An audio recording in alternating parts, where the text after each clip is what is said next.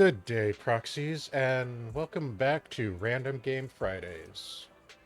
Today we are returning to Zenless Zone Zero and doing Side B of the 1.7 storyline. And hopefully, we will finally finish Chapter 1.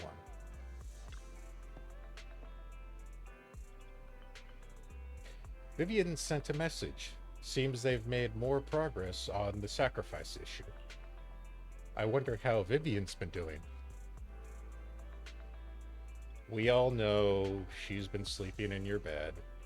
Don't try to hide it. After Hugo passed, she's been busy managing Mockingbird. We haven't talked to her in a while. Really? I thought she was supposed to be staying at Random Play after the fact. Belle, do you want to arrange a time to meet up with her? Alright, let's get this on. Alright then. I'll arrange a time with Vivian. You just rest and I'll tell you when.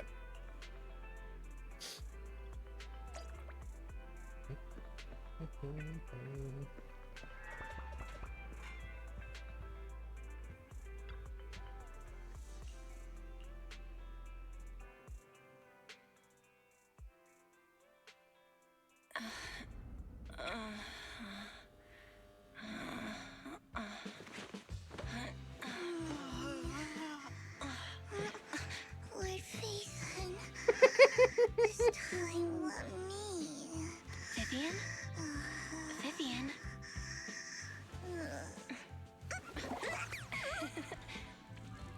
Fairy? I didn't disturb your sleep, did I? What in the hell? Oh. When I got here, the other Lord Faison said you were resting on the couch and just let me in. I meant to keep you company while you slept, but then I dozed off myself. Ugh. I was going to sit here looking super cute, hands cupping my face. You know, like the #1 sleepy face I want to wake up to pose. I can't believe I ended up falling asleep myself.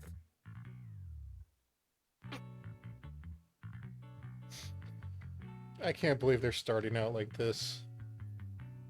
Oh, it's gonna be such a crash later on. I just know it. What sleepy face? What pose? That was a lot of words in one breath. Are you sure you got enough sleep, Vivian? No, Lord Faison. I was just worried that I had disturbed your rest. Just being able to see you sleeping peacefully is already the highlight of my day. No, my entire month. Though it is a bit late, but... Good morning, Lord Faison. Jesus.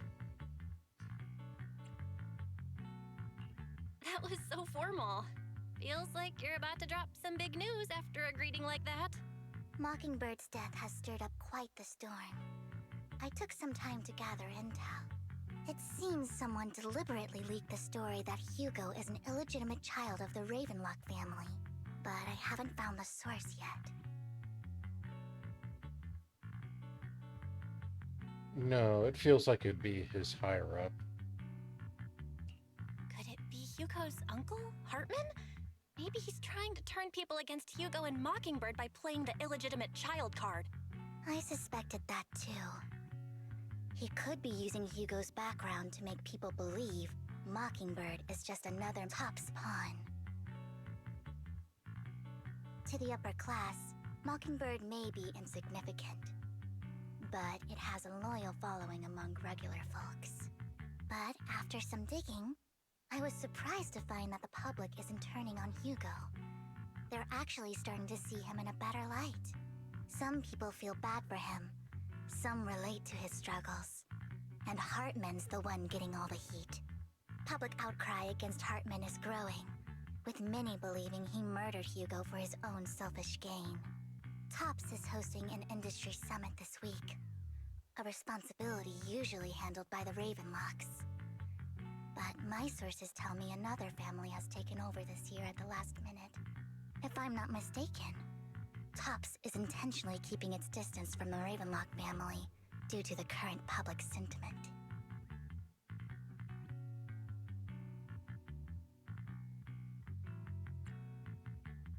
Yeah, at this point, I wouldn't be surprised. He's basically been an embarrassment to the entirety of Tops at this point. Is someone trying to take advantage of this to get rid of both Hartman and the Ravenlocks?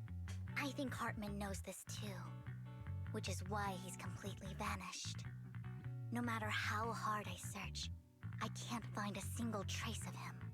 Hartman must have taken the sacrifice core.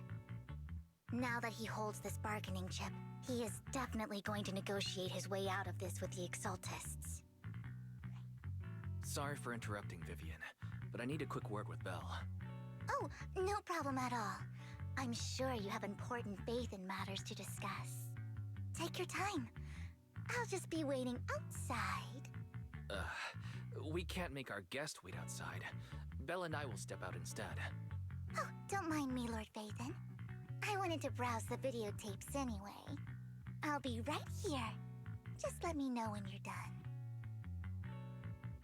Belle, Lycon's outside the video store. He knows Vivian is with us, so he's hesitant about coming in.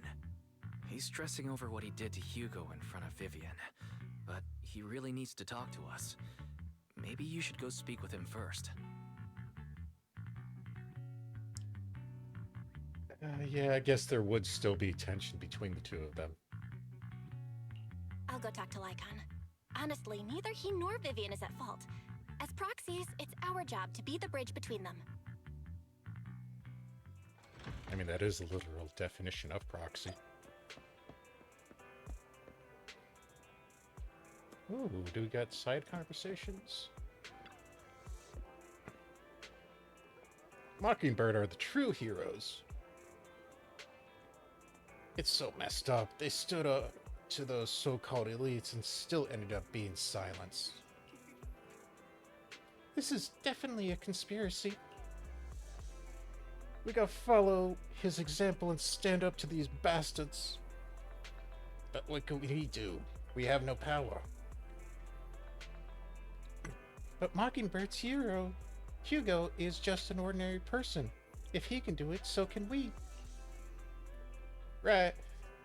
He proved that even a single person, so long as you have resolve, can be the change you want to see.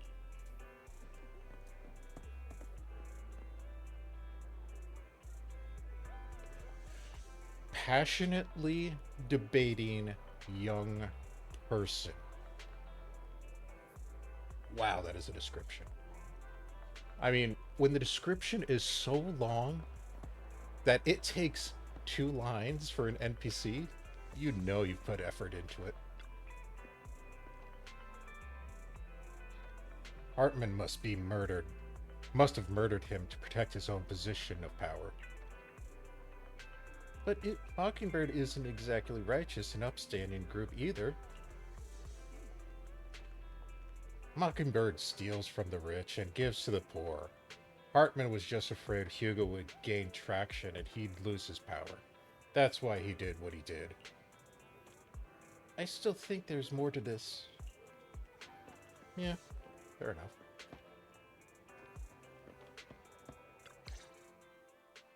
Good morning, Master Proxy. Good morning, Lycon. Wise mentioned you wanted to talk to us and Vivian about something? Yes, it's an urgent request from the mayor, one that directly affects New Eridu's safety. However, before we get into the details, as a former member of Mockingbird, I'm concerned about Miss Vivian. Hugo made many mistakes and betrayed the principles of Mockingbird, but I'm certain he didn't intend to put Miss Vivian or you in danger. I don't know Miss Vivian very well, and I was the one who took her companion's life. I might not be the right person to comfort her, but I hope she doesn't regret the choices she made, or lose faith in the path she chose. He seems like the kind of individual that would bury that.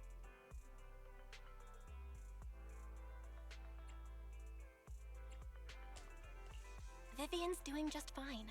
She's actually been gathering intel and has a clear understanding of where things are headed. She might be tougher than you think. If you're really concerned, why not just talk to her directly? If you'd like to apologize, it should be face to face, right? That's reassuring to hear. I trust your judgment. You've always had a sharp eye for people. Would you mind coming in with me? I'd like to apologize to Miss Vivian in person. No problem, but I'll be staying neutral. Everyone has their own stance on this, and I get where both of you are coming from. As a proxy, I'm just here to make sure you have an open conversation. I'm not taking sides. I respect that. Thank you.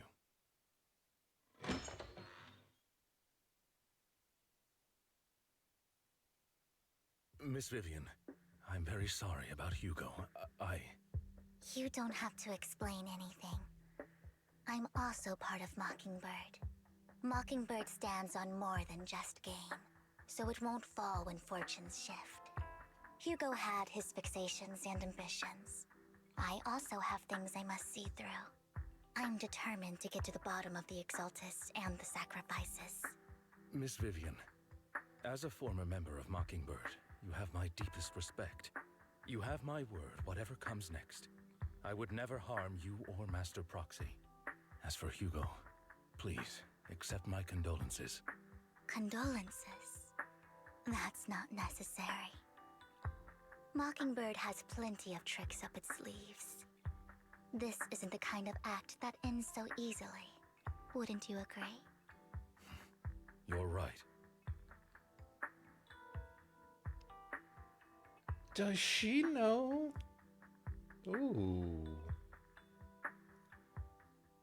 I think she's seen through Lycon's ruse. Huh? That's it? You two just figured it out? Oh, that was fast. Master Proxy, I believe we all share the same goal. Uncover the truth of the Exaltists and the sacrifices. The Mayor has tasked me with inviting you to take on this mission, and hopes we can work together moving forward. If the Mayor wants to work with us, I trust he will demonstrate his sincerity in kind.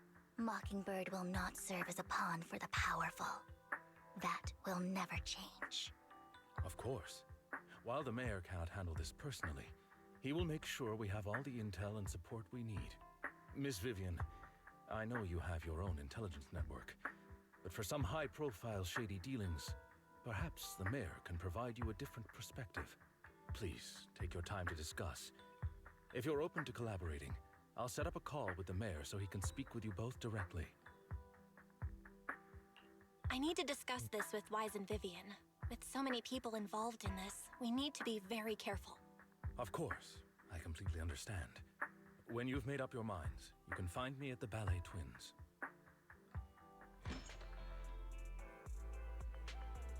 Bill, what do you think about Lycon's suggestion to work with the Mayor?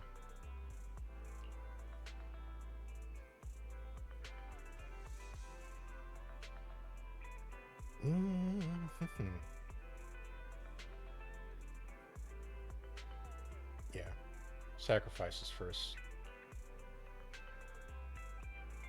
True, at the moment only our intel on the sacrifices is what Bringer left behind. We can get someone to help investigate, but it'll take a significant amount of time. And time is something we can't afford to waste. So working with the Mayor is a good option. Vivian? Mockingbird has always gone against authority. Wouldn't it be against your values to work with the Mayor? Means to an end, I would say. Mockingbird isn't just about going against authority. Yeah, they're not anarchists. Mockingbird hopes that all people can be given equal opportunities and treatment. I don't exactly trust the Mayor, but I believe he's someone we can work with. At the moment, at least.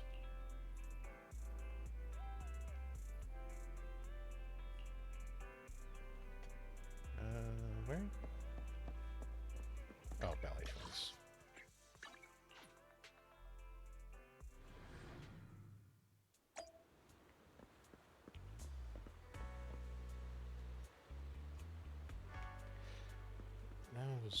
tired for some reason. It seems you and Miss Vivian have made your decision.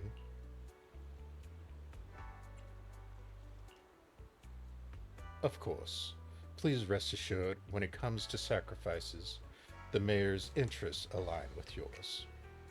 Or rather, we both want to protect the people of New Eridu. I'll connect the call to the mayor now. My dear friends, I'm glad you're willing to keep working with me. I'm truly sorry about what happened to Mr. Hugo Vlad. I didn't anticipate things would turn out this way. As mayor, I can't fully condone Mockingbird's actions, but personally, I had a lot of respect for Mr. Hugo Vlad. I looked further into Bringer's map. The sacrifices were created by an exaltist named Landon, who was active in Janus Quarter. Mr. Landon passed away in an accident a few years ago. Before he died, he was researching sacrifices and was said to have created a batch of serum that could turn living people into sacrifices. The problem was, the serum wasn't stable, and after his death, the recipe was lost. Bringer? No one knows what happened to the exaltist in Janus Quarter back then.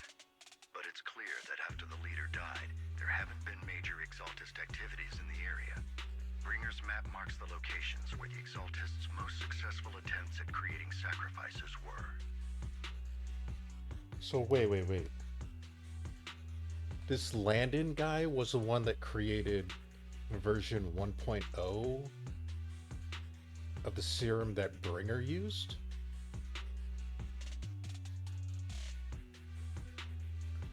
But what Bringer turned into wasn't like the sacrifices we've seen so far.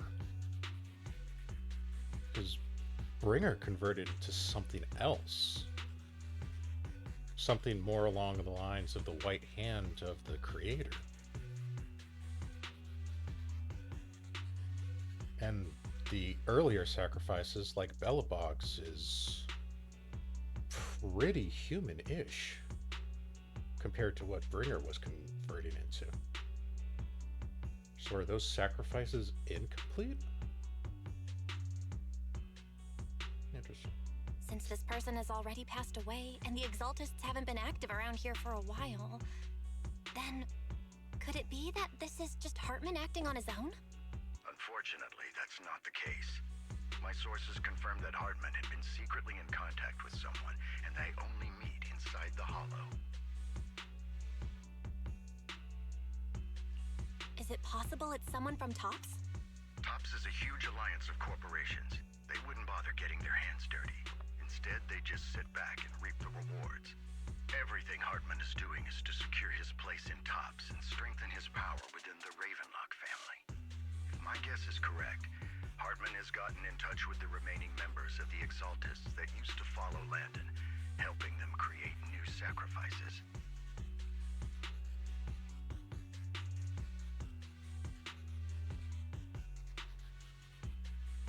Yeah, I think TOPS is trying to rewrite the Order of New Eridu. If they release sacrifices into New Eridu, they can upset the balance of order in the city, and basically get the people to turn against the mayor and, you know, his group of faction, whatever you want to call it, so that they gain complete authority over New Eridu. Almost like a culling. But what's in it for TOPS? There's no way the Exaltists would just hand over their secrets about sacrifices to Hartman, right? A sacrifice outbreak would throw the city into chaos. And that's when TOPS steps in, taking control of the situation on their terms. Yeah. The public will see the mayor as incompetent, while TOPS comes off as the real protectors of the city.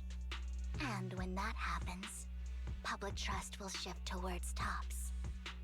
And Mr. Mayor, you might find yourself in an unfavorable situation. Still sharp as ever, Miss Vivian. So, what exactly do we stand to gain from partnering with you? Please don't tell me you're doing this out of some noble concern for your citizens. I'm not some hero of justice, and I don't believe in lofty ideals or empty promises. We have a common enemy. While our ideologies may differ, we can work together on this. And as proof of good faith, I may not know exactly where Hartman is, but I can fan the flames over Mockingbird's death and escalate conflicts within the Ravenlock family. So it was you behind the rumors. Oh. No wonder I couldn't trace the source of the public outcry. I'm not the one who started the rumors. I just helped them spread faster after they leaked. And I pulled a few strings to make sure the story painted Mr. Hugo Vlad as a heroic figure who was unfairly persecuted. As I said before, I had a lot of respect for him, and I'd be happy to clear his name. Now let me lay out my terms for collaboration. After looking into it, I found that the dormant sacrifice you discovered wasn't the only one. There are more places where sacrifices might be lying dormant. Too many eyes are on me right now, so I can't send my own men to deal with it. I'd like to ask you to retrieve the sacrifices from those locations. I'll make sure to dispose of them once you do, so no one will be able to use them again. On top of that, I've asked a friend to help monitor your physical condition, and maybe even uncover more of your potential. Her research overlaps with your teacher's work. You don't need to worry about her capabilities. She's a Void Hunter rank special investigator. Oh. Her. So that's how she's getting involved in this. Really? A Void Hunter rank special investigator is going to be assisting us? And she's involved in our teacher's research? That's right. She's heading to Janus Quarter for some business. I wanted to set up a formal meeting, but she declined. She prefers to assess things on her own, and will reach out when the time is right. She'll let you know the details then. So it looks like you both are on board with this commission, ready to help recover the sacrifices? Okay. Vivian? We don't want new Eridu falling into chaos either. We'll do what we can. I know you won't let me down. Given our positions, we might not be friends, but we're definitely not enemies. I'll leave the rest to you then. I've got to go. Goodbye.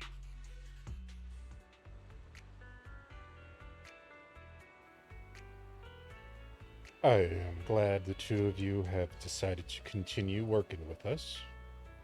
With your help, we are sure to successfully recover the sacrifice. And I have other business to deal with, so please excuse me.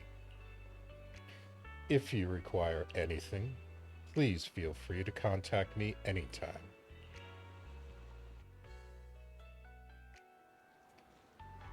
Lord Phaethon, shall we head out now? All right, let's go. Ready and waiting. Erratic. Need something? My services are expensive.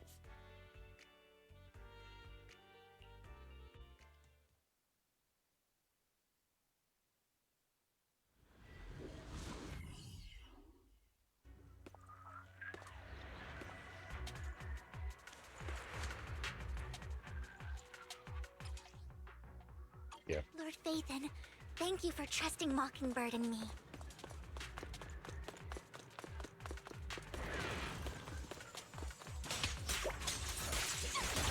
Look around! Fine. Right back at ya! Oh my!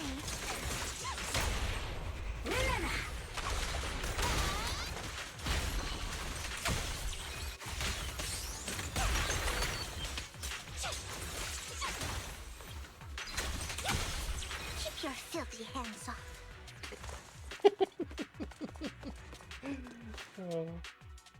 Has someone already taken the dormant sacrifice from here? Or did the Exaltus decide to relocate it? No. If these dormant sacrifices aren't handled carefully, they could awaken and turn against anyone nearby. She wouldn't risk moving them unless it was absolutely necessary. She? Did she realize the mayor was looking into this? Does she know about Sarah?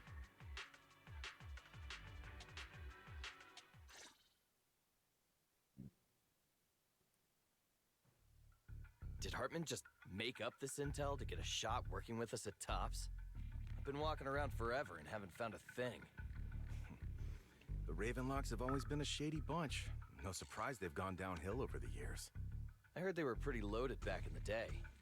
What kind of business did they run? No clue. On the surface, their businesses seemed legit, but who knows what was happening behind the curtain. Probably something with the sacrifices. I mean, how else would he know about the dormant ones left around here for years? And he was so sure that even if those original sacrifices didn't work out, he had a backup plan. Backup plan? What could that be? Well, that's beyond me. I just happened to overhear something while I was next to Mr. Edmund one day. What's Tops planning to do with all these sacrifices, huh? For research? Do you think we'll ever have a normal life in the Hollows? Don't ask questions you shouldn't be asking. All right. There's nothing here anyway. Let's leave the Hollow and report back on what we found. And we'll make it just in time to clock out for the fieldwork shift. Let's get out of here first.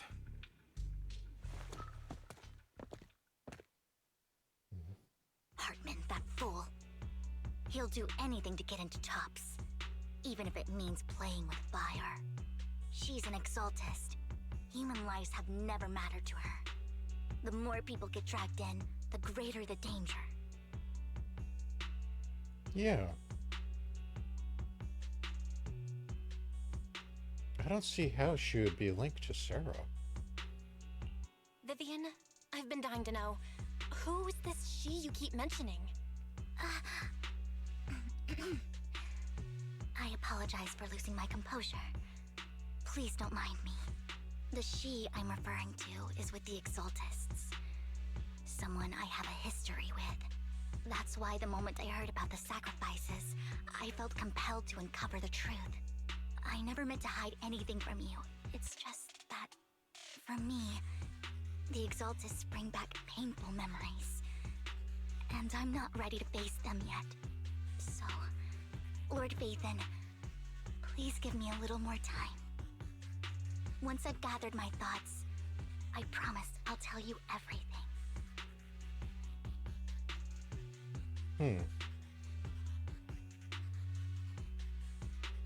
I mean, it is possible that if they knew of her foresight ability, that they would see her as a viable asset with creating the sacrifices, knowing where to place them correctly. Interesting. But yeah, it's an interesting one. I don't think she has siblings.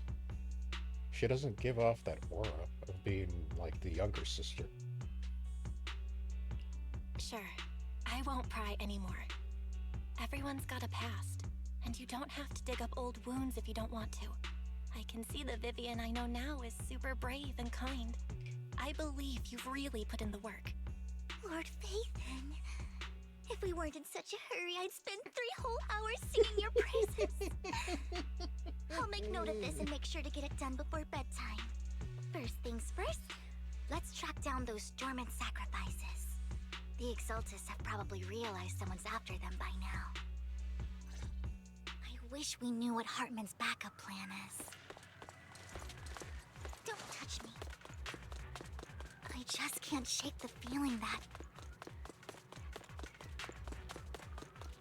something bad is about to happen. Agreed.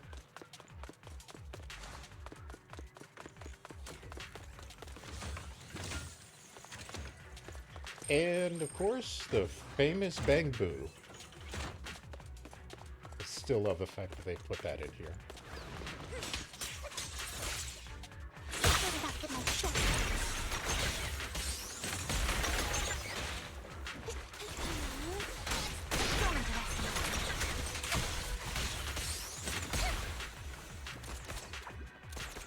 This dormant sacrifice is gone too. Double O Boo? Shut it. I'm speaking. Who could it be? And how did they know the locations of the dormant sacrifices let's check the next location. I hope this doesn't become a nightmare for a new era, dude.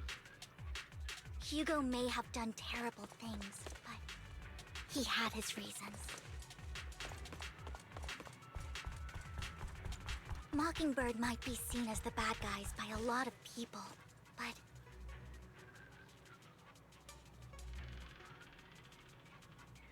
ironically, joining Mockingbird is what put me on the right path.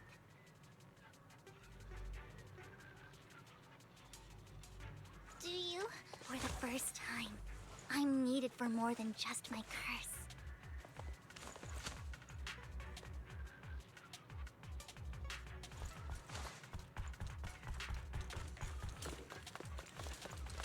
Where? Is it up? It's gotta be up.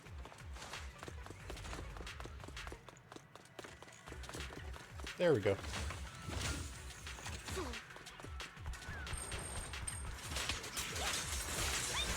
I'm here.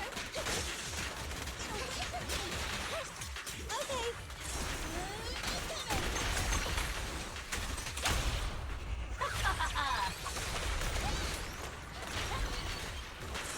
Hello?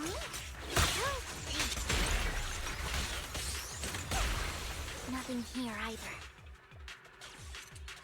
Are we too late? Don't touch me.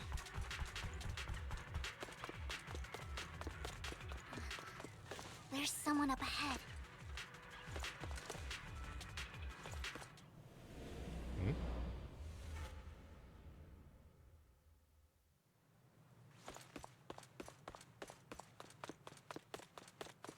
Wait, is that? I knew it was you, Vivian. Camille, what are you doing here, sis?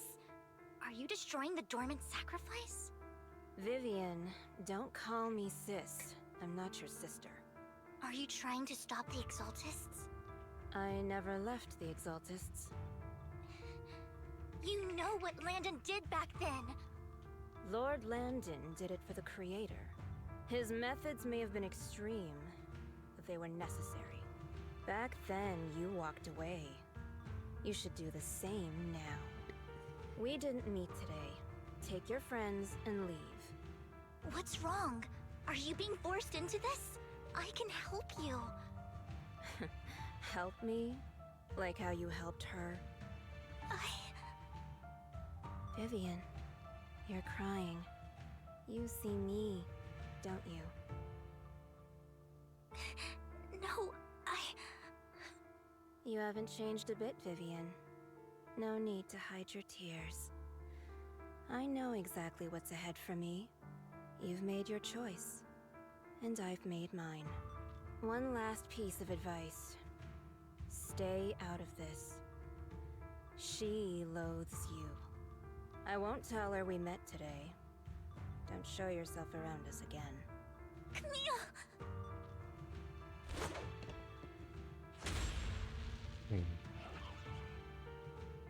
Really thinking that they're both somehow related to Sarah. Lord Nathan, watch out! I'll show you what that was about later. Lord Nathan, let's take care of the ethereal first. Damn it. This one. Bye-bye, suckers! Down! All for Lord Nathan! Who dares get between me and Lord Nathan? Flames below. Okay. You asked for it. Don't underestimate me. You better not get my trust. What's up? The pleasure's all yours.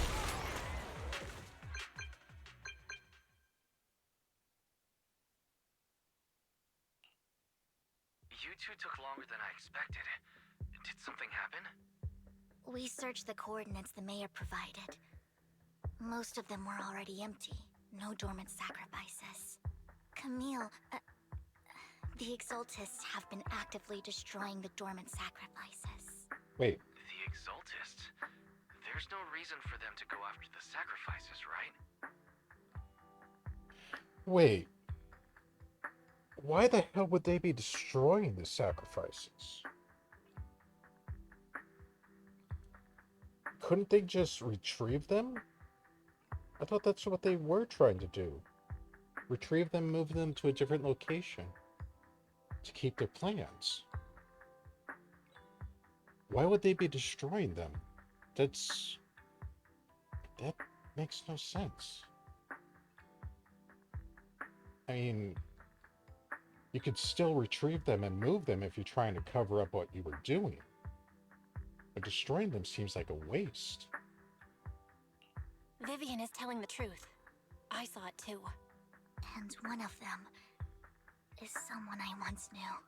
I thought she would leave the Exaltists after Landon's death, but she stayed. Do you have a history with the Exaltists, Vivian? When I was a child, I stayed with the Exaltists for a while. Back then, Landon was one of the most respected figures among the Exaltists in this region. A lot happened, and after Landon died, I left. I can't turn a blind eye to the sacrifices. I know all too well how many lives have been lost bringing them into existence. Ever since I learned a sacrifice had appeared in Janus Quarter, I haven't been able to stop worrying. I won't let history repeat itself.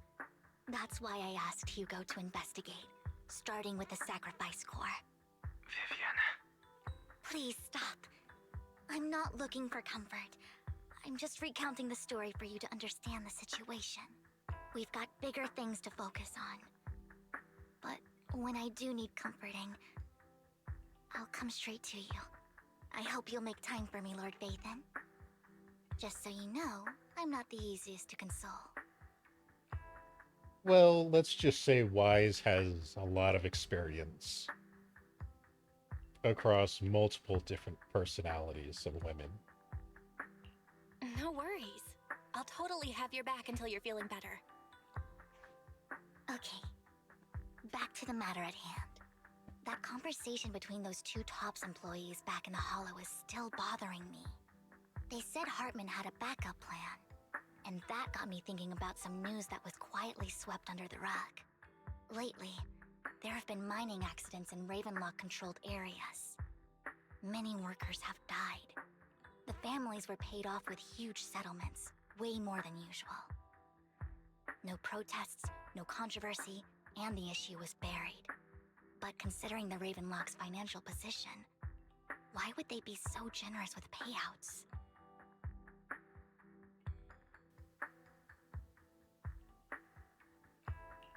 That sounds sketchy. Are you saying they made up the accidents and the workers' deaths? Precisely. I don't think those workers died in mining accidents. I'm planning to reach out to some old friends, see if they've heard anything about this. Do you have time, Lord Vathan? My contacts are just near 6th Street. Care to join me? Sure. I'm in. Let's go together.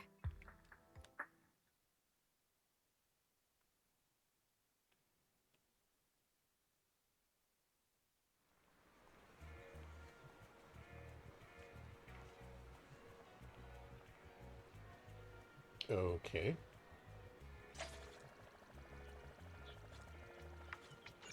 Not sure how this is near 6th Street, but sure.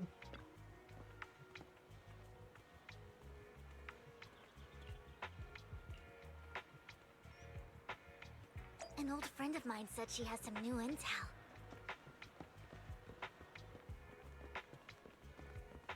She's like a mentor to me. I learned a lot about data scraping on Internet thanks to her. Rain? Really? Rain! Long time no see. Yeah, it's been a while. Rain? You two knew each other? Yeah, Vathan. Long time no see. Rain, you actually know that Lord Vathan is Lord Vathan? No, I mean, you actually know Belle is Lord Vathan. I I didn't know right away. One time, I needed a favor from Nicole. I only found out after meeting them. I mean, who would expect a legendary proxy to be running a video store for a living? Oh, by the way, your idol... Rain, let's not bring up old stuff. Raven wouldn't be interested in that. Why are you all tense? Right, Lord Phaethon lives on 6th Street too, and might know your idol. Remember when you traced that post on Internaut to 6th Street and actually went to check it out? And you came back all bummed, spouting nonsense. Like there was only a black cat at the location, and maybe your idol is actually a talking cat. Or something like that. Inky? I know that black cat. I'm always sneaking at snacks. Lord Phaethon, please, let's drop this topic. Come on, Vivian. It's been years and you still won't say who your idol is. If you'd just let me, I'd have tracked them down ages ago. I get it. You want to find the person who's important to you on your own. But you've tried so hard already. It's okay to lean on me a little, you know. I'm sure your idol won't hold it against you. I shouldn't have come to see you. Huh? What's wrong?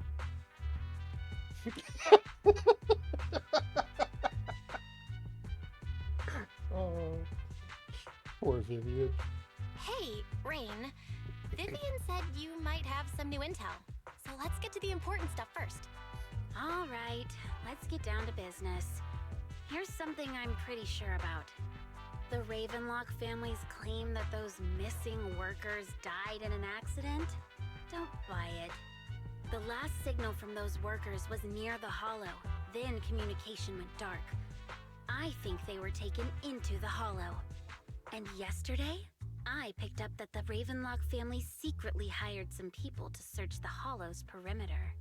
I caught a weird distress signal from someone and managed to track down the source. When I tried to reach out, the signal cut out completely. The last trace of the signal was near Lumina Square. Finding someone in real life isn't really my thing, so that's where you come in. Okay, we'll check things out. You just said this is something you're sure of. Do you have anything you are unsure about?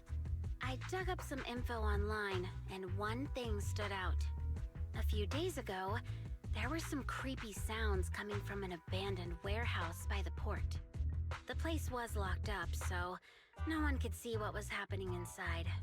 Not sure if it's related to your search. That If building. you don't find anything useful around here, it might be worth checking out. Well, that's all I have for you. Thank you, Rain. Don't get all emotional on me now. I'm just helping out a friend. This one's on the house. Consider it payback for the favor you did me last time. But if you still want to find your idol, hit me up. I've been curious for what...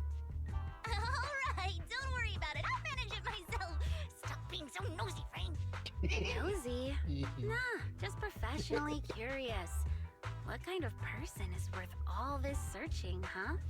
But honestly, whoever they are in real life, they've become a part of you. You've come a long way in this search, Vivian. I much prefer the person you are now. So if you find this person, don't chicken out. Go meet them. People will appreciate you for who you are. Rain. I might not care about the real world or what it'll be like, but I hope everyone I know can live a good life. I'm counting on you to save the world, guys. All right, I have other business to take care of, so I'll leave the rest to you. Well, that was a shit ton of information being dropped. Lord Phaethon, please pay no mind to what Rain said.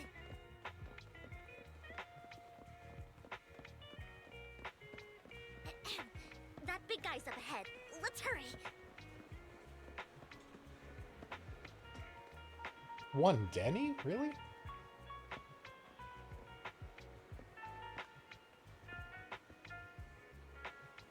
Anna. You seem to be doing well, little one.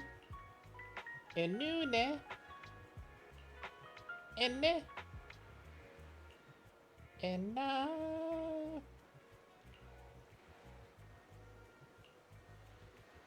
Yep, this little guy is Lucky Boo.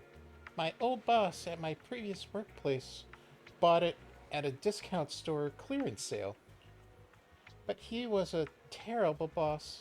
Not only did he shirk on paying wages, he didn't take care of his bamboo either. And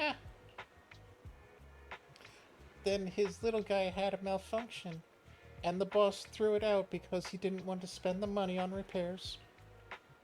Really, it could have been fixed with just a simple battery change. And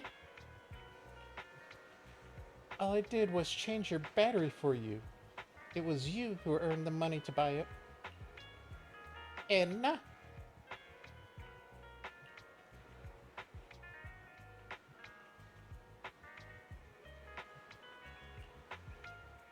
honestly, you've got plenty of energy, but I've told you before, you need to be more tactful. Haven't you learned anything? And wow, so you found a way to make a living, huh? Amazing.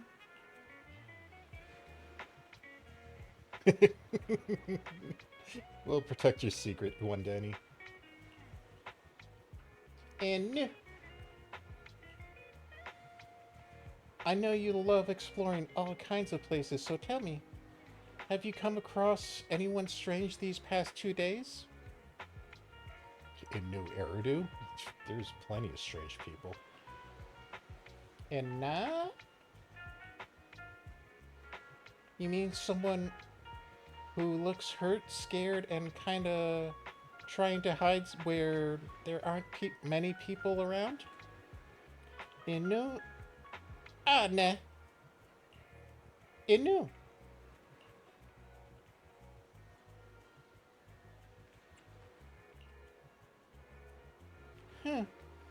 I don't think one Denny Boo can make it that far. Desert probably refers to the sand pit up ahead.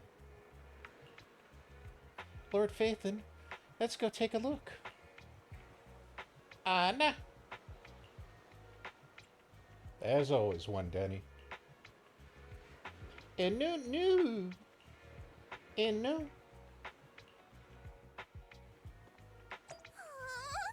Denny Boo is just too cute, right? I didn't know you helped it too. I knew Lord Phaethon was the best in the whole world. Sorry, Vivian, I gotta check this first. Or I guess I won't check it. But sparklies. Fine.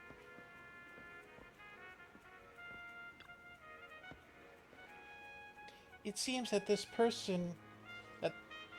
the person Rain and one Denny were talking about. Lord Phaethon, please stand back. I cannot be certain if he'll end up doing something extreme, considering his current mental state. I'm afraid he might hurt you. I'll try talking to him and see what's going on.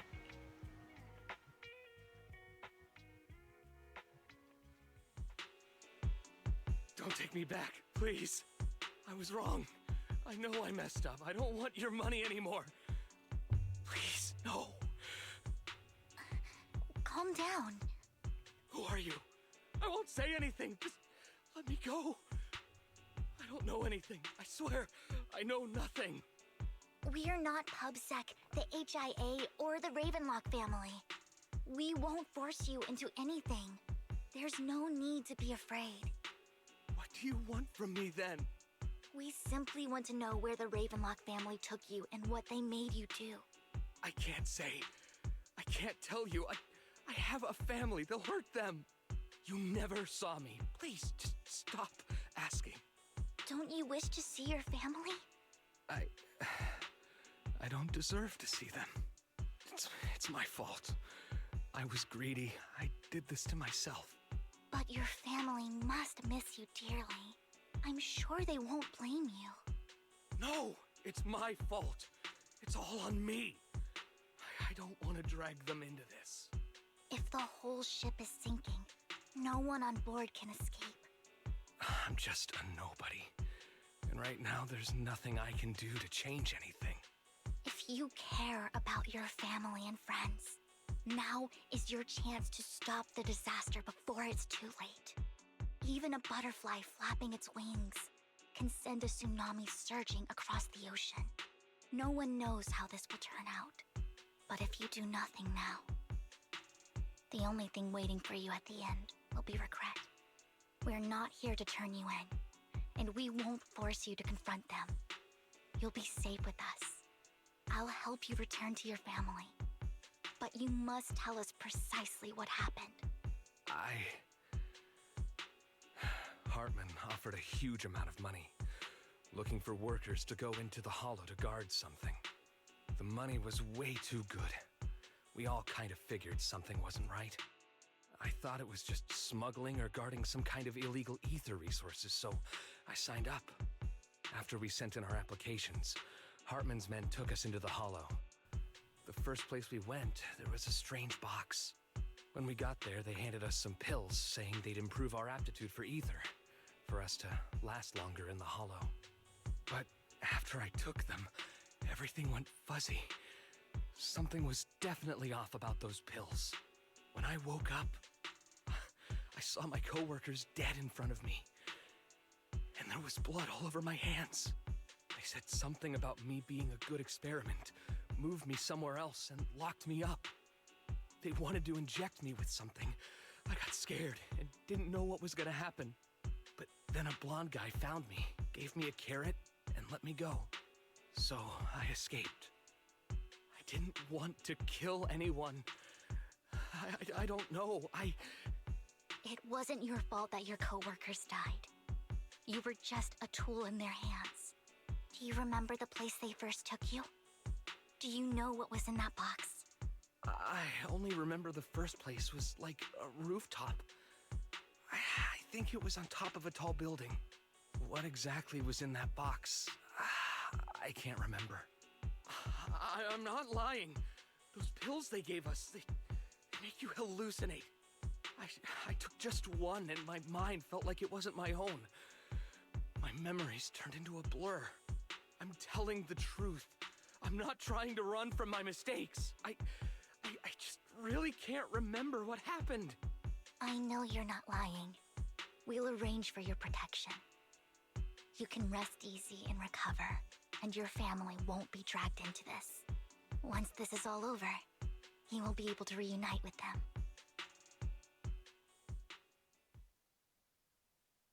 A blonde guy?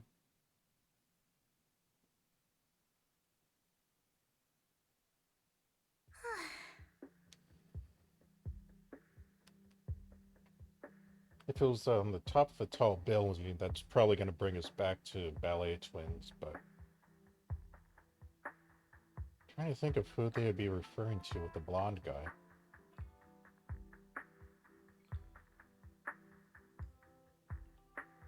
Unless Hugo is supposed to be considered blonde in this world.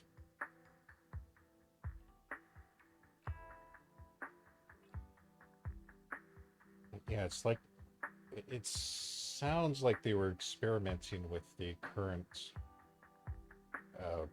sacrifice serum on those workers.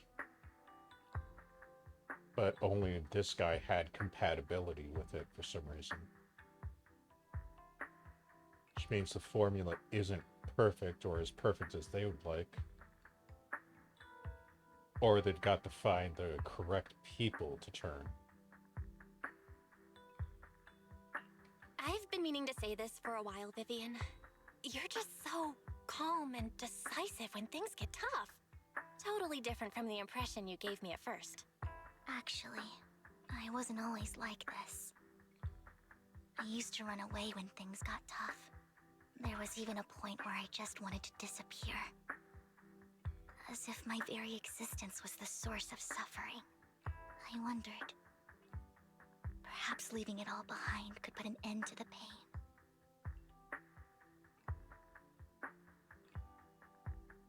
Considering, the side effect of her powers, yeah, that's understandable.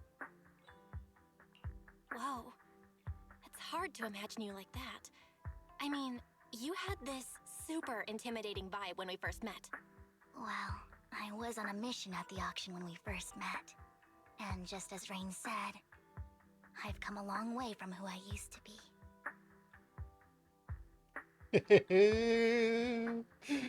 Call her out. Come on.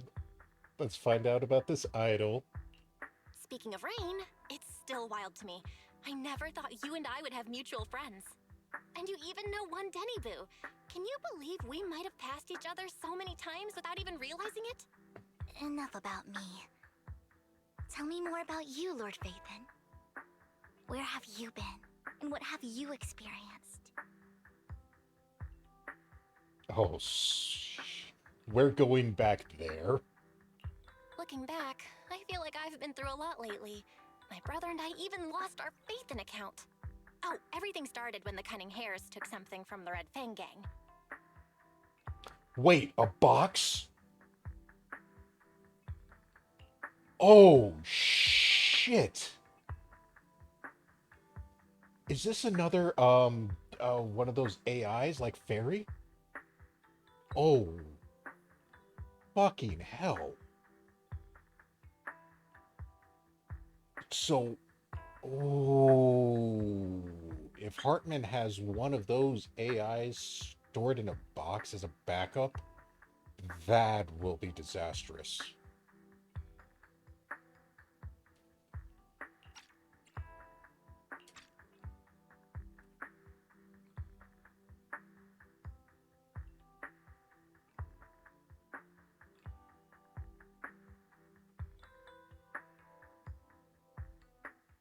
Wow. I remember it should be around here. That store's been sitting in my favorites for ages.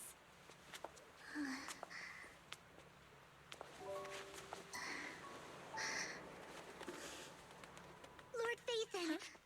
What's up? I've seen that black cat on 6th Street. That harmonica on the outer ring you mentioned. I've heard it before, too. I've even been to the monument outside Hollow Zero. But none of that was a coincidence. It was me.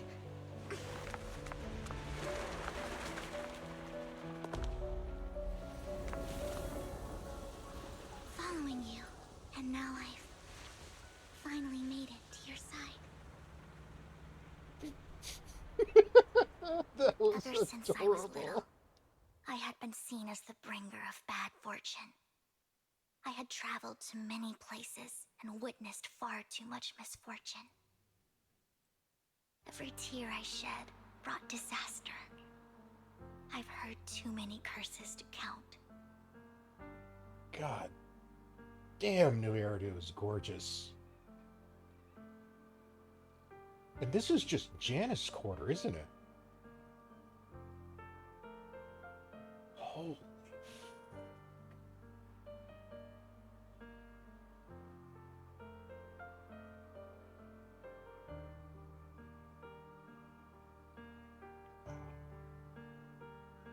And yeah, you can't even see a hollow from here. Wow. This is definitely an amazing view.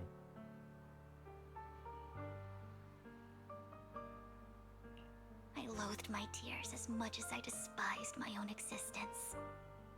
Wherever I stayed, tragedy followed. I had roamed too many places, and each time, it ended the same way. I didn't know where I could go anymore. One night, I stumbled upon a post discussing me. Whether they knew me or not, everyone seemed convinced that I was the source of the curse. Some mocked me with cruel intent.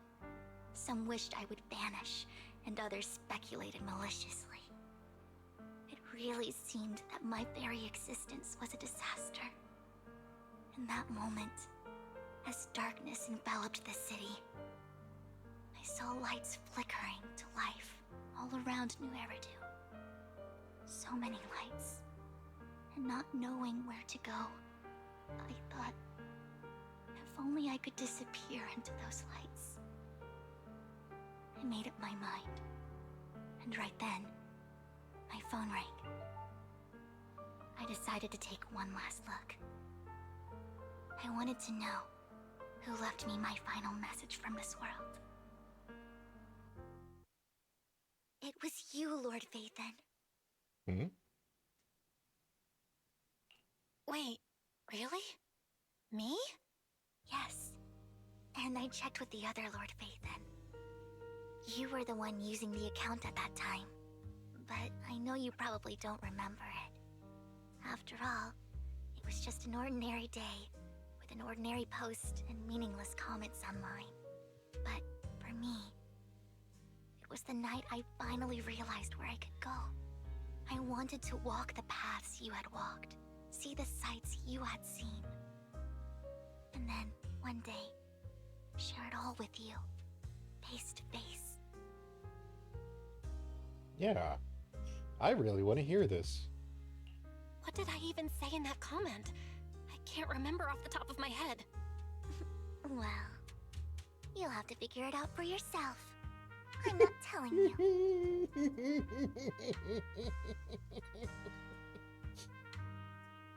You tease. Huh? No! So, Lord Vathan, thank you. Not only for that comment you made that day, which was a silver lining for me, but also for giving me the courage to become who I am today. The Vivian standing right in front of you now. Lord Vathan, I truly like who I've become.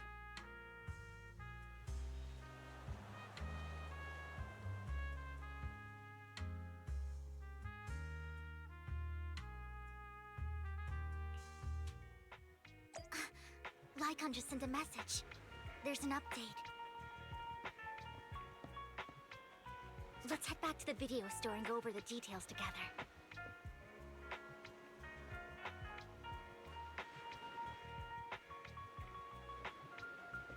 Right.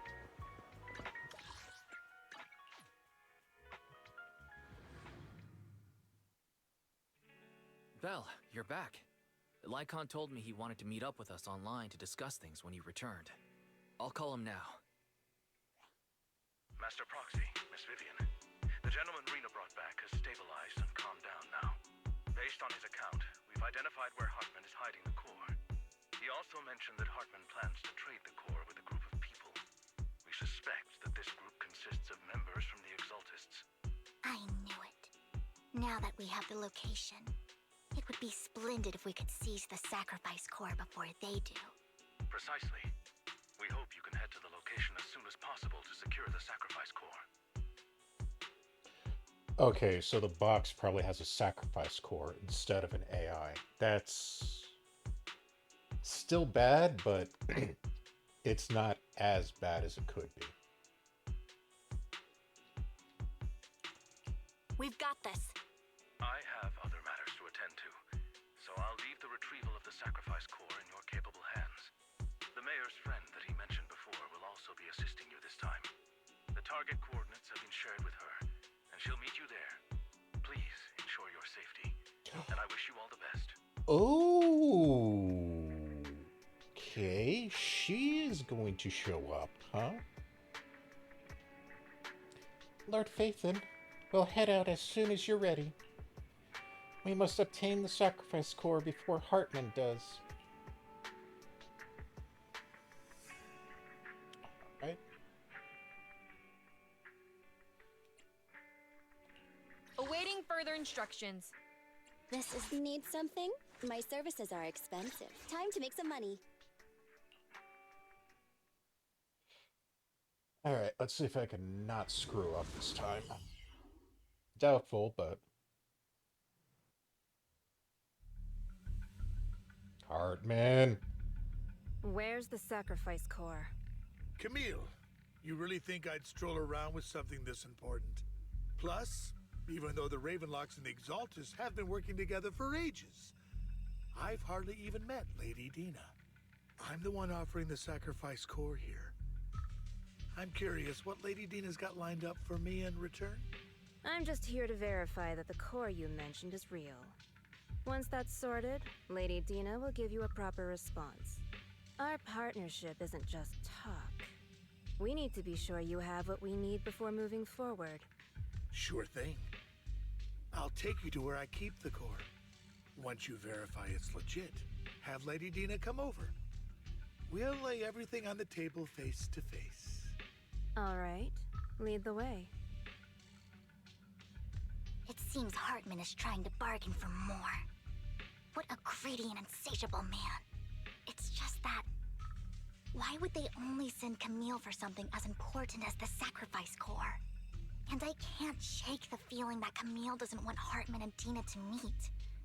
Why is that? It's a setup.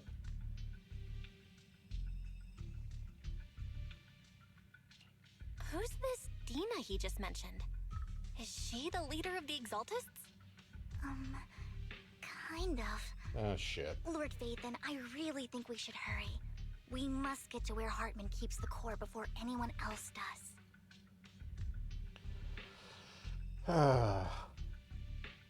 I am gonna take a wild guess and say Lady Dina is Vivian's she.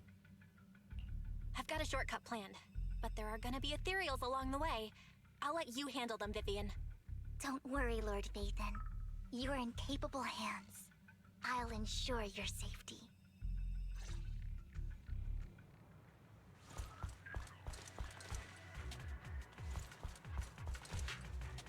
That's right. Belle is actually in the hollows this time, right? Because the eye upgrades. Ethereal! Stay away from Lord Vathan!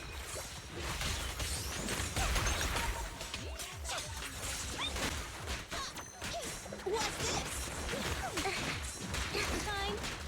Damn it! Get away from me!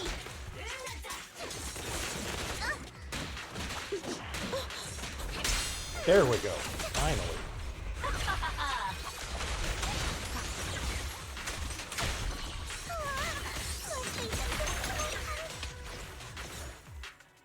Holy crap, I'm screwing up. Looks like Hartman's trying to negotiate for more leverage. Dude, what the hell is that? Let's get out of here before we're spotted.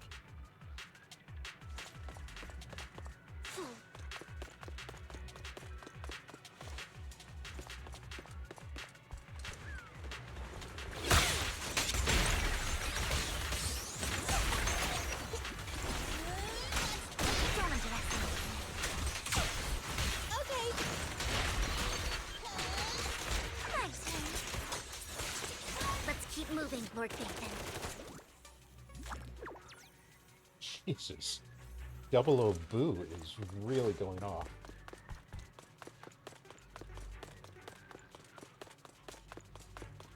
Oh, damn it. Don't touch me. Leave the enemies to me, Lord Vathan. I'm here.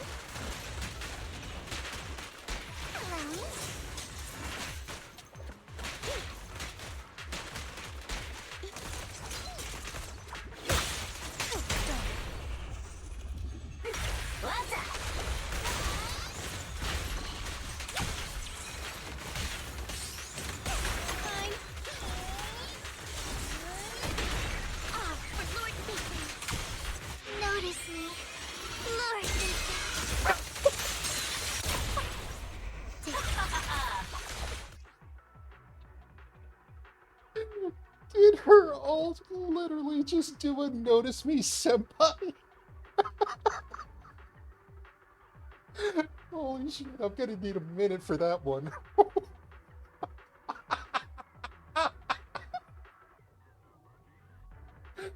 Oh. Oh yes, I am definitely gonna have to do polls after this chapter. Oh, that was beautiful. They're still over there. Looks like they're arguing.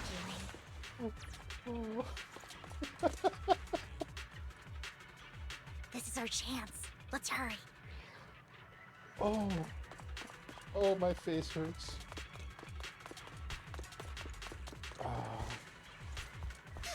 Yeah, I forgot to do polls for Vivian before starting this video, so I'll save it No for matter the... who has the sacrifice core, Hartman or the Exaltists, it would be really dangerous. Yeah, I'll save the polling for after this chapter. Hand over what's in the box.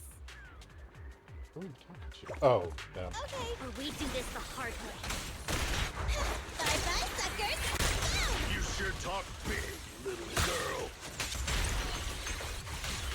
Let's see if you can get past me first. Let's hurry and secure the sacrifice core.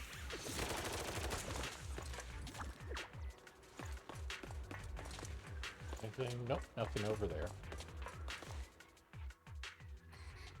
Lord Vathan, the box is empty.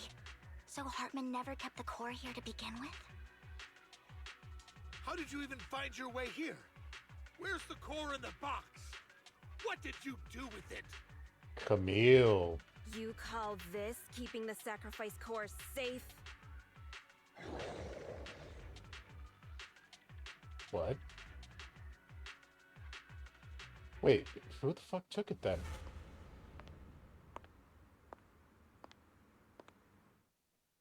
Vivian, it's been ages.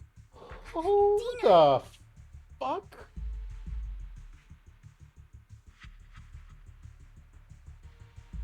Oh, please tell me we're not gonna do another Twiggy twig out.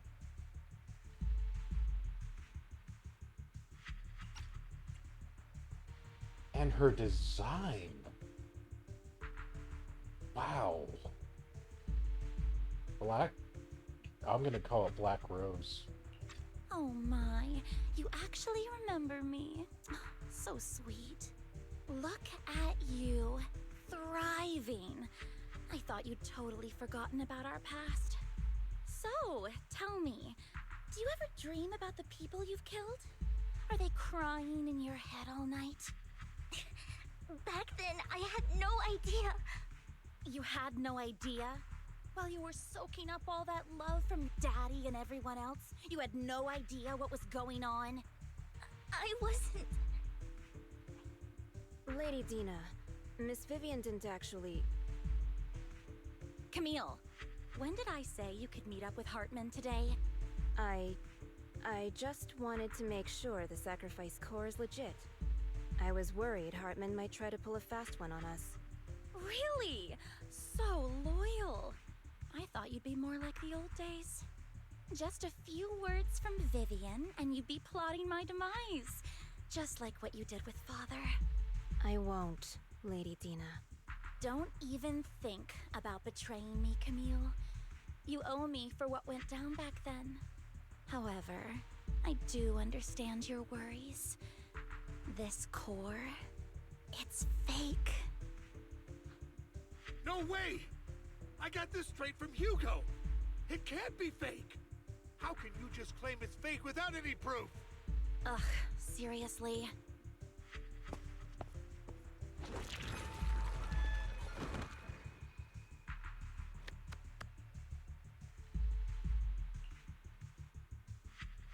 Okay, what the hell is going on?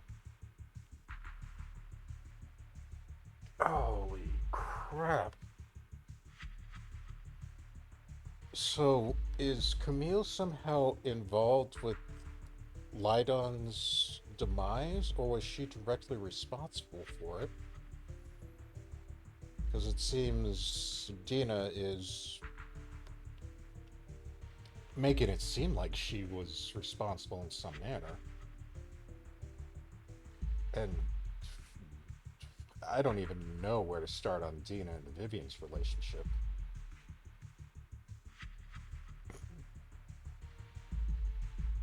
I mean, Hugo's switching out the sacrifice core. That, God. That's like Mockingbird 101, probably. sleight of hand. He probably didn't even have to roll a 2 on that. The sacrifice core can max out the ether particles within human bodies in no time at all. But look at your little subordinate. How uncouth. He's making noises like some animal. Can you shut him up? So annoying. The masterpiece Father made for the creator isn't this worthless piece of junk you're holding. So, the real core. Vivian, where do you think the sacrifice core is really at? I don't know. If I knew where the real core was, I'd destroy it without a second thought. Dina, you understand what the sacrifices are. And you know those who were blessed should not have to endure such horrors. Oh? They shouldn't have suffered those horrors? Weren't you the one who decided if they'd be blessed or not? If it weren't for your tears, how would they have encountered such misfortune? Jesus. How self-righteous, Vivian. Their fates were in your hands. It was you who brought disaster on them. Landon just needed an excuse. He needed someone to blame. Whether I shed tears or not, he'd treat living beings as mere subjects for his sacrifice experiments. Dina, you know all of this. Landon even went so far as to sacrifice you. Shut up, shut up, shut up! Father did it for his great cause. Vivian, why do you always mess everything up for me? Everything! You did it before, and now again! You just had to ruin my plan. I was so close to fulfilling Father's last wish. If you don't give me the sacrifice core, be prepared to become food for the ethereals. I told you I don't have the sacrifice core. Otherwise, I would have destroyed it already. Lord Phaethon, find the right moment to retreat. She can be quite unpredictable when her temper flares. Oh, really? You don't have it? Then I suppose there isn't a reason to keep you alive.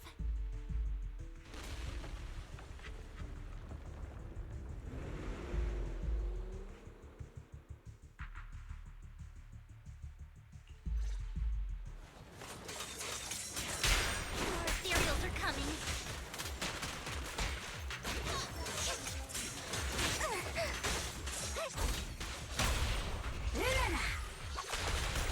Don't underestimate me.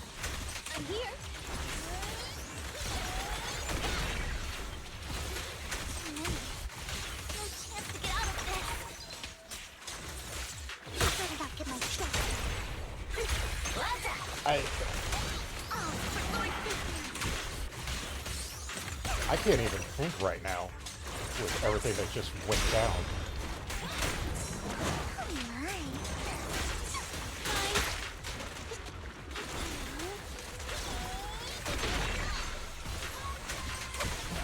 Who dares get between me and Lord Phaethon? Shit, I screwed that up. Don't underestimate me.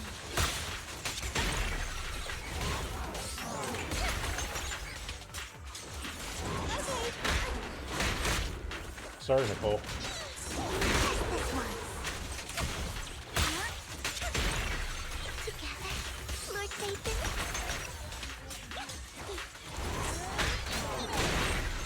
Away from Lord Phaethon! Wait. Oh. There are Okay. so many. What the hell? Oh, shit. It's ink?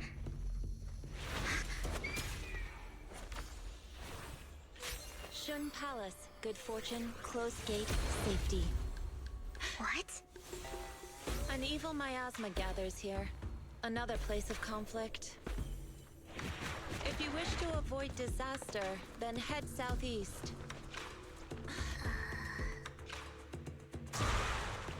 Now! Thank you.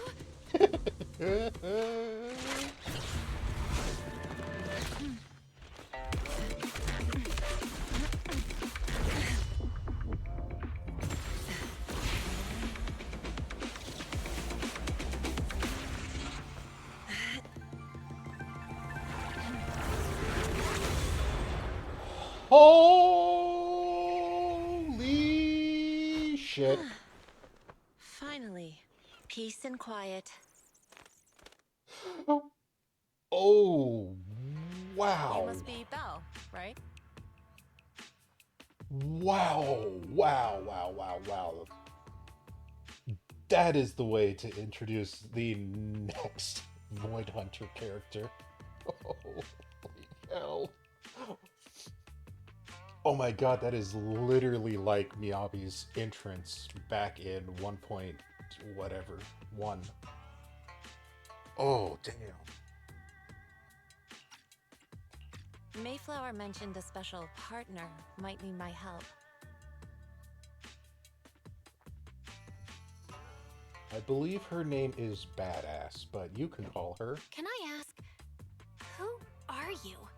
I'm the 13th generation master of Yunque Summit. You can call me Yishuan. Mayflower passed along your info, and I was curious what kind of person you are, so I came to see. At first, I thought it might be a hassle, but your energy feels really calming. Quite nice, actually. Oh, so you're the investigator the mayor talked about. Yes. He also asked me to be your temporary teacher and offer you a bit of guidance. Guidance? What exactly does that mean? Unfortunately, this isn't the right time or place to talk. I have some investigation work to catch up on, and it seems you've got quite a lot on your hands, so let's part ways for now. I'll find a good time to visit you soon.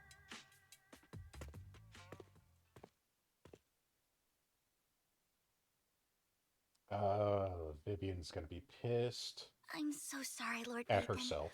I'm just not feeling very well. I think I'll head back for now. I'll investigate the sacrifice core and reach out once I find something. You definitely need some rest. Let's get out of the hollow.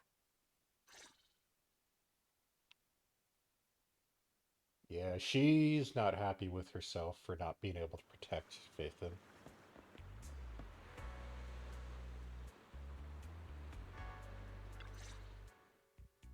Lord Phaethon, are you going to rest now?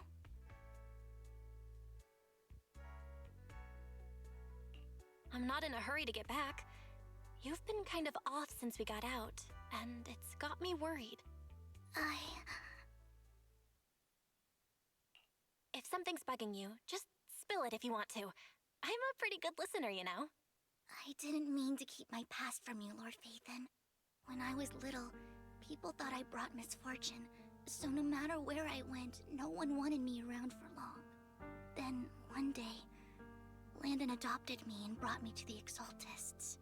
There, I met Dina, who was so kind to me, treating me like a dear sister. She told me her father, Landon, was a great man who'd one day make everyone stop fearing the Hollows, so all life could live freely inside and outside of them.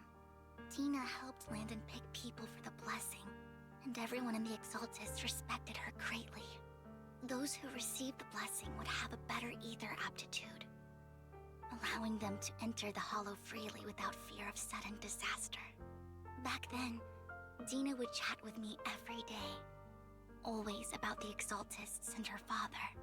But things between us shifted when Landon asked me to step in for Dina. Landon told me I didn't only bring misfortune, and that if I listened to him, I could actually help people. After that, he'd take me to meet people, and if I shed tears, he'd give them a blessing medicine. Those who got the blessing could dodge calamities. At first, I was ecstatic, thinking I could help others. I shared my joy with Dina, but that was when she started to pull away from me. She got jealous. She was losing Daddy's attention. Yep. The blessing medicine. Please tell me that wasn't the sacrifice serum Bringer had. Yes. To be precise, it was an early version of the sacrifice serum. Landon's medicine wasn't stable. The medicine Landon developed could boost abilities quickly, but also sped up the development of ether corruption. In the end, most people turned into ethereals, and a few became sacrifices, losing all human consciousness. The ethereals were killed while the sacrifices were given to the higher-ups of the Exaltists. The Exaltists wanted the sacrifices to hold human consciousness, so Landon's medicine was seen as a failure, and he gradually lost influence within the Exaltists. One day, I saw Dina, and tears streamed down my face. In a bid to save his reputation, Landon decided to let his own daughter receive the blessing. I had always thought that getting the blessing was a good thing, until I saw terror in Dina's eyes that day. That evening, I broke Landon's rules for the first time, and followed him out of the Exaltist's residence. I trailed him to the Hollow, where I witnessed someone who had been blessed becoming corrupted. In the end, that person became an ethereal. Then, without hesitation, Landon killed him. Before Landon returned, I went back to the residence and snuck into his study. And there, I uncovered the truths I just told you. And just a few days later, it was time for Dina to be blessed. I wanted to save her and stop anyone else from getting deceived. So, that day, I told everyone present that Landon should be the one to receive the blessing, not Dina. At first, Landon argued, and no one believed me. But, in front of them all, I looked at him and let my tears fall.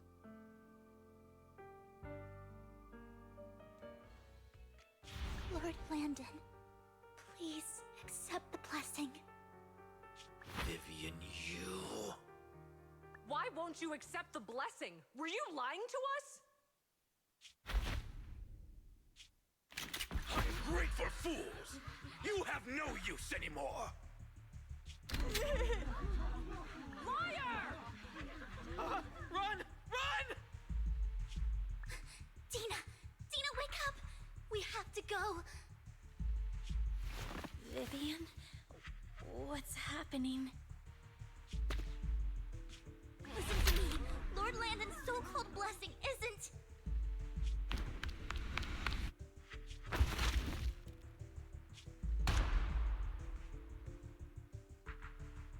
Father! Oh. Damn! No, I was just... Mom, I want to go home. It's got nothing to do with us. This is just what happens when you don't accept the blessing. Vivian, was this you? Dina, I just didn't want you to accept the blessing. Everyone who does ends up... I just don't want to lose my father. You knew? If you knew what he's done, you... He's my father. He's all I have. Stop being self-righteous, Vivian. You only ever bring misfortune. Oh, fuck. I thought once Landon was gone, Dina would leave the Exaltists. I never expected her to continue his research, or that Camille would stay. Camille lost her entire family in a hollow disaster, so she's always supported the Exaltists. She's not a bad person. She's just someone searching for hope. She joined the Exaltists very early on, and even watched Dina grow up. That day, she was just so desperate to save Dina that she... All these years, she's been following Dina, taking care of everything out of guilt, I think. But I didn't just fail to save Dina. I trapped her. I see misfortune approaching, but I can never change its course or avoid the bad ending. Maybe I really am a bringer of misfortune. Nope. Not a chance. No way. You're not the one bringing bad luck. Whatever went down with the Exaltists, Landon used you. As for Dina and Camille, they know the truth, and they just made their choices. The Hollows and the disasters they caused took more than just their loved ones. But not all survivors cling to obsession and hatred like they do. Lord Phaethon. Yeah, I mean, there's shit tons of Hollow Disaster orphans that are just doing amazing. You know, you got Nicole, you got, well, Nekomata is an argument. You got Trigger, Anby, and 11 are technically. Miyabi is a massive example.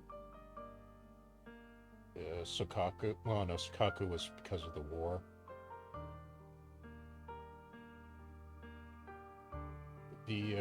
Oh crap, what was her name?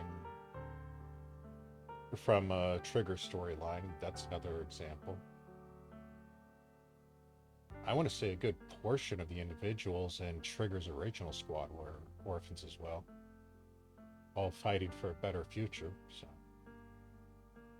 Yeah. You need to believe in yourself. You're currently resolving the sacrifice crisis with your own effort. I remember you saying you really like yourself now. So what's changed? Yes, that'll always be true. Thank you for listening to my story today. Years have gone by, but I've never had the courage to face all this. Maybe Dina and I were meant to meet today, so I could finally spill it all out. It lightens my heart a little. Lord Phaethon, you truly are a wonderful listener. Whenever you're feeling down, don't hesitate to come to me. I will. It's been such a long day. You must be exhausted. I'll track down the location of the sacrifice core and let you know what I find. Good night, Lord Phaethon.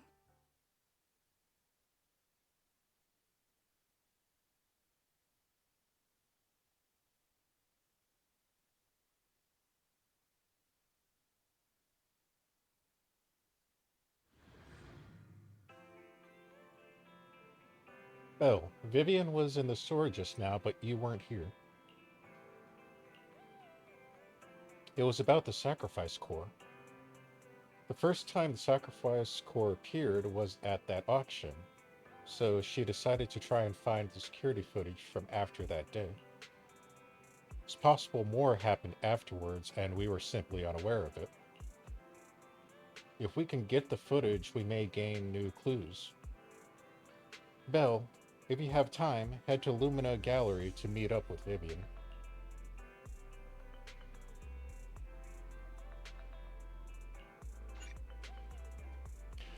Actually, I want to pause this so I can do polls for Vivian. So that's the end of that chapter.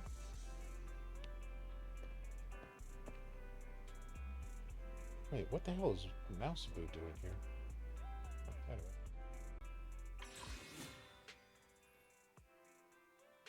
So hopefully I should be able to get Vivian off of these polls, because back when doing Anby, Super Soldier, I did get M0, but I lost M1 to Nekomata. So hopefully we get some luck. Nope.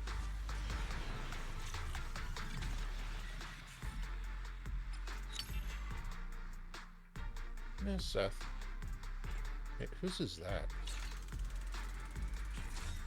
Oh, that's gonna M6 Pulcher, or W6 Pulchers, I think. Yep. Okay.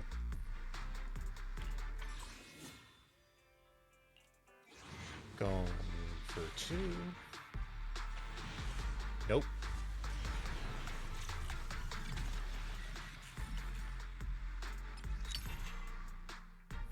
Another. Yeah, Piper is fully decked.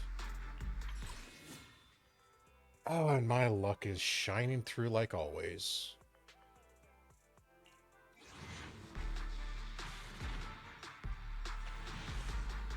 Nope.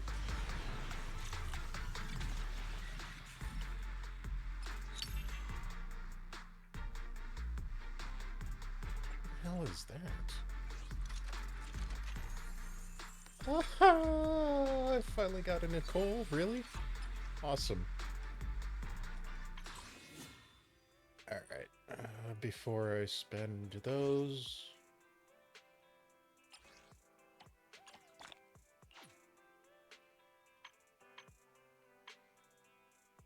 Okay, yep. Let's do another 10. This will be 40.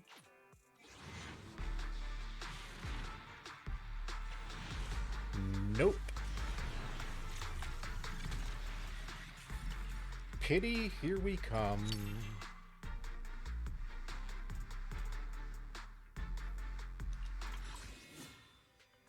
Are Piper and Seth, like, bonus? Yep, yeah, that's why I'm getting so many of them. Thought it was weird. 50. Nope.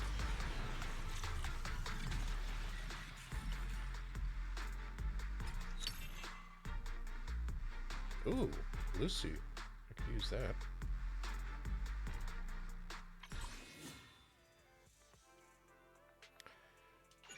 Uh, 60.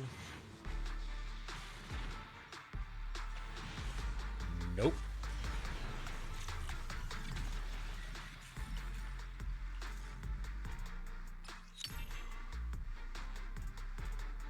That's just generic A, isn't it? Yeah.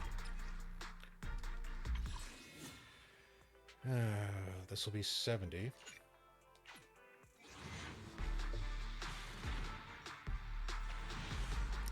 Nope.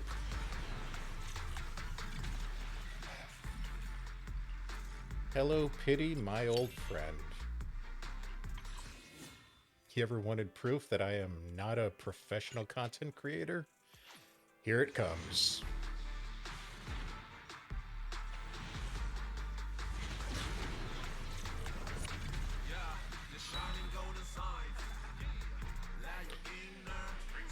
All right. Hopefully, this is a guarantee. Ready for duty. Anytime. Oh, I will definitely take another Ambi. I don't think I have her M6'd. You need a lift? Then buckle up, buddy.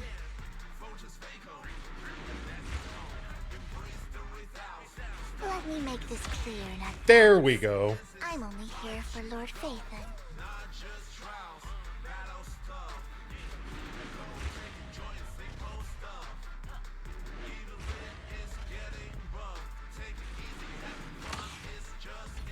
Whose is that? Oh, that's Piper's.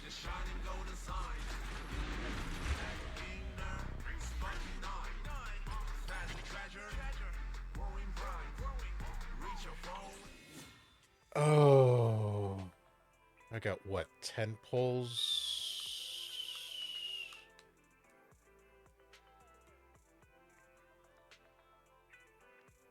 Now I got...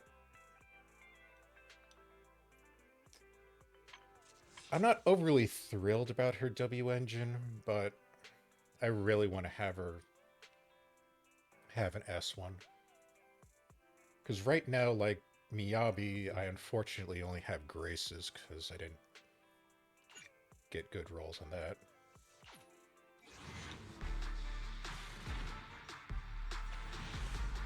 And of course, we're going to go to Pity on this, because why not?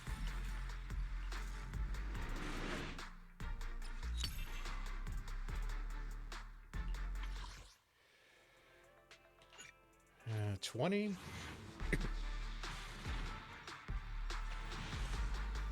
What? What? Bullshit.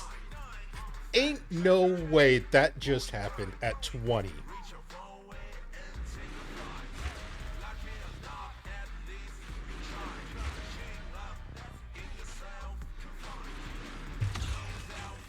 Ain't no way.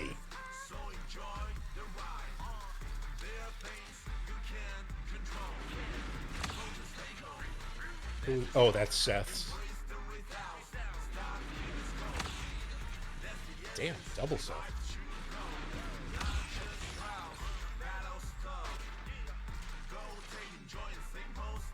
Whose is that?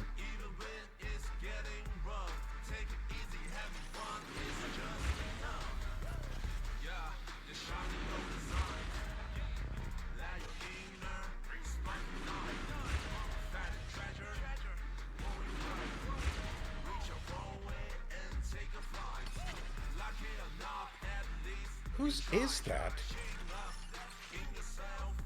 Oh, awesome. Awesome. I got a W engine for an agent that I do not have. What the hell? Oh, I'm not going to W6 this.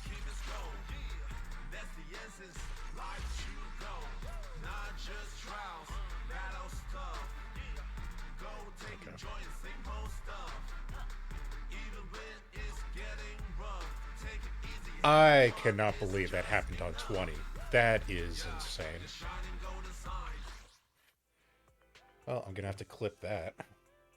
Okay.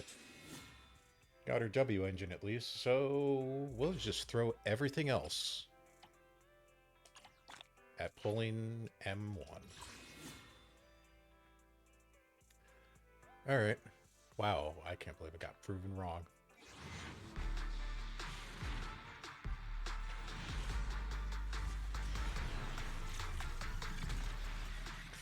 Ooh. Yeah, that's definitely expected.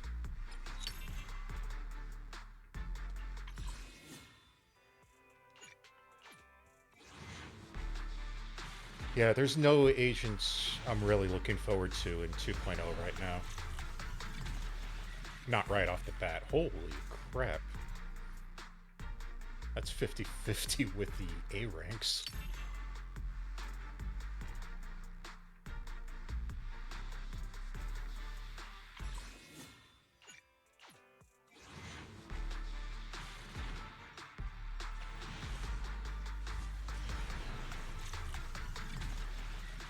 I'm still stunned by that double S on a 20 pity. That's unheard of.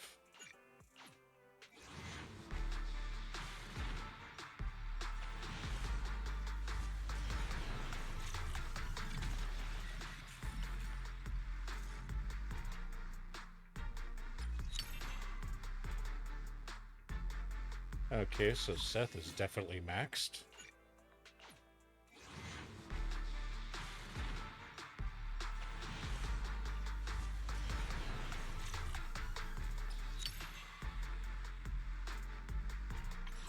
Wow, Lucy's not maxed yet. That's kind of surprising.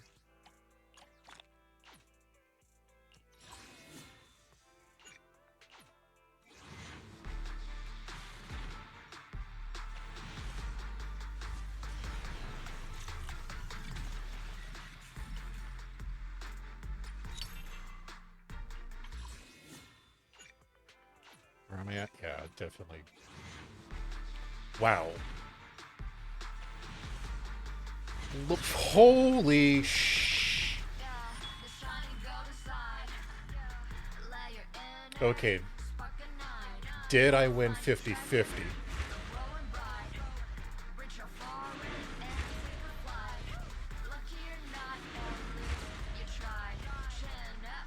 Epilogue Industries' little robo-cuties are the finest around. Okay. Fine. That is my first grace, yeah. I don't... Yeah, I don't know where I'm going to fit Grace. I don't really have a good group for her right now.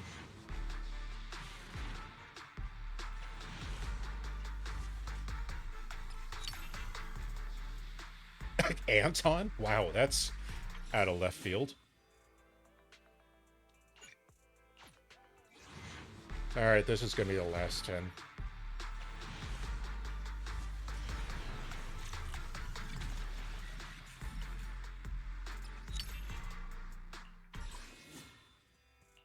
Pretty sure that's going to be the last 10?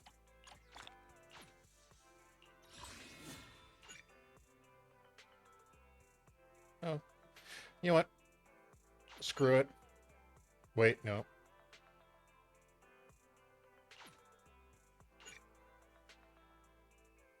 Consume 120. Yeah, I'm not going to burn the monos. Wow. Wow. I don't know what to say on that.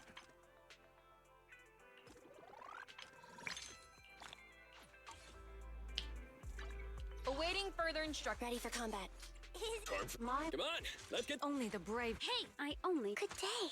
Lord Wow, Vivian. so I got 2 new S ranks. Holy.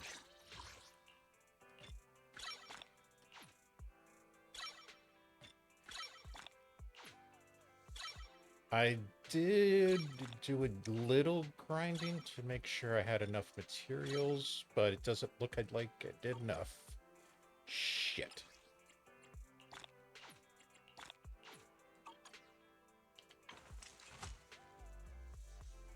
Pretty sure... Oh, really?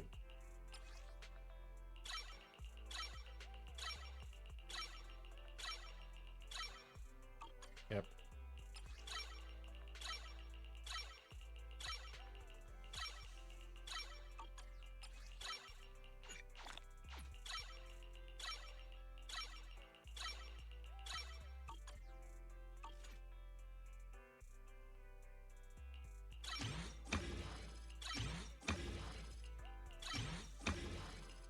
I'm always short on the experience materials for some reason. Yeah, Miyabi's keeping... Well, I'll look at that later.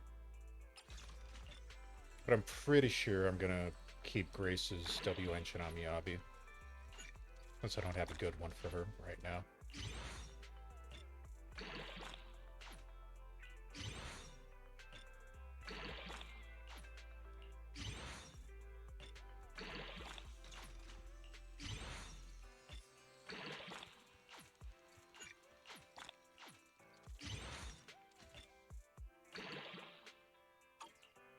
Okay, what? Equip it. Thank you.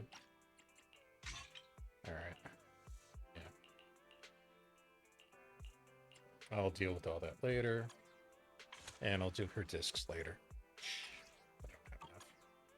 That... Wow. That was all unexpected.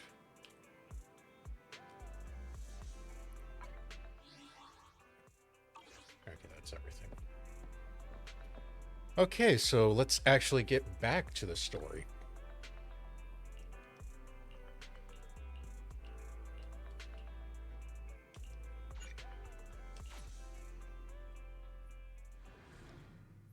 So this should be chapter 2.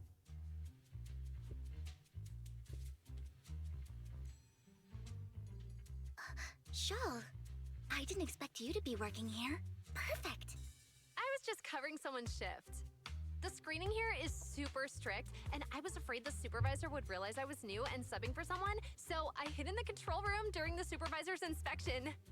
So I happened to bump into this guy, a blonde man wearing a hat, and I think he was checking some footage. Then he logged that footage into the tape he brought. Later, I found that part of the footage had been wiped. Blonde, wearing a hat. Could it be Hugo? Do you know him? I think it's him. If it were Hugo... I think I know where he would hide the tape. Thank you, Shaw. You were a big help. Great! You also helped me a lot when I started working. I used to make mistakes all the time. If it weren't for you cleaning up my messes, I would have been fired ages ago. So I'm happy I could help you too. All right, go ahead and do what you need to do. We'll catch up another time. So they do classify Hugo as being blonde. That's interesting. Yeah, I don't know. Maybe my memory's screwed up because his hair looks a lot more bleached than being blonde. Although I guess bleached blonde is a thing. Lord Phaethon, you're here. Someone I used to work part-time with just so happens to be covering a shift at the auction. I learned from her that Hugo once took some footage away with him. I think Hugo was planning something, so he hid the security footage. But I know where Hugo came here, I should be able to guess where he put the videotape.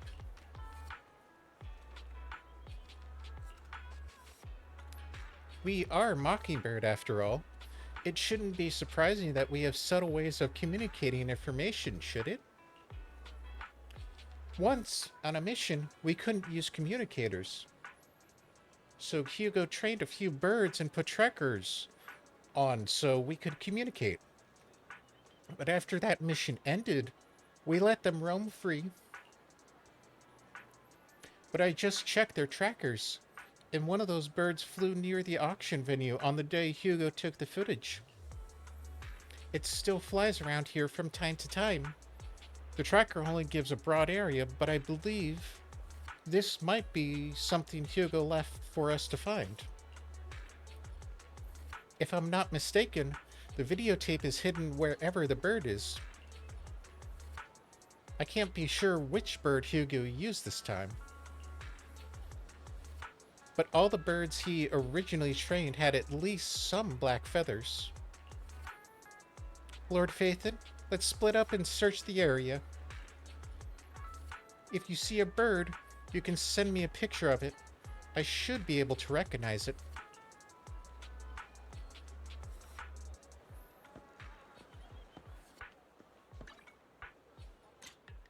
And I see a beautiful bird right there.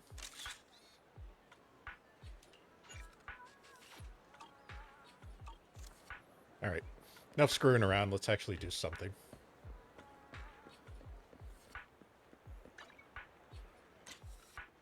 Pretty sure those aren't it.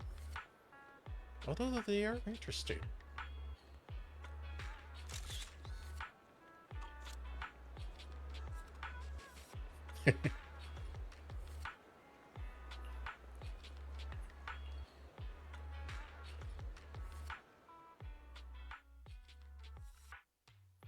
Panda colored chunk.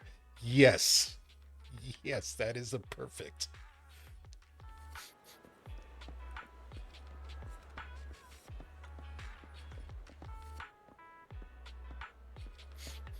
Okay. We need a picture of that.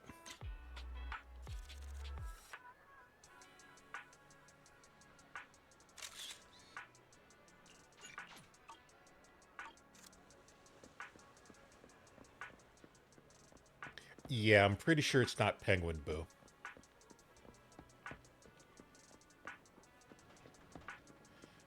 Oh, I really hope they do something about that trash can.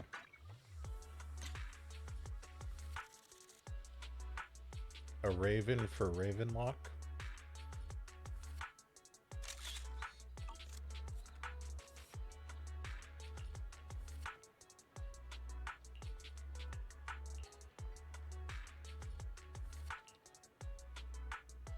That's the one. It's all thanks to Lord Phaethon we found them so quickly. If it's here, then Hugo must have hidden the videotape among these boxes.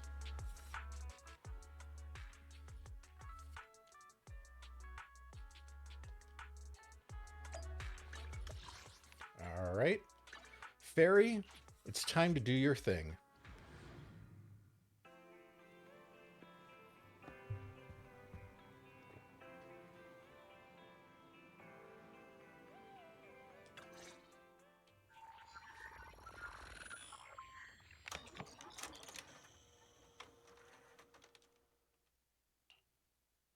If I'm not mistaken, you and Vivian share the same goal. Silence is no good for negotiation. Oh, he is blonde. Don't want Dina to reach a point of no return. Hasn't she already reached that point with what she's doing? The formula for the Landon serum was lost, but a batch survived, and Dina was able to develop a substance that can be used for mind control. She's trying to combine the two to make sacrifices that would obey human commands. Sorry. Mind control? Where the hell did that come from?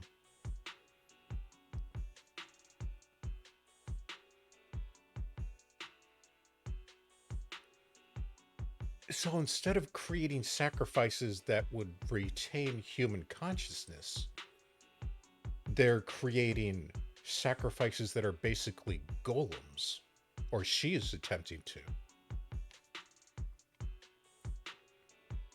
Wow. That would... Wow, that would definitely work for Tops.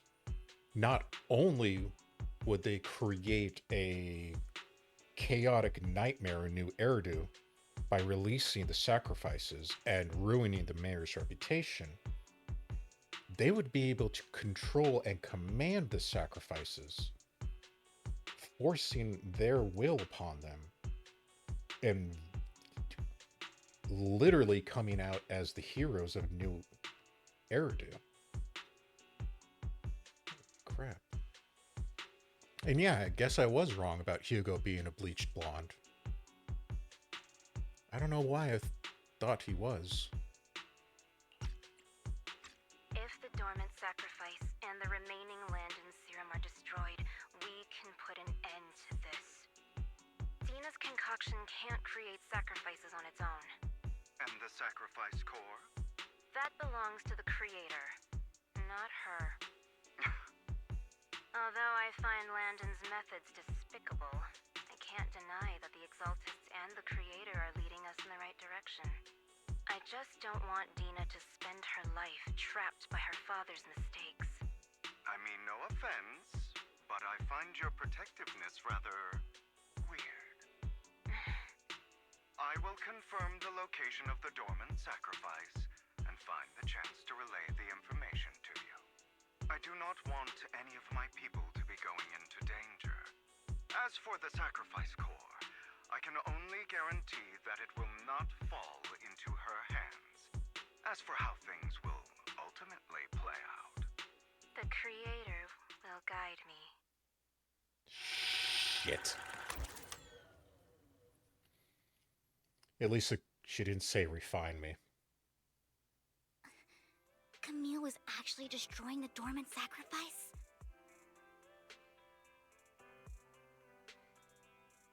Well, he's playing his own game. Now Camille's actions make sense. But why did Hugo never tell us? Hugo... he...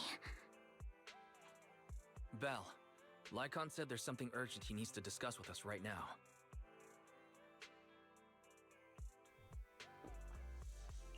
All right, let's patch him in.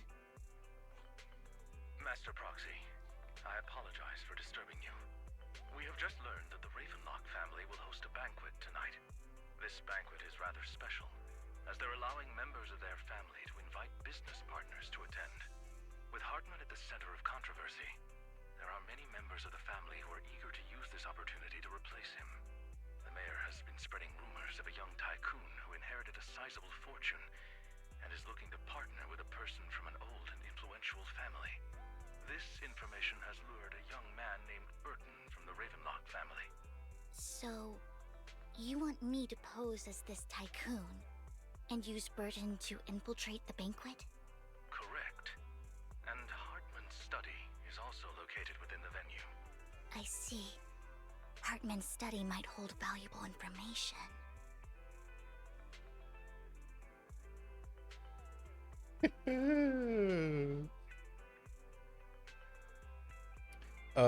Let's see. Belle could go as Vivian's... Yeah, let's put Belle in a maid outfit. So, what should I do? You can attend as her +1. +1? Lord Phaethon, please go with me! Master Proxy, it seems Miss Vivian requires your presence, so... Yes, just your presence will help me immensely. Holy shit. That turns so fast.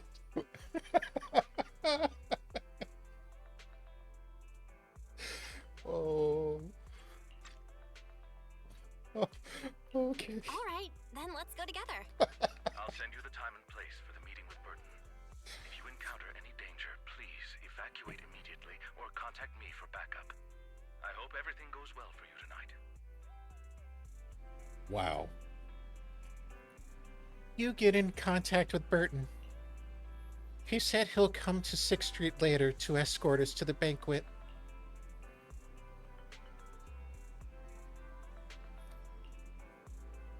Don't worry, Lord Phaethon. Just leave the socializing to me. Yeah, this whole banquet thing feels like a setup. I don't think we're gonna do Red Wedding, but it's definitely gonna turn disastrous. I won't let any evildoers get close to you. But since there's still some time before we have to go, should we watch an instructional videotape on formal dinner etiquette together? I learned everything from videotapes when I first went undercover at a banquet for a mission, too.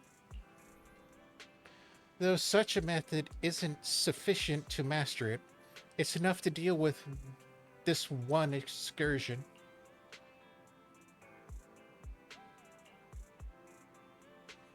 Yep, I'll go over the key details for you as we watch the tape.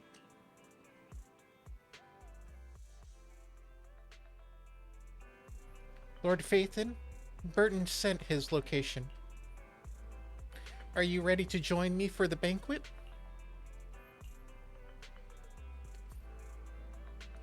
Then I'll meet up with Burton first and make sure he's not tampered with the car. Lord Phaethon, please wait 5 minutes before joining me. It'll be safer this way.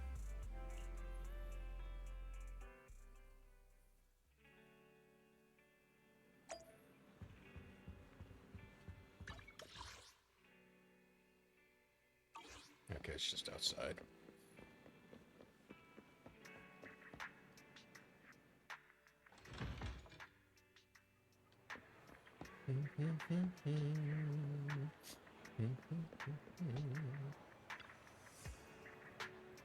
Miss Banshee, this is... Is something the matter? What I mean is, this person doesn't look like your bodyguard. The Ravenlocks can protect me, no? If that's true, why would I bring a bodyguard? This is my escort for the night. She heard the Ravenlocks are throwing a true feast for the century, with plenty of delicacies not available anywhere else, and she wanted to try some. You aren't so stingy as to not even allow your guests a +1, are you? Of course not. Since you're an important companion of Miss Vivian's, you are also my honored guest. Then let's be off. My chauffeur shall take you to the port, and from there, we will take a speedboat to the manor.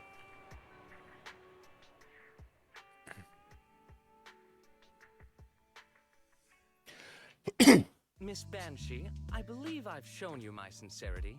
Now how about you? Sincerity? My presence here is a show of sincerity. If we're to work together, Miss Banshee, you should drop your pretentious act. I am well aware of the ways of the Ravenlock family. If I were to come empty-handed, I probably wouldn't even be able to make it out the front door tonight. Since I agreed to come with you, and even brought along my most precious companion, does that not show my deepest sincerity? No need for such an off-color joke. Our door is always open for those coming or going. We both know what's what, so let's cut the small talk. I know far more about how the Ravenlock family made their fortune than most here. I am also well aware of why Hartman, despite such a massive scandal, still remains in power. Oh? Do tell. Exaltists, blessing, sacrifice, Landon. Where would you like me to start? How did you know that? No, who are you? Don't be so tense. If I'm not mistaken, it's about time the banquet began. My companion and I are practically famished. Is this how you treat your guests? By letting them starve? Perhaps when we've had our fill, we'll remember where the sacrifice is hidden. You know where the sacrifice is? So, can we go get something to eat now? And I'm also looking forward to receiving a special dessert from you. We can discuss what you wish to know while we enjoy dessert. Of course. I wouldn't let such an important guest discuss matters on an empty stomach. As for dessert, I will prepare it myself, and I guarantee it will satisfy you. I'll come find you later. I wish you a pleasant evening. Damn, she worked him. These kinds of people are exhausting to deal with. I really don't know how Hugo used to put up with it. Yes, she was. Wow, you were so cool just now. Like a powerful, noble lady. You sent Burton packing with just a few words. It's just some techniques Hugo taught me. Like that dessert I mentioned. It means I want them to offer more if they want to come to an accord. Fortunately, that old fox Hartman is terrified of losing power. He's definitely keeping the destruction of the sacrifice and the fact that the sacrifice core is fake hidden from the other family members. Otherwise, Burton wouldn't have been so willing to raise his offer. Lord Phaethon, let's find Hartman's study when the banquet is at its busiest. Yep. All right, I've already taken note of the surrounding terrain. Once more people arrive, we'll enter the garden through the door in the corner of the banquet hall. Wherever you go, I'll follow, Lord Phaethon.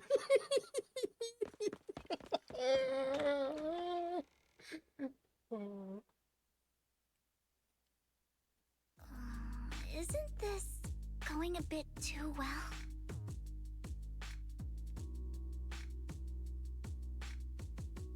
The security around the manor is really strict, but inside might be more lax.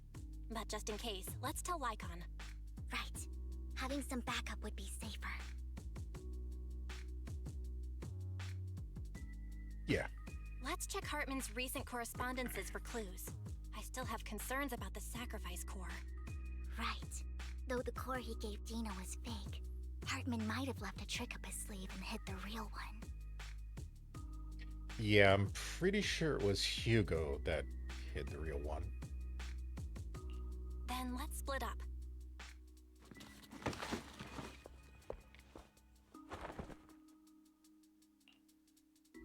Esteemed guests, is the catering at the Ravenlock family banquet not to your satisfaction? So much so that these two distinguished guests felt the need to come to my humble office to scavenge for food.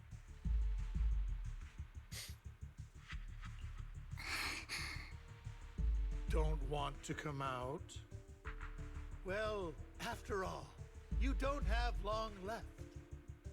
Burton, that greedy idiot, fell for the mayor's trap. But I never expected that he would bring you into my territory. I suppose I should thank him. Otherwise, I would have had to go to great lengths to eliminate you. Vivian, Phaethon, give Hugo my regards. Tell him I shall be taking the wealth and power of the Ravenlock family for myself.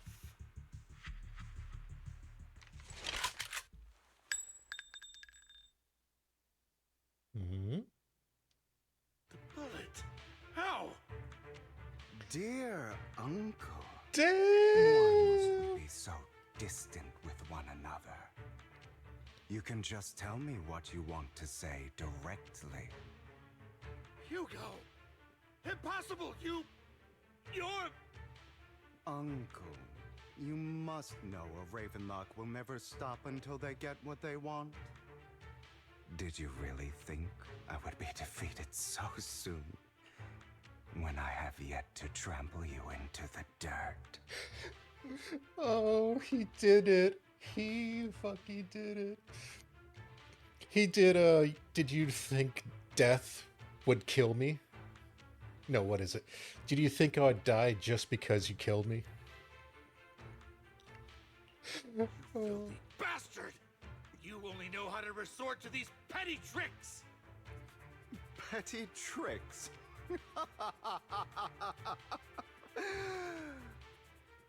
Perhaps you'd like to know what I managed to accomplish using this faked death of mine. My dear uncle.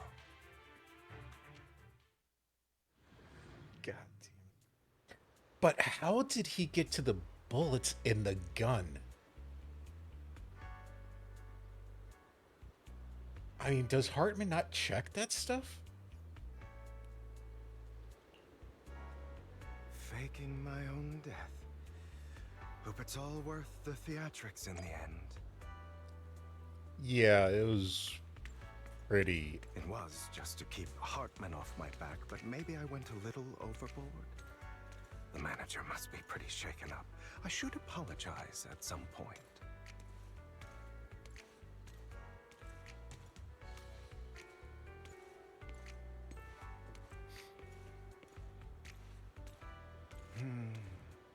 Guess I'll also bring Lycon along. He's my partner in crime, after all.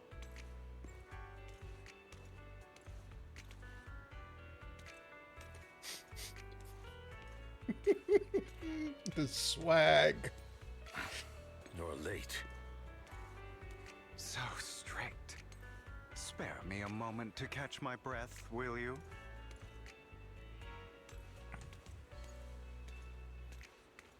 You're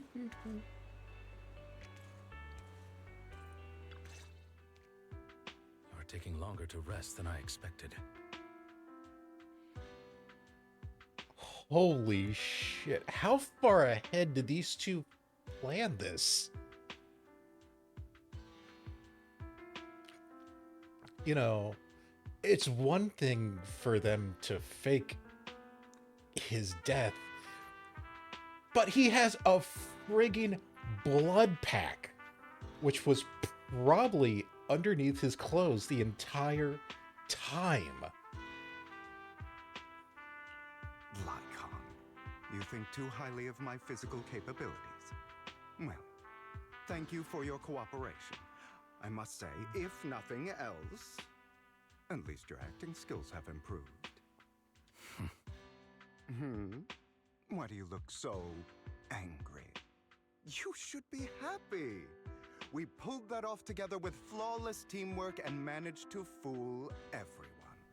Drop your foolish facade. I'm glad you still remember the code we set all those years ago. And thank you for ensuring your sleight of hand didn't deteriorate. Oh, right. I should also thank the blood bag hidden in my clothes and our other props. Do you remember when we last used this trick? It was probably ages ago. Sometimes I really don't understand you. Have you never thought about what the consequences would be if I didn't understand your code? If I decided against helping you? Or if I just couldn't control my strength properly? You'd understand it. Of course, if things really did go awry, I had alternative plans. You wouldn't be so arrogant as to think I'd bet everything on you, would you? You're insane. Aw, I'm flattered. So what exactly is the purpose behind all this? Surely after going to such great lengths to erase your own existence, you don't just plan to hide here and reminisce about the past with me. Don't try to brush this off. I've already helped you enact your plan. Tell me the truth. Don't get your tail in a twist. I have more plans that require your assistance, so naturally I would not hide anything from you. Simply put, as things stand, whether as Hugo Vlad or as Mockingbird, I am doomed to die. Seems you've made quite a few enemies. As a member of the Ravenlock family, I negotiated with Edmund and managed to obtain resources from Tops for my future plans. I also confirmed what attitude they held toward your master, the Mayflower family. Meanwhile, I used my identity in Mockingbird to strike a deal with Hartman and gather information on their collaboration with the remnants of the Exaltists. That's where I got my intel on what Bringer left. Oh, by the way, the crime declaration letter that your dear mayor received, that was also sent by yours truly. He's probably figured that out by now, right? Though I'm not sure if he told you. The mayor learned about the sacrifice attacks through his own means, but lacked an opportunity to take action. That warning letter was precisely what he needed. You aren't hopeless yet. How delightful. In short, I'm more well-informed than your lot because I get around, dealing with all these different important figures. But of course, it comes at a cost. It's only fair. After all, you can't hide the smoke from a wildfire. Rather than trying to carefully tame it and risk setting yourself alight, it's better to let it burn free. When I helped you put on your little act, killing you in front of everyone, you left the sacrifice core to Hartman. That was intentional too, then? Oh, yes. And it worked like a charm, didn't it? Now no one cares for me anymore, and all eyes are on Hartman. A perfect situation for keeping the Ravenlock family in check while dealing a cutting blow to the Exaltists behind them. Another crucial point is Vivian and Phaethon. I must sever any ties they have with me or Mockingbird. Although I feel bad for Phaethon about what happened, but it had to be done. That's the only way they would be safe, allowing the plan to continue. I noticed that you never turned your blade toward Master Proxy. So, those words you said back then were also... I will bloody my hands. I will carry the weight of my sins. I will become the Abyss. Obviously, it was all an act. My acting has always been impeccable, as you know. Hugo, you're taking such a tremendous risk. Why? Would you believe me if I said it's for justice? Liar. But unfortunately, it's not. I want revenge on the Ravenlock family.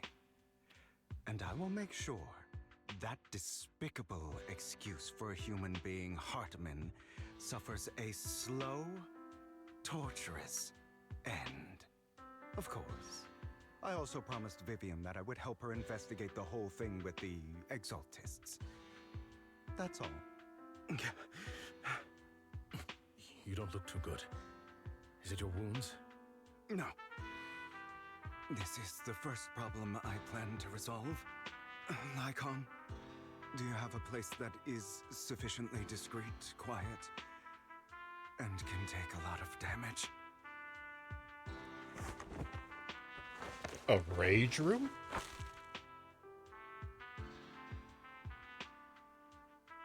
What the hell? What exactly are you doing? Don't look at me like that. If I didn't have to do this, I wouldn't. Hartman recently obtained a bizarre substance, most likely from those crazy Exaltists. After use, it allows control of the victim's mind, to some extent. You were dosed with it. To be more precise, Lycon, I deliberately allowed Hartman to put this drug in my cup to facilitate our previous collaboration.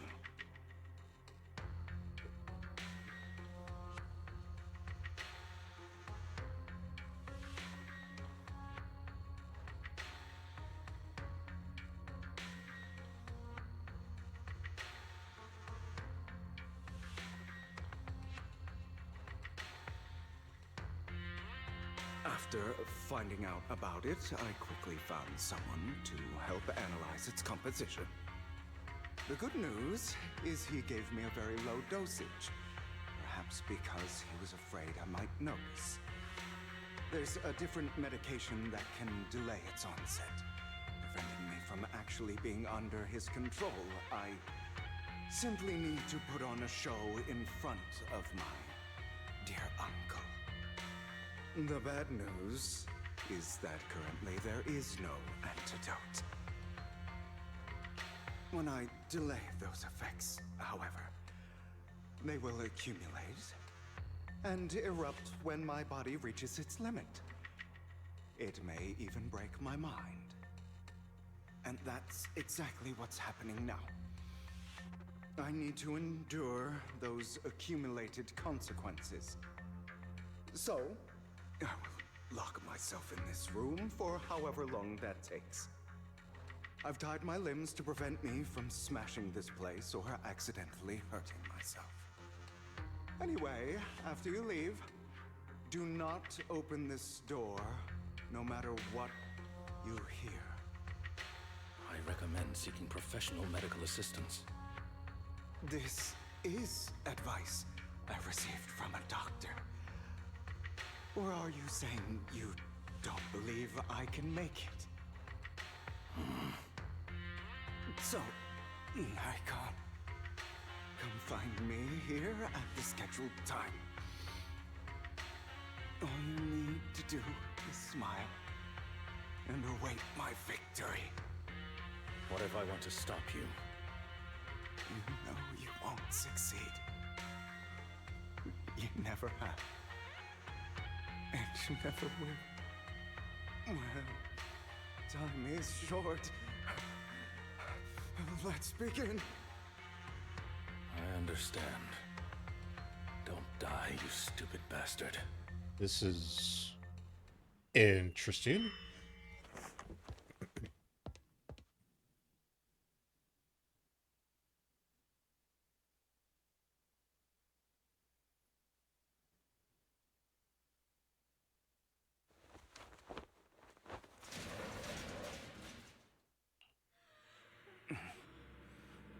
Is this because the side effects haven't worn off yet?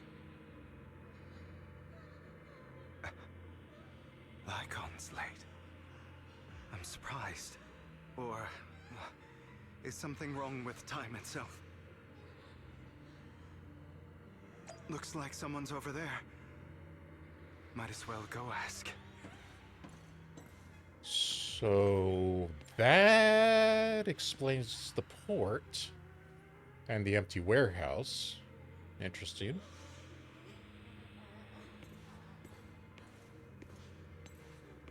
Oh, look, it's 00 Boo. And who? Oh. Is that the sister? Is he hallucinating?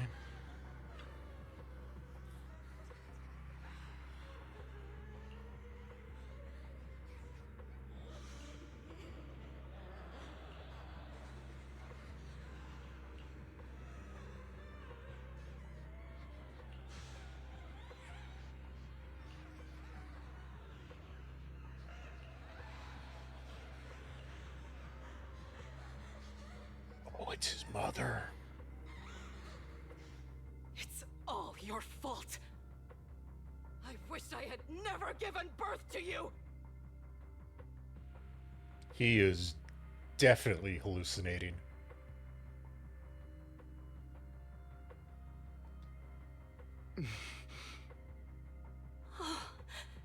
Everything will get better if you just die, right? If you die, he'll come back. We'll have another, more perfect child. One who will inherit the Ravenlock family bloodline. Then I'll be able to escape this pain. So, Hugo, for the sake of Mommy's happiness, just die, okay?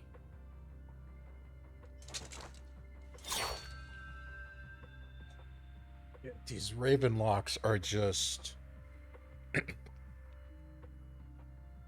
They are a piece of work. Holy hell.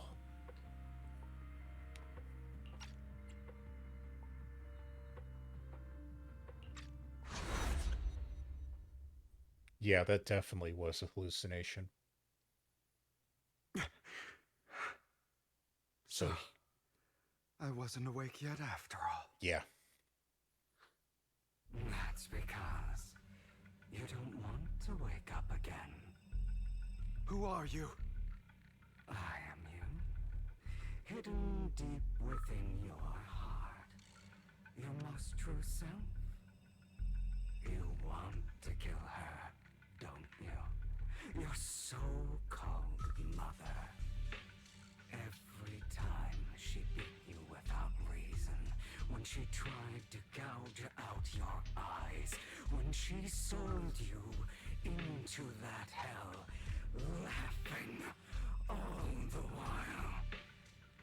You wanted to be the one to end her life. Why not admit your hatred? As you are, you can hunt her down and make her pay for the living hell of a childhood she made you suffer. Yes, I hate her. I hate her because she was foolish and shallow, greedy and stupid. I hate her because she doesn't deserve to be a mother. She did everything she could to try and get into the Ravenlock family, believing she could live a life of luxury without having to do anything and never realizing she was a pawn, discarded from the very beginning. So she chose to blame me. Blame me for my heterochromia. Blame me for my very existence. But I won't kill her, because I know it won't change anything. She was incapable of loving me, just as she is incapable of loving herself. Have you been brainwashed by that dog? Keeping up the act of being some magnanimous and forgiving fool? Don't compare us. I've simply come to understand love or hate. I make my own choices, and they have nothing to do with anyone else. She sold you to the Ravenlock family for a huge sum of money. She used that money to start a new life without you. While she was indulging herself, you were going through hell in the Ravenlock Manor. Does it not torment you? Do you not feel the hatred? Do you not want to demand answers? Kill her. Only by killing her can you be truly free. For a long time, I thought the same way. But now, well, I want to make a different choice. Stop lying to yourself. You never had a choice. This weak-minded thinking will only lead you to failure. Like before, you'll be nothing but a worm, trampled into the dirt by those so-called elites. Do you still not get it? This is how the world is, and always has been. Hesitate and you'll be the victim. If you don't grab your knife first, you'll end up being on the other end of the blade. If you want to change anything, you must first become the one who makes the rules. Just like that woman. The only reason she could treat us that way was because we were weak. So listen to me. Find that woman, kill her, and prove to this world your strength. It's what she deserves. Why forgive them? They don't deserve it. I'm not forgiving them. Nope. Or rather, I don't care about them. They don't even matter, at least not yet. They are side characters. You know, perhaps the person I hate the most, the one I truly cannot forgive, has never been someone else, but rather my weak, powerless past self who could do nothing but hide inside a closet and cry. I hate myself for having neither the strength nor the courage to resist. I hate myself for begging for so-called familial love, even after being treated so terribly. I hate that despite the pain of my wounds, I still hope to receive the carrot and not the stick. And that me is you, correct? So, I forgive you. I forgive myself. You'll regret this, fool. Your pretty words mean nothing. You will ultimately return here to me.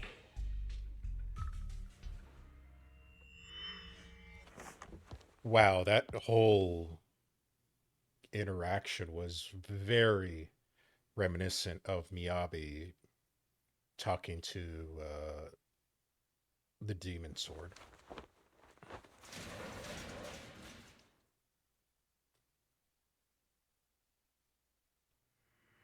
I see. This is still an illusion. I wonder who's going to show up this time.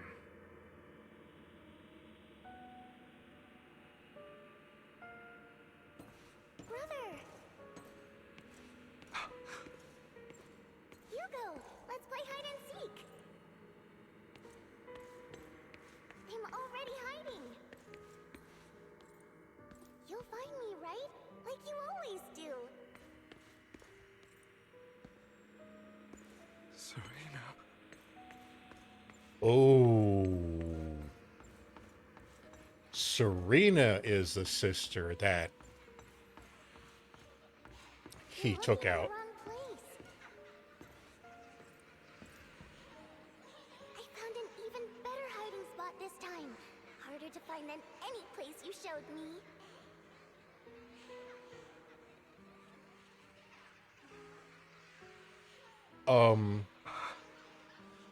Hey, Hugo. Do you ever wonder why I had to die? It was because of me. That's right. It was because of you. It's all your fault. If only you didn't exist, I wouldn't have had to suffer.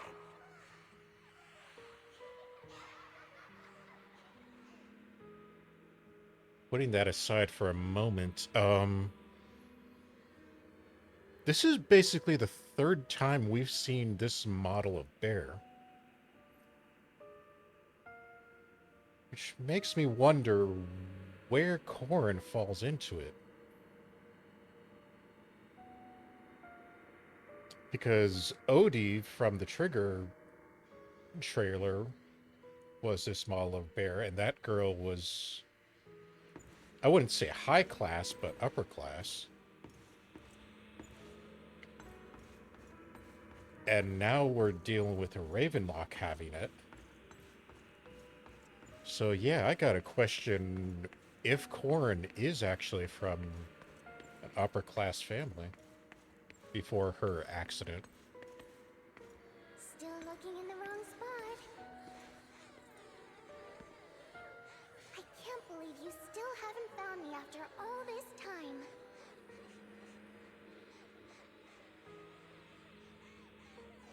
Have you forgotten about me?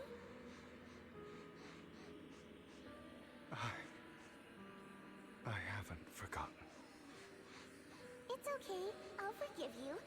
I'll still be nice to you, just like before.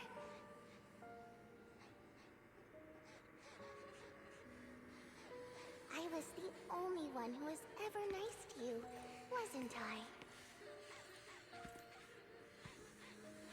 Yes.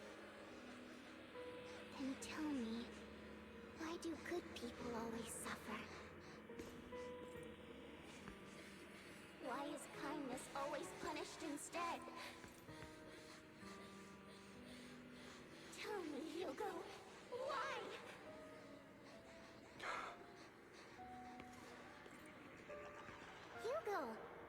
lost? Go back the way you came. I left you a surprise there.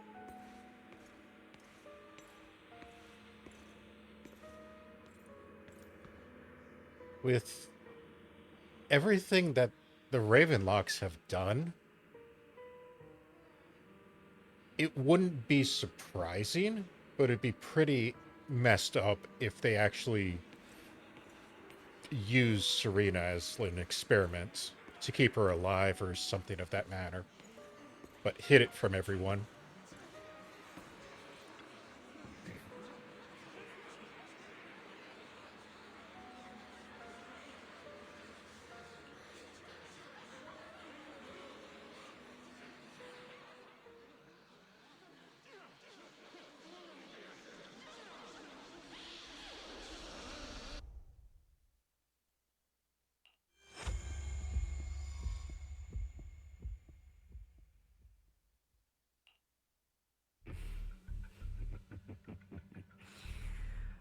I told you that you would eventually return. We meet again, my friend. I told you, I am you. The side of you that you've always tried to deny existed. Of course. I know. This time it's about Serena. Right? Yes, your half-sister. And the only child in the Ravenlock family who was kind to you. Unfortunately, it was her kindness that led to her untimely death. It was my fault. I don't like the way you blame yourself. Because that means I'm to blame as well. And I don't think I did anything wrong. Your mother sold you to the Ravenlocks. And your father, he saw your talent and wanted to use you to push the other children into competing with each other. My brothers and sisters wanted to get rid of me from the moment they first saw me. In their eyes, you were no more than a slave. But Serena dared to treat you, a slave, as if you were human. And so, she was fated to die. They tried to kill me many times, but I was careful, and they did not succeed. So they killed Serena, who was weaker, an easier target, and pinned everything on you. Serena died in your place. Those cruel brats thought that by reporting this to Father, they could use it to get rid of you, a rival who threatened their positions. Yet, not only did Father not blame you for the incident, he praised you for it. In this world, only the ruthless, cruel, and merciless can stand at the top.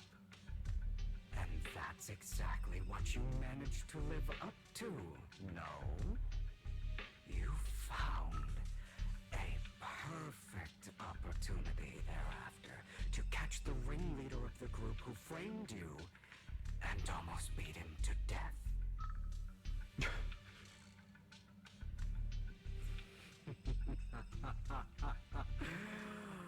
Oh, you should have seen the expression on your face back then. Oh, crazed and manic with utmost delight. I don't remember that.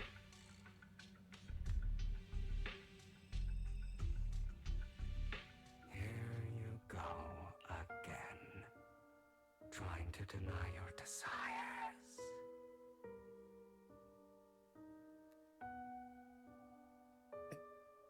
Yeah. Deep down inside, you've always wondered, asking yourself why these evil people never got the punishment they deserved. Why the world is so unfair.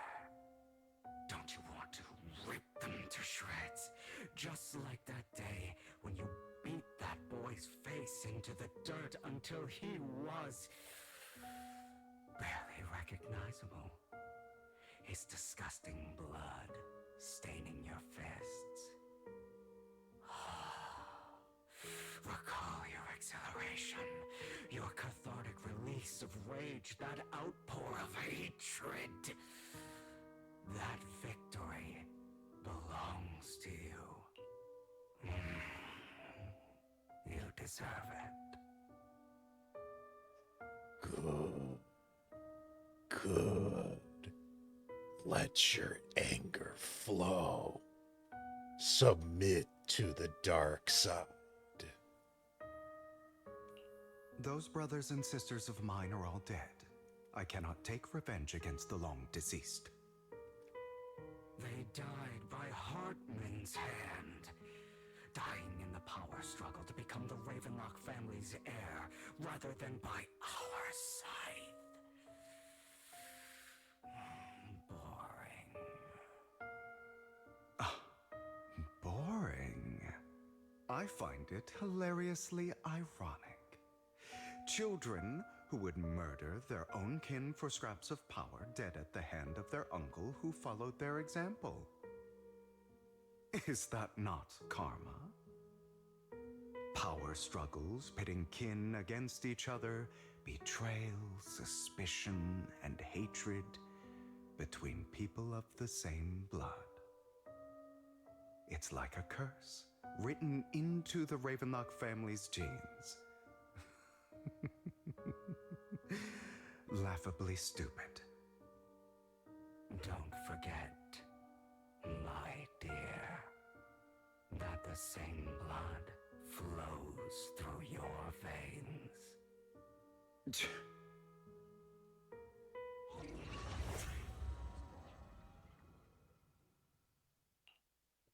That's right, my dear nephew.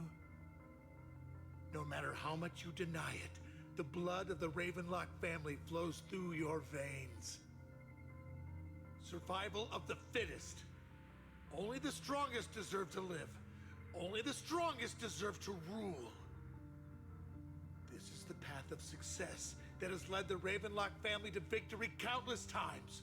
A blessing and a curse etched into your flesh and blood. As long as you live, you'll never escape the mark of family. You are destined to one day become someone like me, like your father.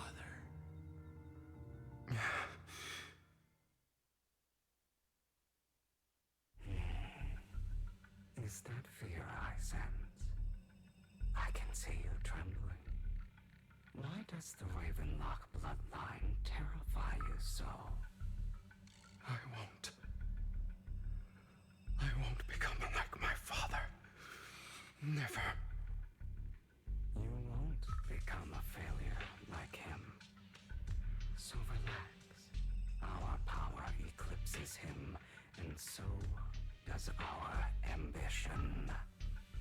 So, do not deny your own desires. Do not resist your own ambition. This is the talent you were born with. The best gift fate has ever given you. Admit it. Deep within your heart lies a spark, yearning to ignite a raging inferno that will burn everything down. And I am that spark.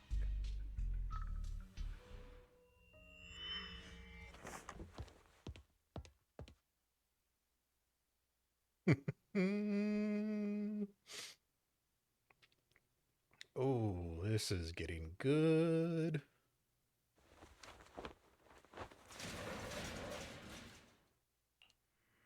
Lycon.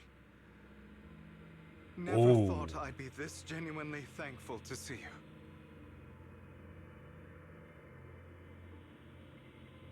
Seeing you means this never-ending nightmare is finally over, right? Nope. Ooh, that's nice chromatic abrasion. I like it. Damn.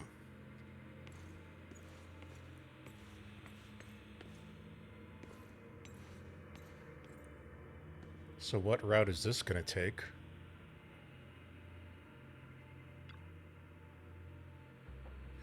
Ah, the oath. Lycon still thinks that he killed everyone.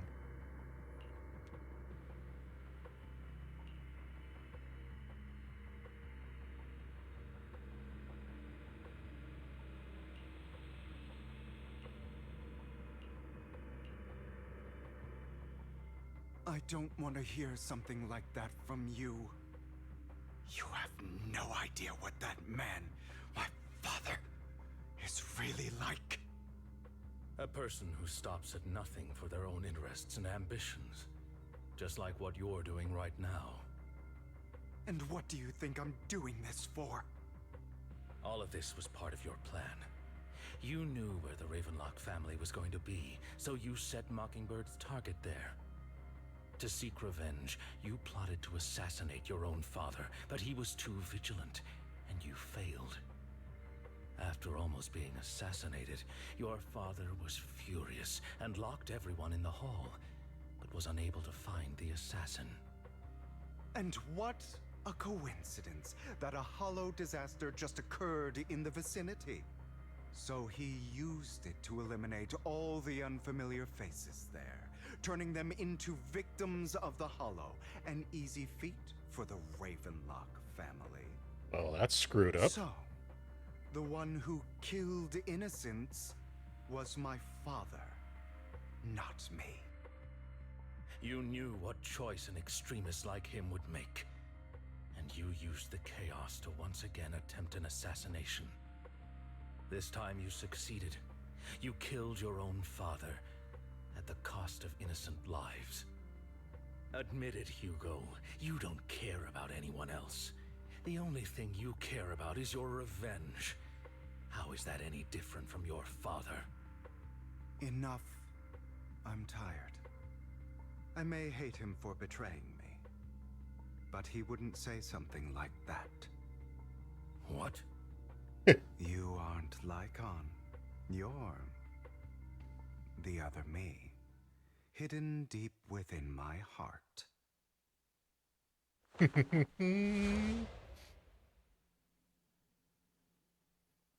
Yep. I've been waiting for you, my dear. It seems you've already grown accustomed to this place, even turning the tables on me. Just as you said, you are me, and I am you. There's no such thing as having an advantage over oneself. We are ultimately one and the same, forever inseparable. Then you should know what I want to say. When you and Lycon split, you didn't even try to clear up the misunderstanding, didn't deny or argue against what he said. Because you realized that deep down, he was right about you. You just hadn't acted on it yet. Some people live only to bring more suffering into this world. Sometimes, murder is what brings justice back into this world. For that, I must stain these hands in blood. That's right. Just like what you said before you faked your death. Were those words really just an act? To slay the dragon, you must first become one with sharp claws, rending fangs, and strength enough to destroy anything. You know the truth better than anyone. If you hadn't hesitated and instead seized the first last opportunity to kill your father. None of what followed would have happened. Innocent civilians wouldn't have died. Your partner wouldn't have lost an eye and both legs trying to save people. And Mockingbird would have never gotten to that point. You can save more people. Save good people. Save more lives than the evil ones you take. I've spent countless hours in regret over that incident. So why not submit to your true nature? You want to be the judge, jury, and executioner of this world. And you can. I wasn't responsible for Father's death. The true mastermind is my uncle, Hartman. His schemes to kill the head of the family were all so he could take control. Mockingbird was simply unlucky enough to get caught up in it. So, for a behemoth like the Ravenlock family, with its roots so deep, a single person's death, regardless of who that person is, wouldn't change anything. Of course, whether it's Tops, the Mayflower family, or even the entire world, it's actually all the same. I refuse to be dragged down by pointless hatred any longer. You foolish, stubborn idiot. Do you understand the power of hatred? Have we not come this far precisely because of it? Or are you going to follow Lycon and Jack's twisted logic? Come on. You don't actually trust anyone? Otherwise, why would you hide this whole scheme of faking your death from them?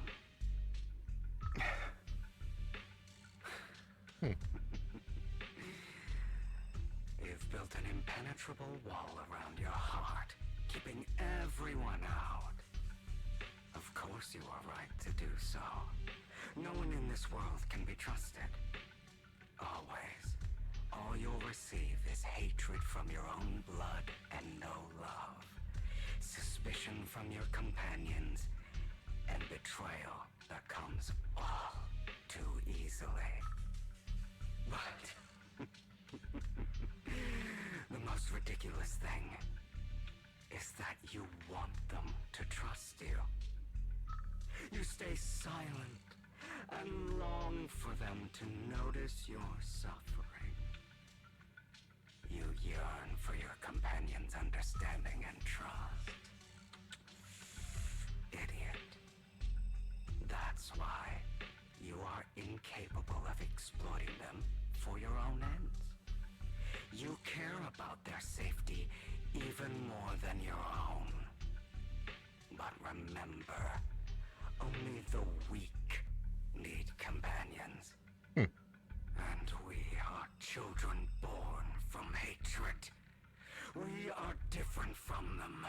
I will never be like them, and I don't need to be. Come.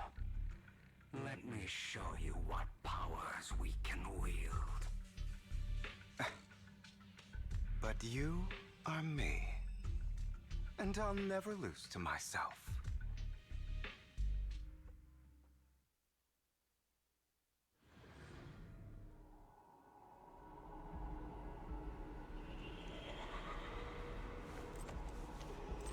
Okay.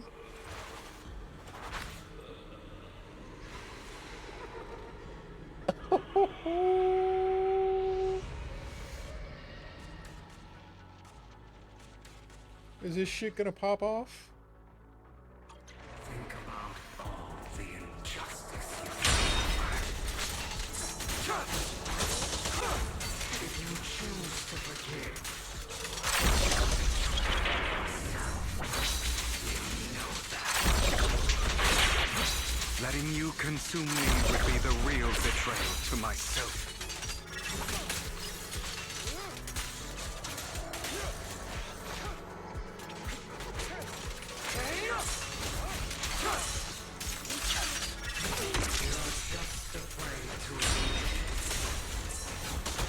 shit.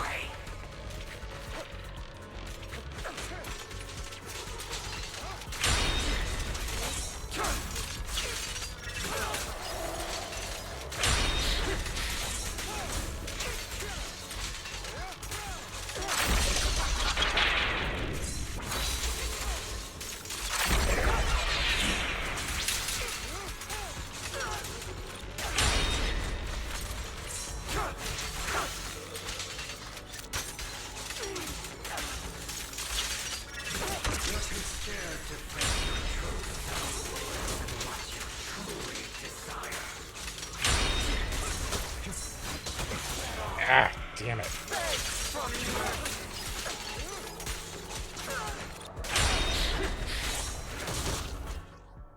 Fuck.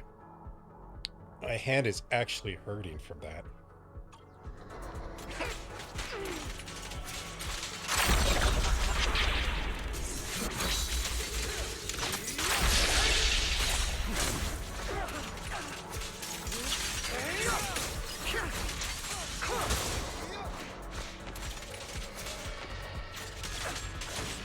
Prepare to kneel before me. Are you trying to kill me? You think you can just get rid of me? Nope. Without me, you are nothing. For what it's worth, thank you. Don't be afraid. You and I are inseparable. You're part of me, just as I am part of you. Fancy words won't change anything. No. It's not just platitudes. I finally understand now. Some pain only fades when it's seen. When it's accepted. So I won't fight you anymore. I won't hate myself anymore. You'll forgive yourself? Weakness, hatred, malice, strength, forgiveness, justice. You'll accept yourself then.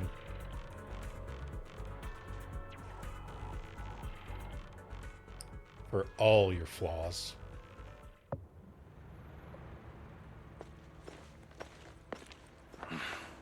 Hugo, it's time.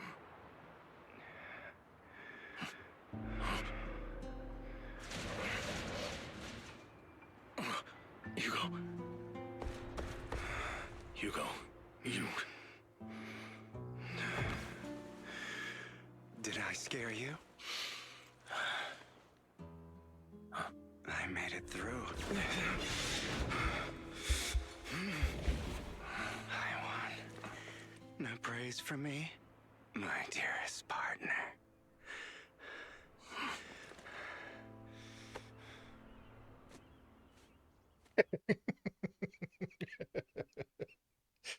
Lygon is just so tired of his shit. This is just like what I saw in my dream. I guess there are still some lingering side effects.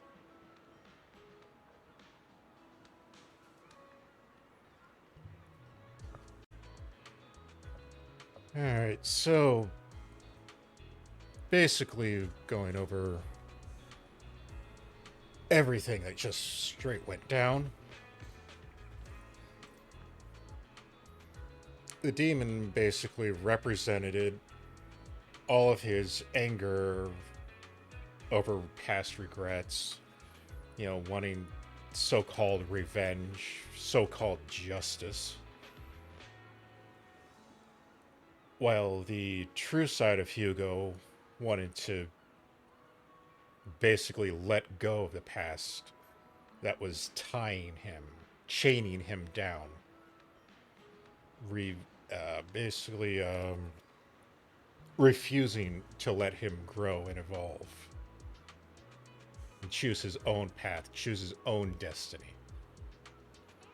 Whereas the inner demon, Dark Hugo, let's call it, as much as I hate fighting that thing in Hollow Zero,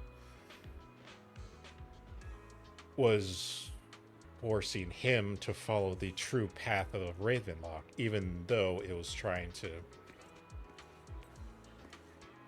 get revenge on everything the Ravenlocks do. It was inadvertently following the exact path that the Ravenlocks wanted for him. So it looks like he's come to a point of acceptance that he is flawed and has both the dark and light within him. He's become a gray Jedi. Ah, my former partner. You're still as punctual as ever. Are you sure you're fully recovered? How about we fight? And I'll show you how recovered I am. Smart I refuse ass. to fight someone who is in need of medical attention.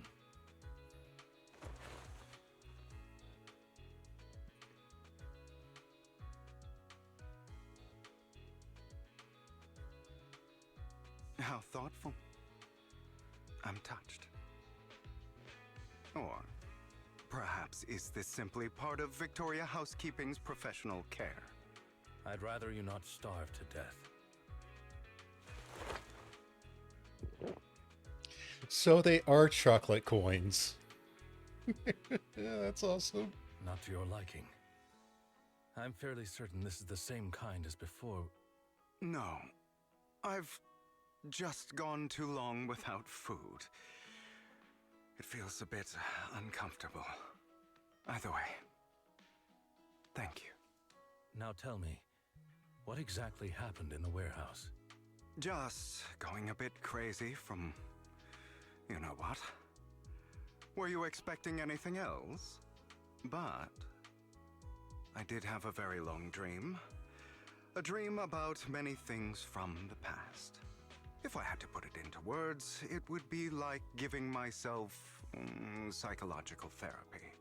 You seem like you could benefit from some too. How about it? Want to book a session with me? Trust me, I'm a pro. Seems you really have recovered. Well, of course. I'm feeling pretty great right now. Like I could argue with you all day on every petty detail of who exactly was in the wrong back then. I wanted to ask, what you said about Mockingbird before, when you faked your death, was that part of the act? Oh, you mean the part about how Mockingbird has never really changed anything or saved anyone. I didn't expect you to still be so hung up on this. Interesting. After all, it was you who chose to betray Mockingbird. To betray me. Just as I said before, I never considered Mockingbird a failure.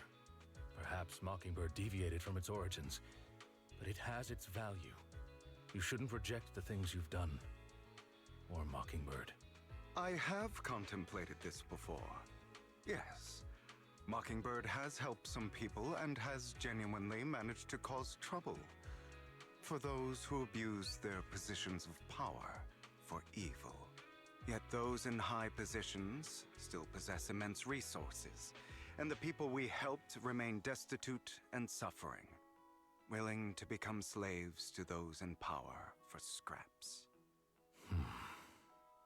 But just as you said, even if what we did was childishly idealistic and flawed, as little as we actually achieved, even the slightest change is by no means meaningless.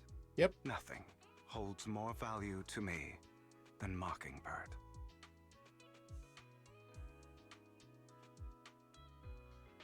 What was it? Even a butterfly can start a tsunami? All right, let's catch up later. I still have things to do and need to wrap up my plan. I thought you would rest up first. As much as I would prefer that. My dear uncle and the Exaltus fanatics likely would not give me such an opportunity. If all has gone to plan, the fish will have taken the bait already. And if everything goes very well, I'll soon have solid evidence of the Ravenlock family's crimes. Well then, thank you for your assistance, former partner. Let's part ways here. I'll go with you. Lycon, surely you don't think that because I just recovered, I'm too weak to deal with those useless fools. Hartman's actions will disturb the safety of New Eridu. As I serve the mayor, I should intervene. Very well, whatever. Let's go. And don't slow me down. Before that, don't you have something to tell me? What do you mean? Don't play coy with me. I know you're not spilling all your whole plan. So, you kicked things off by approaching Edmund from Top's Big Shots. How did you manage to sweet-talk him? I am a bit of an illegitimate child, but I still have Ravenlock family blood running through my veins. Funny enough, this Lord Edmund thinks direct lineage is way more noble than the side branches, which is absolutely laughable.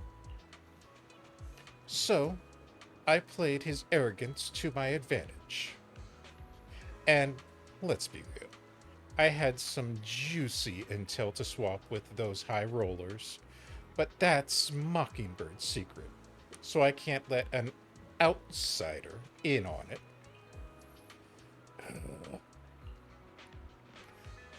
Was the sacrifice core from the mayor's lab your handiwork too? You could say that. The security there is no joke, so I had to leverage Tops for some extra intel. After all, as you know, they've got plenty of moles planted next to your mayor. And it was you who threw the sacrifice core up for auction to lure in the Exaltus. You knew they'd be all over it. Yep, I embedded the sacrifice core right into the robe of the heroes. They actually match pretty nicely, don't you think? With how chuny Hugo is, that makes perfect sense. Classic you. I heard that after the auction they found a stash of counterfeit Denny's. Feel free to take wild guesses, but honestly, I think those Denny's would rather be out in the wild than sitting in those hoity-toity accounts. Then you found Hartman and talked him into a partnership, getting your hands on more intel to sacrifice the Exaltus. On the sacrifice and the Exaltus. After that, you shot that criminal a warning letter. You shot that crime warning letter to the mayor, giving the city a legit reason to spring into action. Yep, that was spot on. Look at you, real genius over here. In the end, you faked your own death to pull yourself out of that mess. And you used the whole show to redirect everyone's attention to Hartman and the Ravenlocks, keeping the Exaltus on their toes. Hold on a sec. If that's all there is, why did you let Hartman slip you the drug? I mean, you'd have a way to dodge that kind of thing. Lycon, I've got something I've been keeping under wraps. Actually, I've teamed up with your beloved mayor. What? When it comes to stopping the Exaltus, the mayor and I are on the same wavelength, so we can totally collaborate. What you should have been wondering is why he didn't clue you in on this. The mayor must have his own reasons. If you can convince yourself of that, more power to you. Just know, if you ever want to swing back to Mockingbird, you can come beg me. I'll make sure to turn you down gracefully. Alright, enough chit-chat. We've got better things to deal with.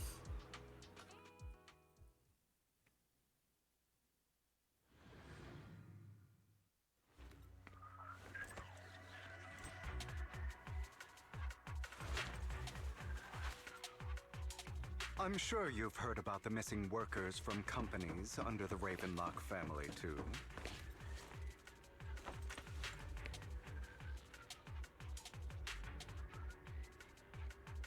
I know where they are. Wait, they're not dead?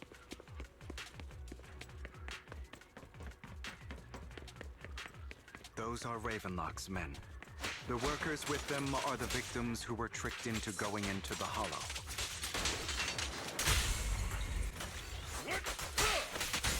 What? Can't handle it? Come on, let's get them out of here.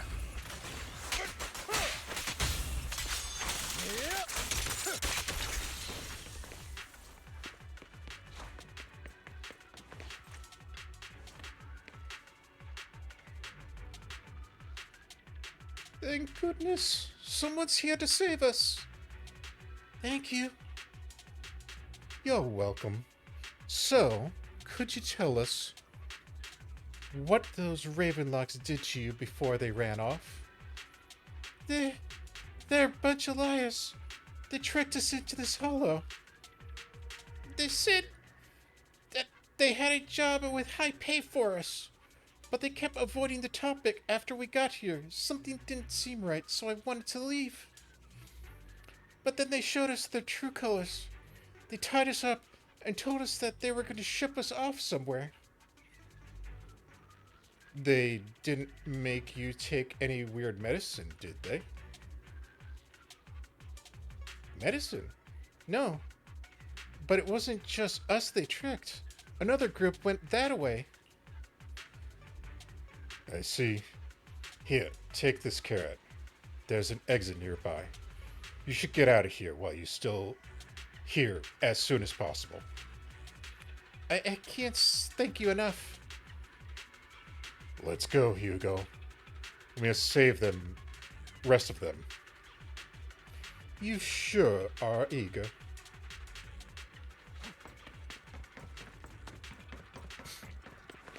Bunch of nobodies. Kill them! You're welcome to try.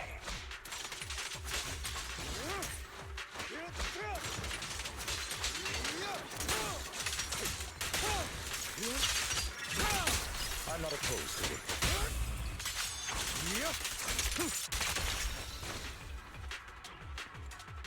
So, if they brought him here but didn't give him medicine,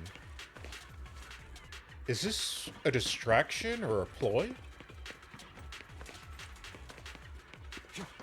More workers here. And quite a lot of them.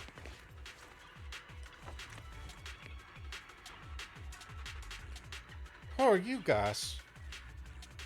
Your saviors. Thank you, thank you. I had a bad feeling about that group from the start. I shouldn't have ignored my gut instinct. Did those Ravenlocks do anything to you? Do anything? Well, we weren't doing as well as we were told, so they tied us up. Nothing else? Good. Oh, right. There was another batch of workers ahead of us. They should be by the roof. Don't worry. I'll handle it. You should get out of here as soon as you can. Let's continue. Is Hartman behind this, too? Of course. He threw them into the hollow like offerings for the Exaltists. To him, those workers are just another resource, no different from the ether his company mines in the hollow.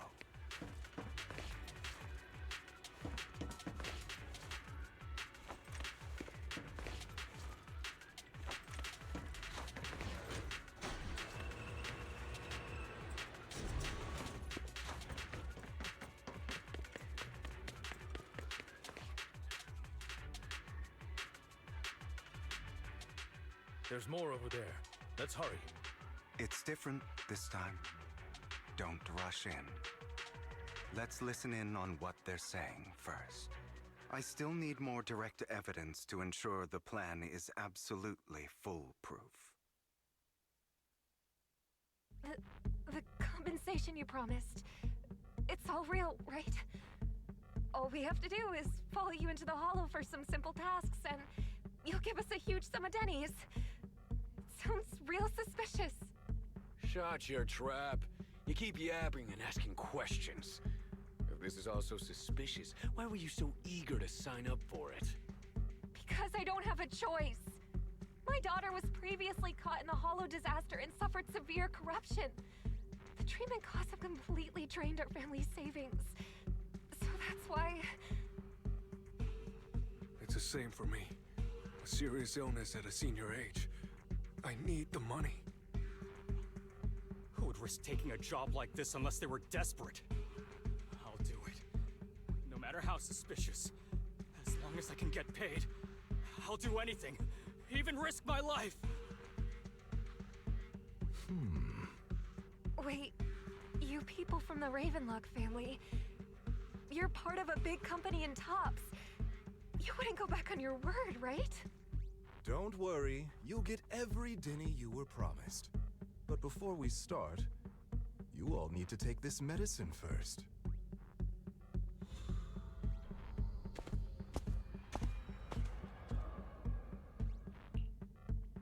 Bro, should we really be doing this already?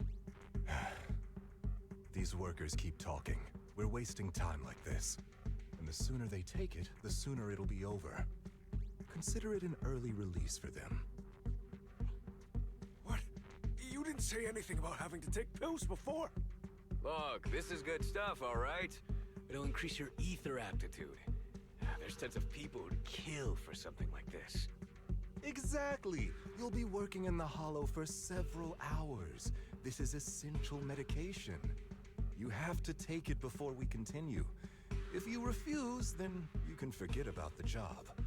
Of course, you won't receive the compensation either. Fellas, it's time to act. Rescuing those workers, of course. There's clearly something off about those pills. We can't let them take them. Now is not the right time. As I said, we need more evidence to ensure the plan works. And as I said many years ago, you can't exploit innocence to achieve your goal. So that's how you see it. If that's not what you want me to think, then explain everything to me. All right. It's a little complicated, but simply put, these workers will be fine. Of course, it's your choice to trust me or not. But if you try to rush in, I will stop you. Did he switch out the pills somehow? I trust you.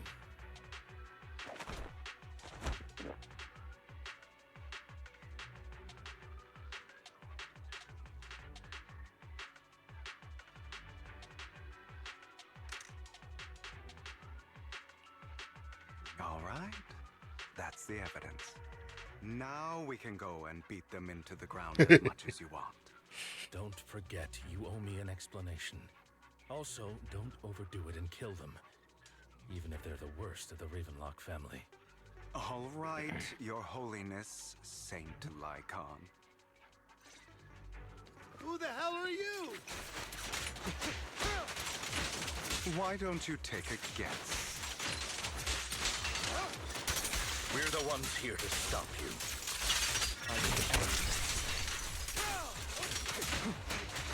Switch Watch targets. Can't remember the last time we worked this well as a team.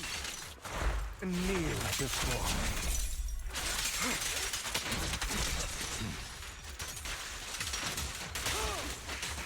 Your legs? How are they feeling?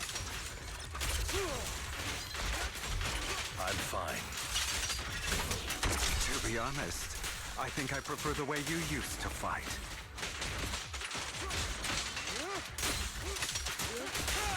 You had a lot more aggression.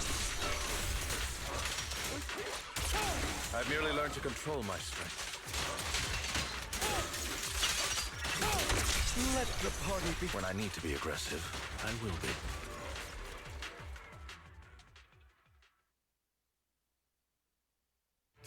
Damn it! Who the hell are you?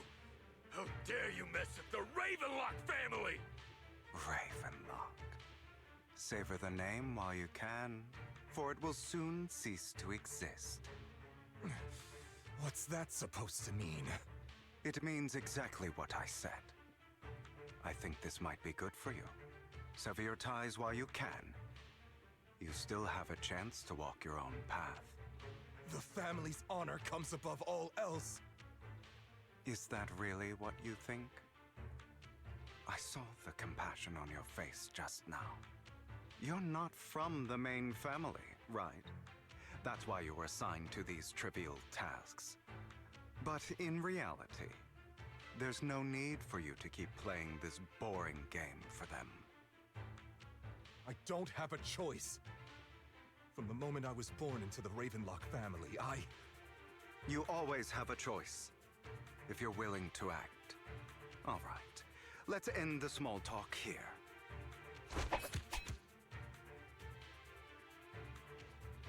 Don't worry, Lycon. I didn't hit them too hard, just enough to keep them quiet.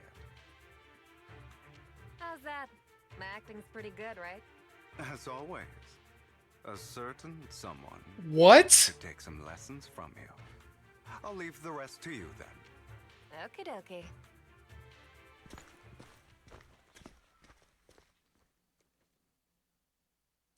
What? Are they Mockingbird members? Okay, now can you tell me exactly what's going on here?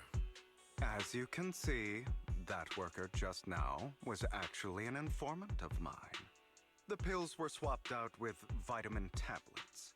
Outside of this batch, some workers have already taken the actual substance Hartman has. But rest assured, the antidote for it is already in development. I found the best in the field to help, and with the data I collected before, we should have results soon. I wanted to ask. The reason you decided to lock yourself in a room and endure the effects of the drug, besides getting evidence, it was also to collect data on this drug in order to create an antidote, correct? Damn. It seems you're not completely beyond hope. I thought you were just being stubborn. Sometimes I wonder if you know me at all. Then, I have one last question. Why did you never tell me any of this back then? The truth is, I heard everything. That entire conversation between you and Jack.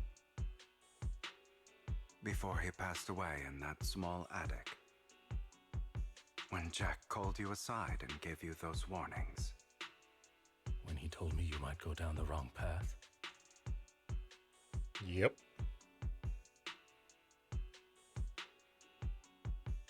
So back then, Hugo probably knew that he had his dark side.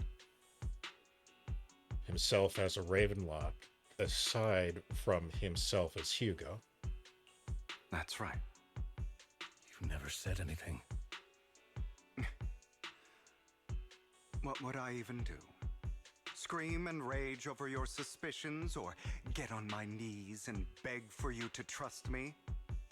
You know there's no way I'd allow myself to do such a thing. Besides, back then, even I was confused about myself. Jack, he... It's all in the past. You don't need to explain anything to me. Enough. We should get going. If we're going to reminisce over the past, we should find a more suitable location.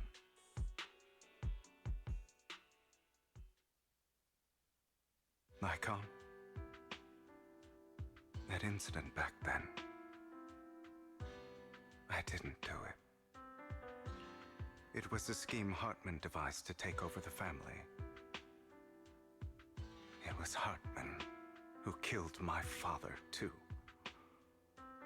I only discovered the truth long after the fact. I did indeed attack my father, and I thought he was dead. But he wasn't. I couldn't kill him. And even before that, if I hadn't hesitated, none of what followed would have happened. Even now, I still think they deserve death. But I no longer care to personally deliver that fate. They're beneath me. And I have more important things to do. You? I know we may never agree on that point, Lycon.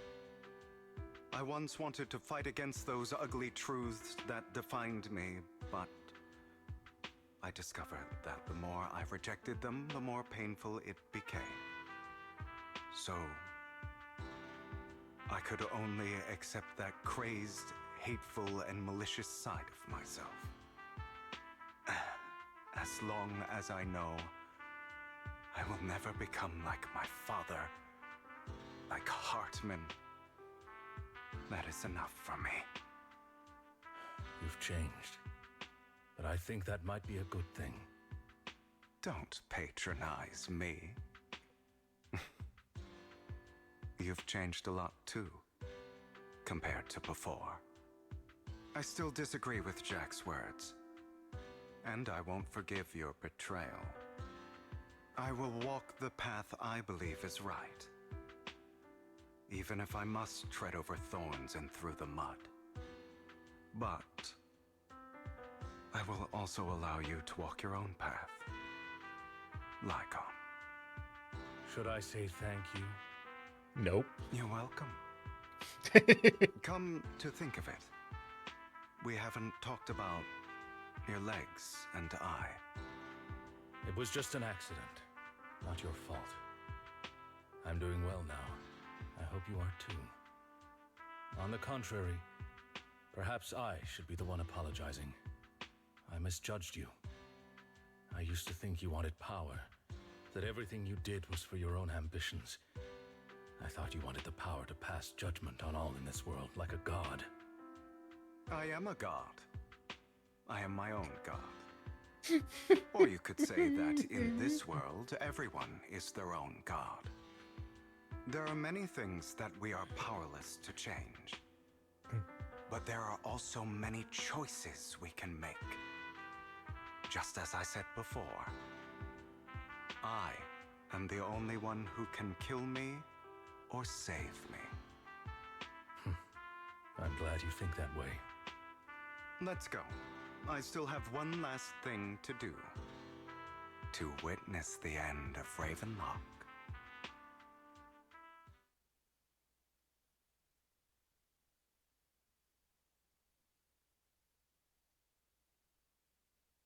You really think you can take my place if I die? Never, you filthy bastard! Your little tricks mean nothing. As long as the Ravenlock family stands, I can still get back on my feet. You still don't get it, do you? This was never about avenging my father. And I don't care about taking your place. I didn't come this far just to kill you. That'd be pathetic. Right on cue. Why don't you take a look at this, Uncle? On behalf of TOPS, I'd like to clarify that we had no involvement in the Ravenlock family's actions. TOPS is officially terminating all partnerships with the Ravenlock family, effective immediately. We will have no further affiliation with them. Are you crazy? What the hell do you get out of ruining the Ravenlocks? You want Want to be a petty thief forever? Thief? Oh, Uncle. Allow me to reintroduce myself. I'm the name people whisper about. The one who robs the rich and gives to the poor. I'm the master con artist who can fool anyone, anytime. I'm the leader of Mockingbird. The one who turns every headline into my own stage. I have friends who'd catch me if I fall, partners who'd shed tears for me, and allies who always have my back. I am Hugo Vlad. You're the one who needs the Ravenlock name. I never did. You ungrateful bastard! You should have never been born. You flatter me. Same goes for you, Uncle. Damn!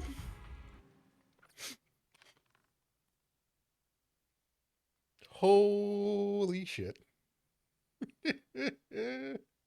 You've done well, Vivian. You had better give me an explanation. And here I thought this would be a touching reunion. What's with all the anger? She's gonna kick your ass. I'm a member of Mockingbird too, and I mourned your death. Listen, Vivian.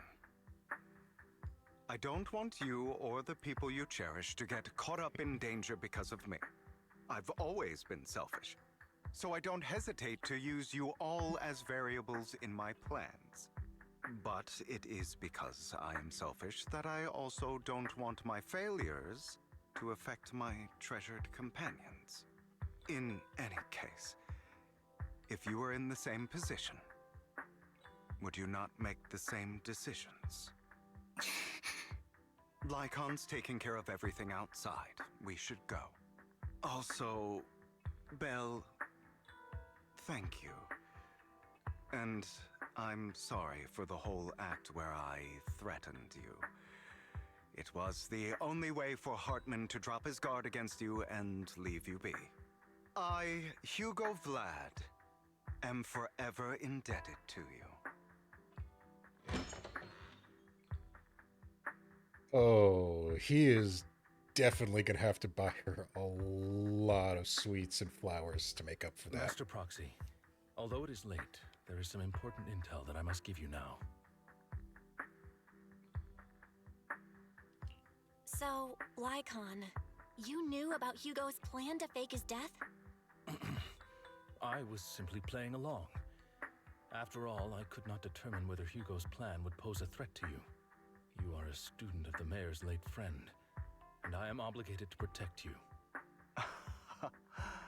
You still have that habit of finding awkward excuses when you're embarrassed. Mr. Hugo Vlad, if you have any important intelligence to share, please do so with haste. I need to return to rest before midnight. Before midnight, otherwise he'll change back into a human. You two sure are close. For the sake of a certain old fossil's sleep schedule, I'll keep it brief. I learned from Camille that Dina intends to embed the sacrifice core into the sacrifice. Apparently, it will make the sacrifice much stronger. Sacrifices created this way will not retain their minds and will indiscriminately attack all living beings, including their creator. So the Exaltists don't do this. It would bring them no benefit. But Dina's concoction can control people's minds. If a person takes the pill and is injected with the serum Landon left behind, the sacrifice would be under its creator's control. Yep. Although the dormant sacrifice has been destroyed, Dina found a batch of that serum her father created and wants to create new sacrifices.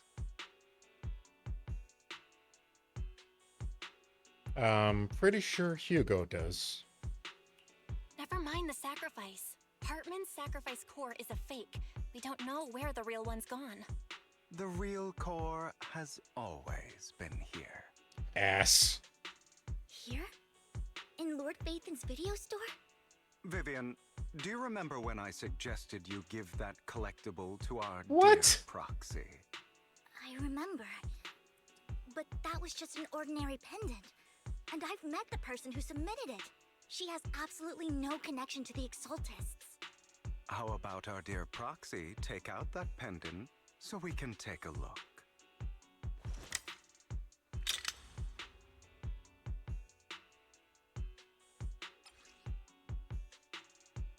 You son of a...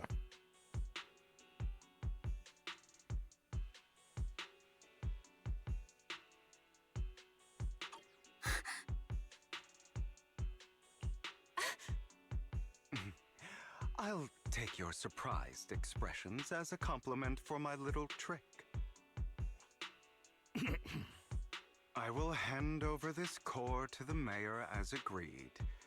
Since he fulfilled his promise to protect Vivian and the manager while I was pretending to be dead, I won't go back on my promises. No wonder the mayor would promote rhetoric favorable to Mockingbird. I can't believe I thought he was actually being sincere.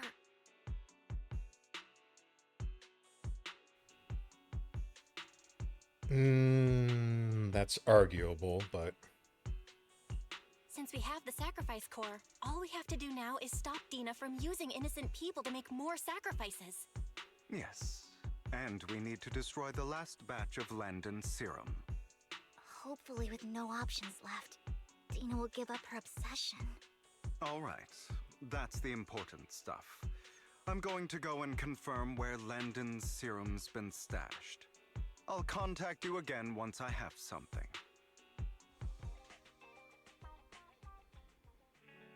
What's wrong, Lycon?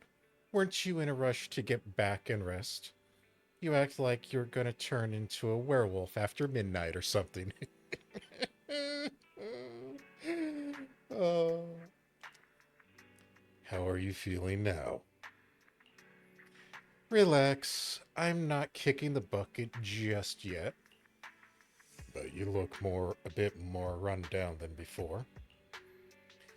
Just getting over something nasty, that's all. Risking your neck like that wasn't exactly smart. Maybe you should have. Lycon, remember what I said back when I faked my death? For a permanent and absolute victory, we must endure the pain of cutting away rotten flesh and persevere through the darkest hour before dawn. Not wrong, sure, but it was arrogant enough. Instead of playing God and picking up who lives or dies, I'd rather just do what I can. Because at the end of the day, a person can only shape their own destiny, nothing more.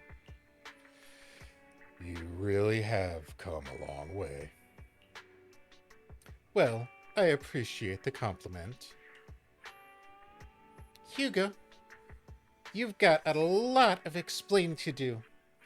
No more secrets. I will. I'll lay it all out, promise.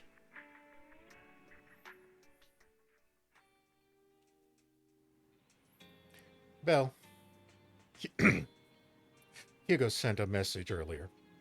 There's a new progress on the sacrifice situation. They found a large batch of unused sacrifice serum. He wants us to be their guide. He, Vivian, and Lycon will be heading into the Hollow with us to destroy the serum. And I'll use the HDD system to head into... And I'll use the HDD system this time to head into the Hollow with you all. Tell us when you're ready. And remember to bring Eos with you. Interesting. So we'll have both Belle and Eos. Two proxies at the same time, technically. Alright, let's start chapter... Crap, what are we on? 3?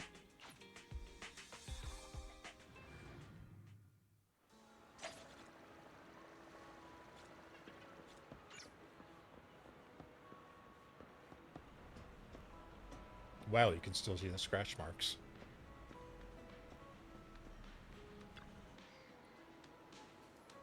Dear managers, you're here. Having two Lord Phaethons leading the way for me must be the luckiest person alive. We'll be counting on you two, as according to my intel, this is quite the large batch of serum. My guess is that Dina wouldn't put all the serum in one place, so we may need to split up. Just to be safe, we'll be counting on both of you to guide us. Once you're both ready, let's head into the hollow.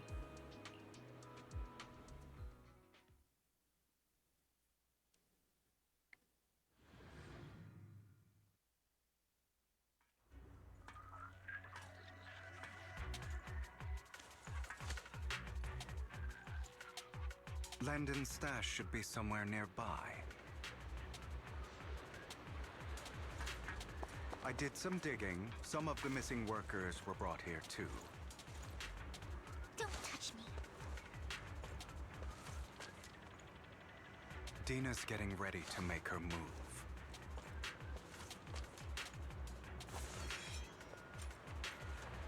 All right. Don't worry, we'll clear them out. Say no more. Say no more. I'm here.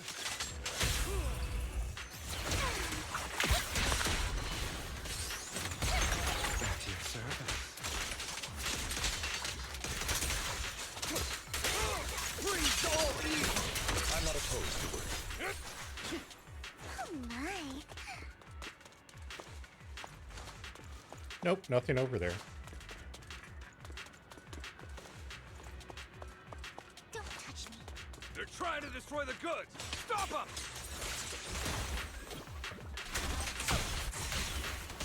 We need to take care of the guards first.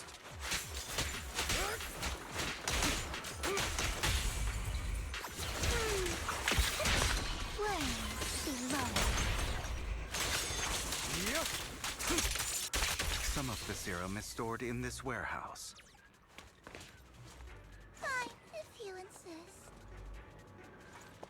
Potion chest destroyed 3. You're not taking anything from here! Hugo, get the guards first.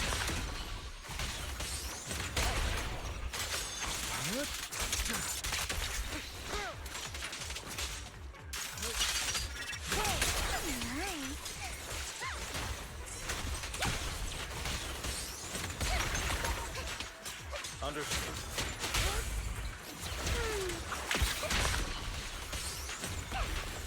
You just stepped into your own grave!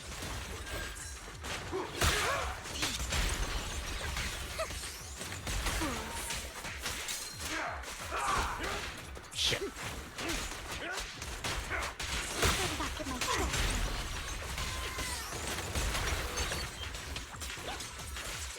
Say no more.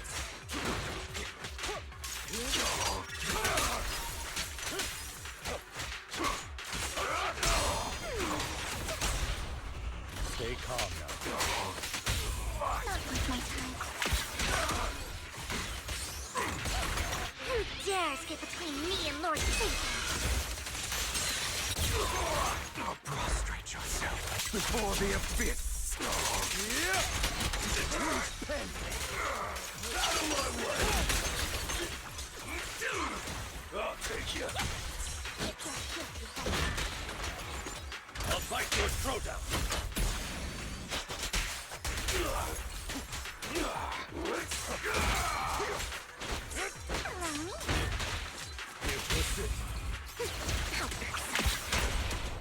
It's the flowers that bloom in the abyss.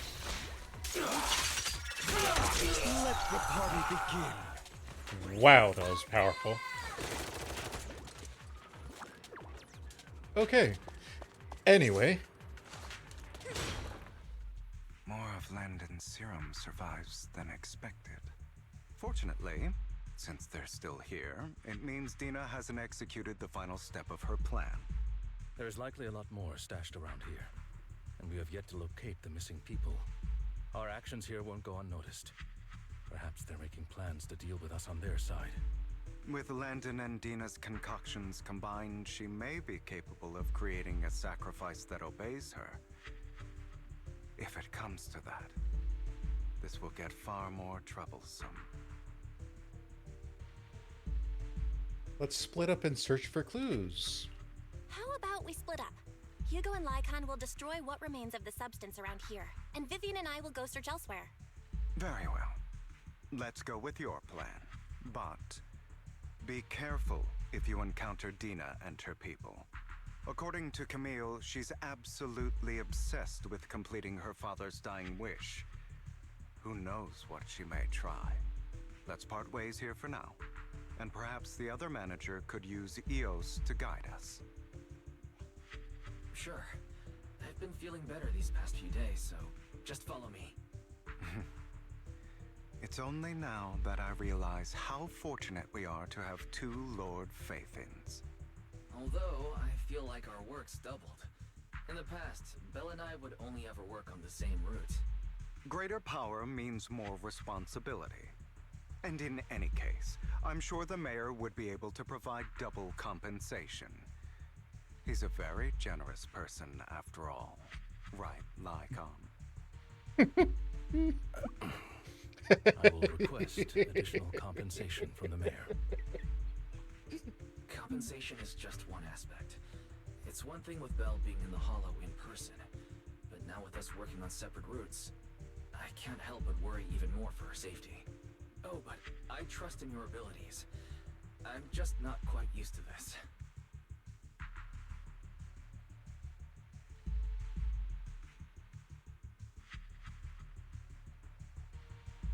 Hmm?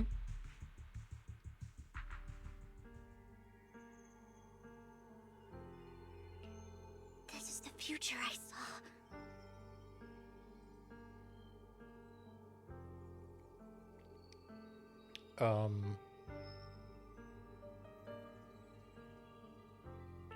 Lord Pathan.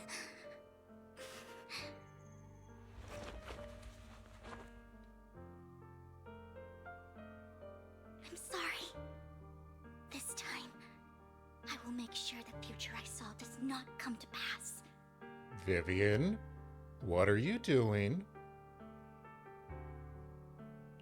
I don't want to bring you misfortune. That's all I wish for.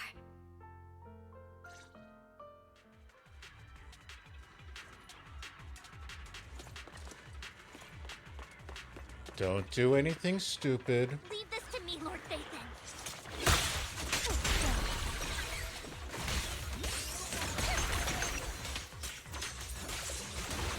Don't touch me.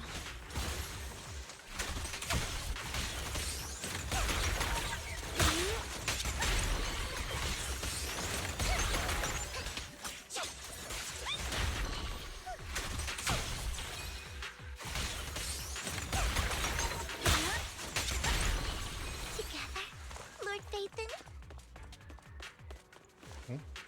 Oh. Fool. Lord Phaethon, there might be more serum here.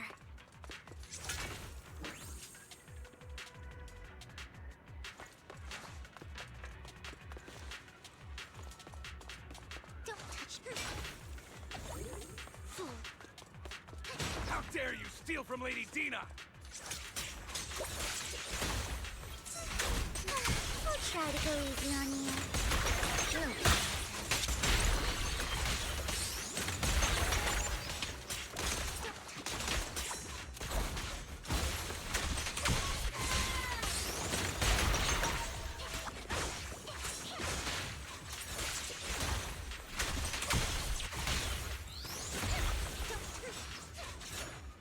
Oh. Double O Lube must have taken out that other one. There are containers by the fissure. There's got to be something inside. Let's try opening them.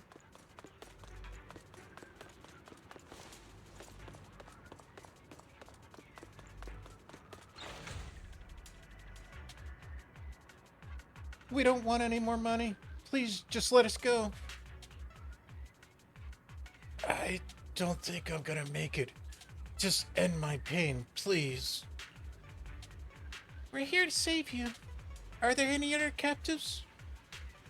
There were, but they all turned into ethereals. So many ethereals. They're all dead. Please just let us go.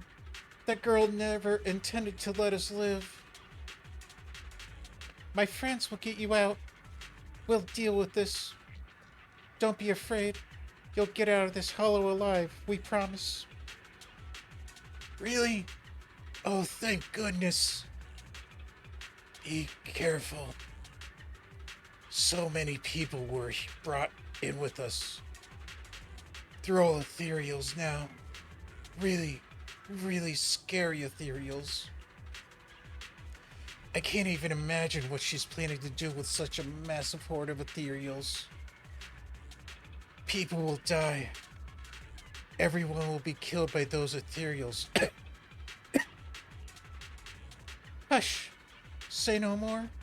My friends will get you out. Leave the rest to us.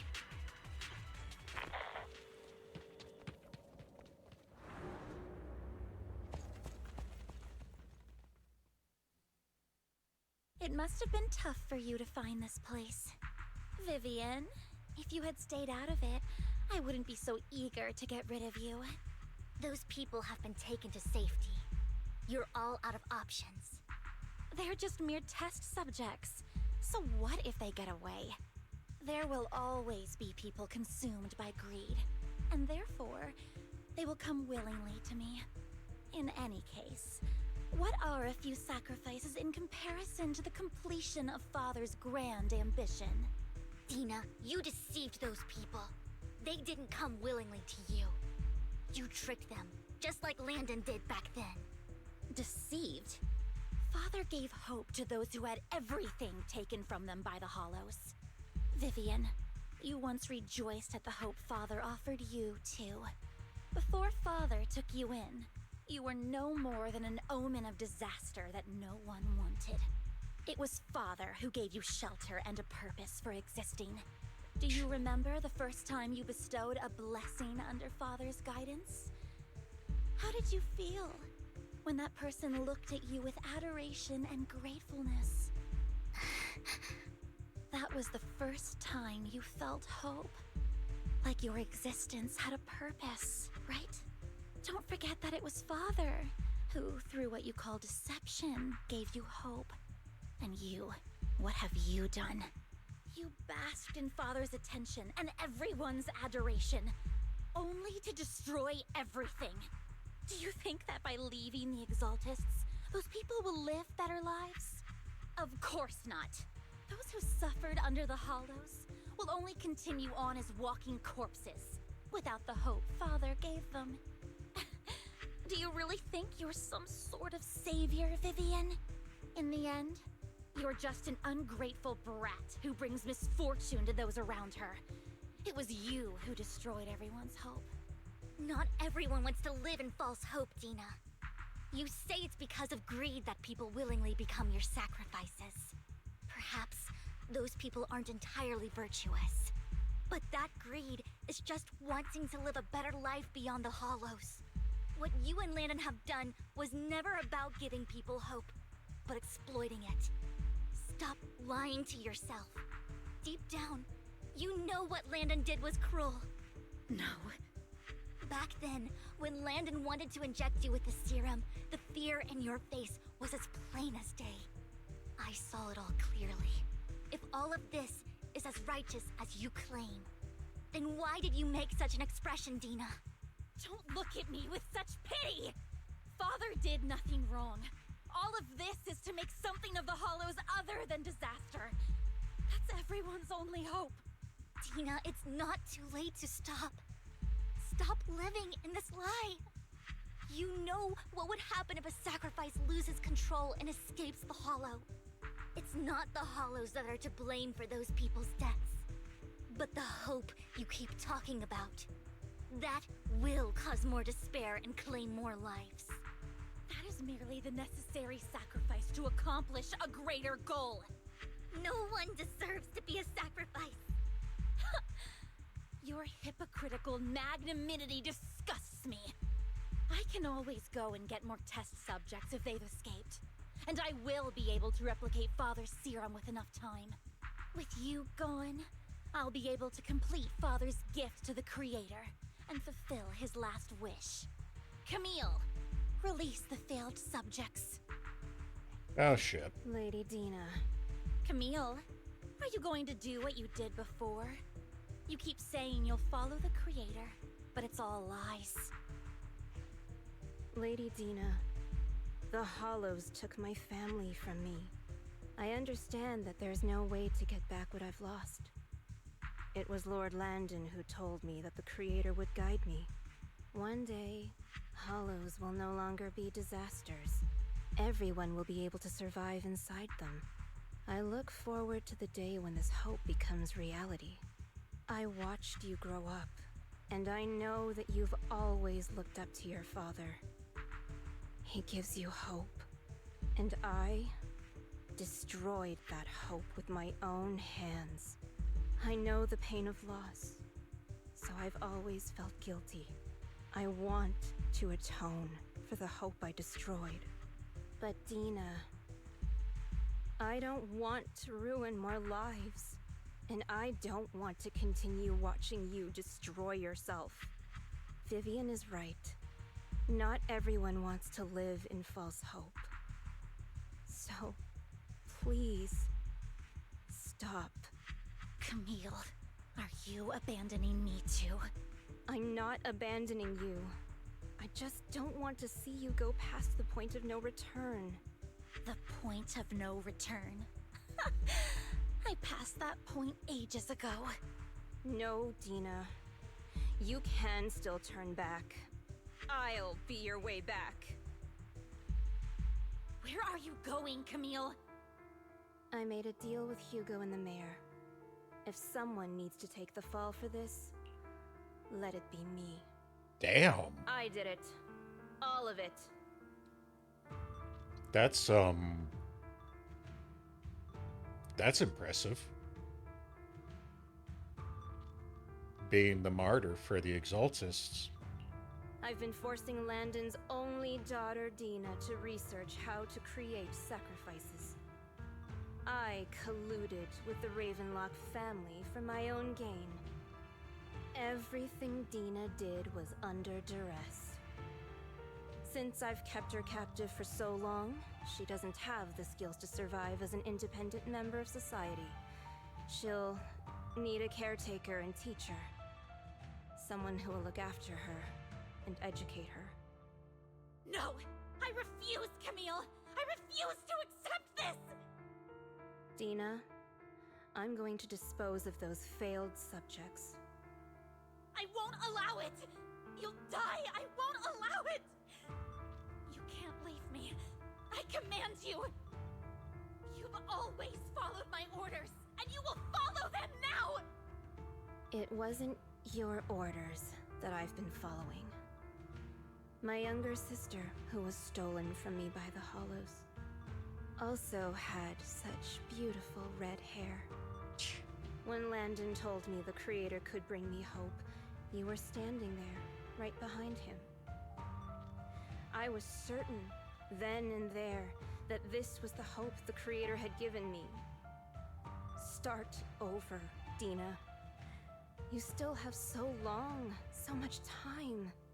You'll make friends, find people who love you, and make many beautiful memories. That's not what I want! Camille, you're not allowed to die! I won't allow it! I won't allow it! Goodbye, Dina. And I'm sorry, Vivian. I'll leave the rest to you.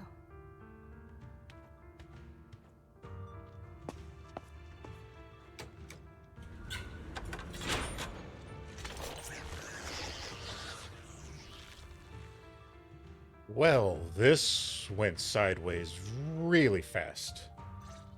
Take out these ethereals first. We can't let Camille's efforts go to waste.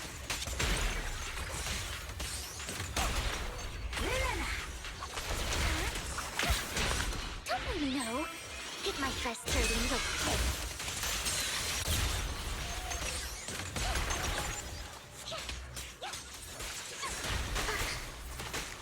Ah, damn it. The win, Dina. Let's go after Dina, Lord Vivian. Is that everybody? They must be on the other side of the Nope. fissure. Okay, that one died. Wow.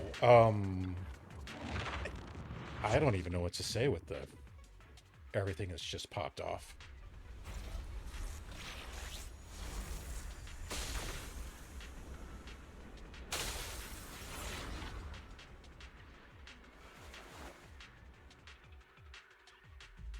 Are you satisfied now, Vivian? You were the one who brought yourself to this point. You're saying this is all my fault? Losing my father, losing Camille. I wish you had never come into my life. At first, when father brought you home, I was happy. There are so many Exaltists, yet father never allowed me to get too close with any of them.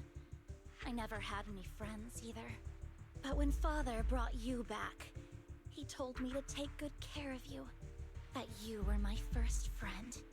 I was also so happy the first time you took my place in helping father select a person to receive the blessing. Really? Because it meant you were different from all those other people. You could stay with me.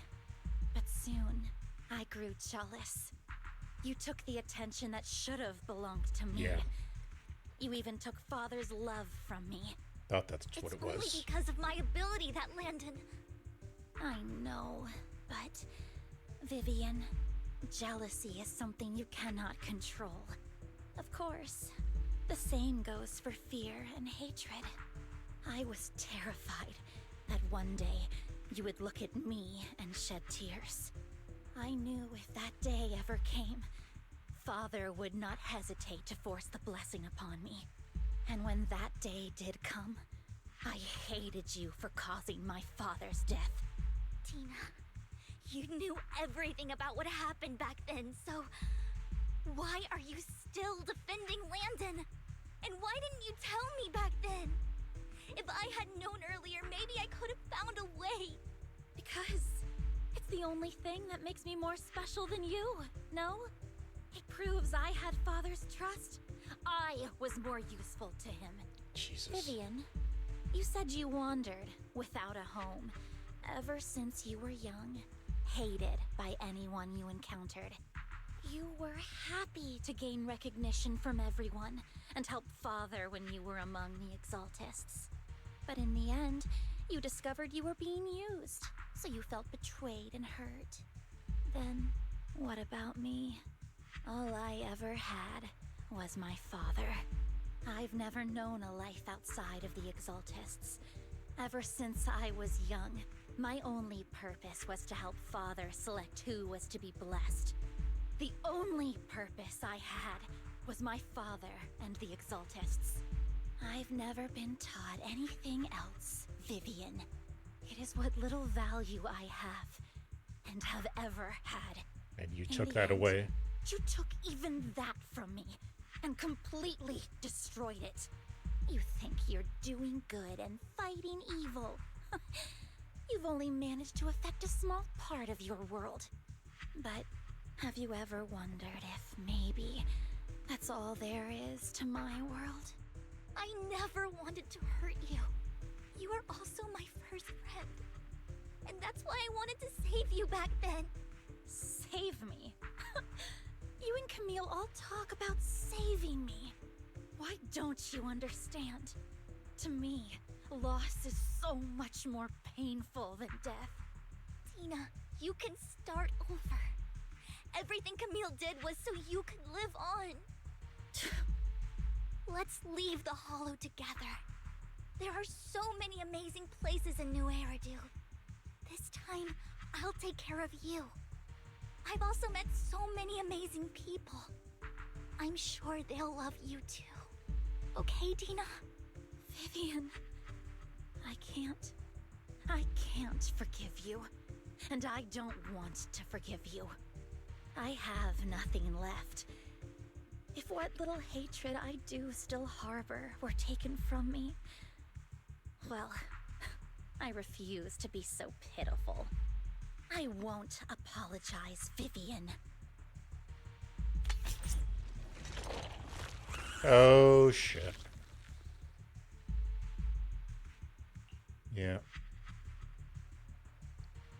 Jealousy, pain, loss, anger, hatred, just could not see past all of that. Could not see an actual future or tomorrow.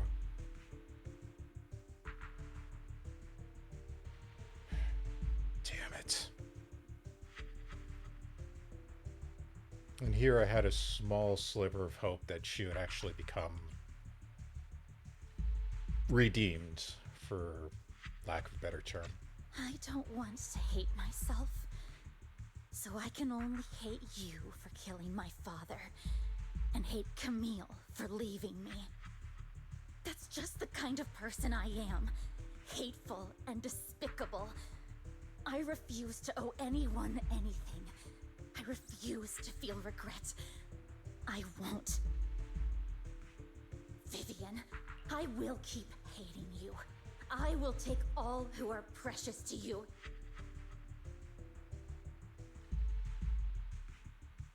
Okay. If it's her concoction that has the mind control as well, will that actually allow her to maintain her conscience? Or will she just be rampaging? I will also hate Camille, so I won't do as she wished and start a new life. Vivian, if you had never existed, if I had never, you would be... Lord Phaethon, please do not interfere. She was my first friend. I'm going to bid her farewell. What do you think Phaethon's gonna be able to do?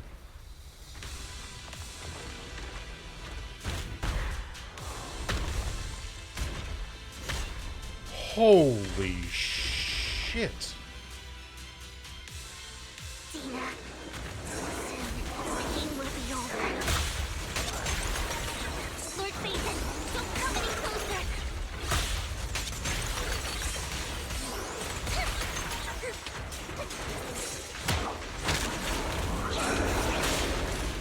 Jesus.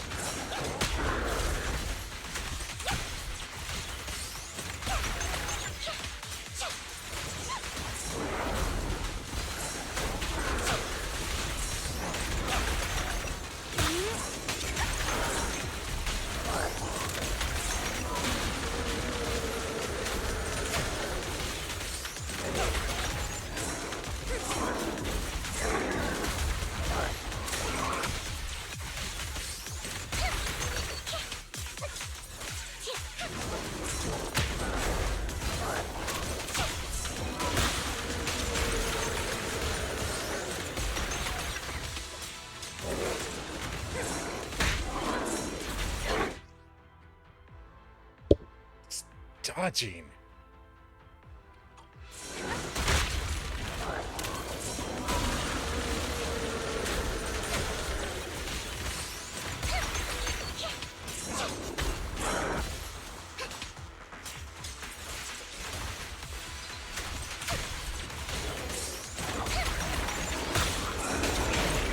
Who dares get between me and Lord Phaethon?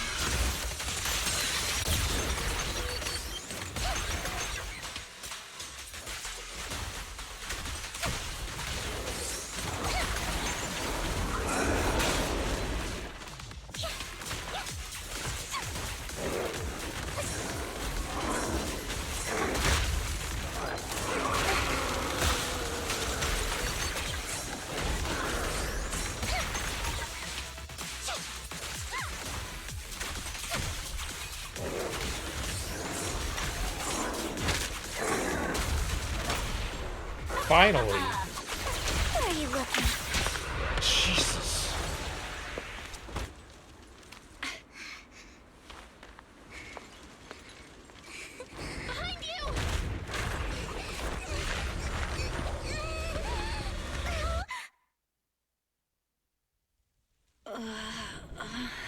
What happened? What the?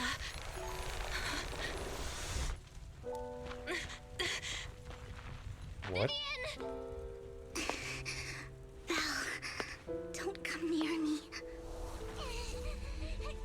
This is my own choice. Oh, what? I will change the fate I saw. Vivian! I just want you to remember me when I looked my best. Vivian! Vivian, your Oh, body. fuck no. I'm sorry you had to see me like this, but I don't want to be the one that only brings misfortune anymore. No, please. No. It's so warm, and the night is beautiful.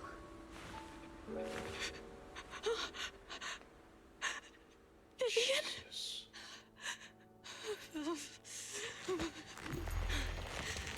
Wait, what the hell is going on? It can't end like this.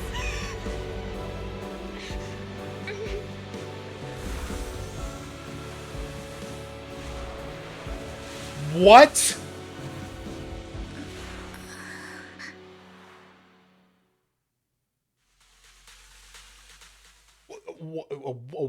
What? What the? What just happened?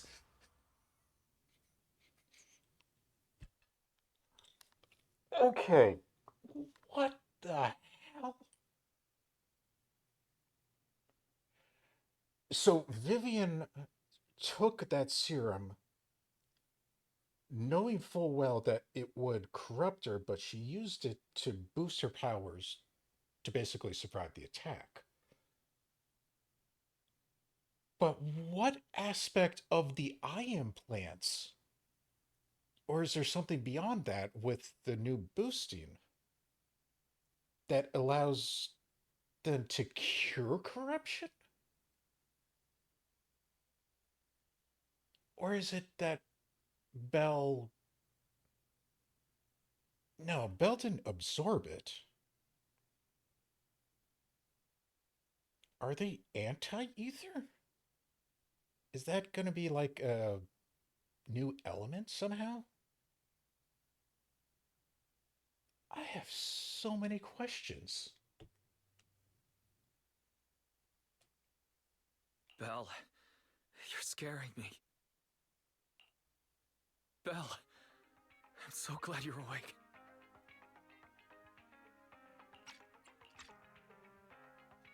What happened? I remember Vivian and I... Wait, where's Vivian? She injected herself with Landon's serum. Hugo and Lycon brought you out of the hollow. You were in a coma and... I'm so glad you're safe. And you said Vivian used the serum on herself? But she looked fine to me, barring a couple of scratches. Hugo sent a message earlier saying he got her checked over, and she was alright. Can you recall what happened? The situation was dire, so Vivian used the serum on herself to defeat the ethereals. I saw the crystallization process starting to occur. And then I can't describe it, but I think I saw something. At the time, all I was thinking about was wanting to remove the crystals from Vivian. I don't even know what I did. But then I passed out, I guess. What happened after that? When I led Hugo and Lycon there, it was just you and Vivian lying on the ground. We didn't see anything else. Never mind that for now. Belle, do you feel any discomfort? Just a bit dizzy. For tonight, just get some rest. Hugo and Vivian said they'll come over tomorrow, so we'll discuss everything then. Okay. Okay. Good night then.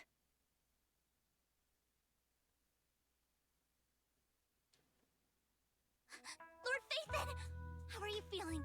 No headaches? Leg pains? Heart palpitations? Loss of appetite? Vivian? I was just so worried. Sorry. Anyway, Lord Phaethon, I'm so glad you're okay. What happened this time was all my fault.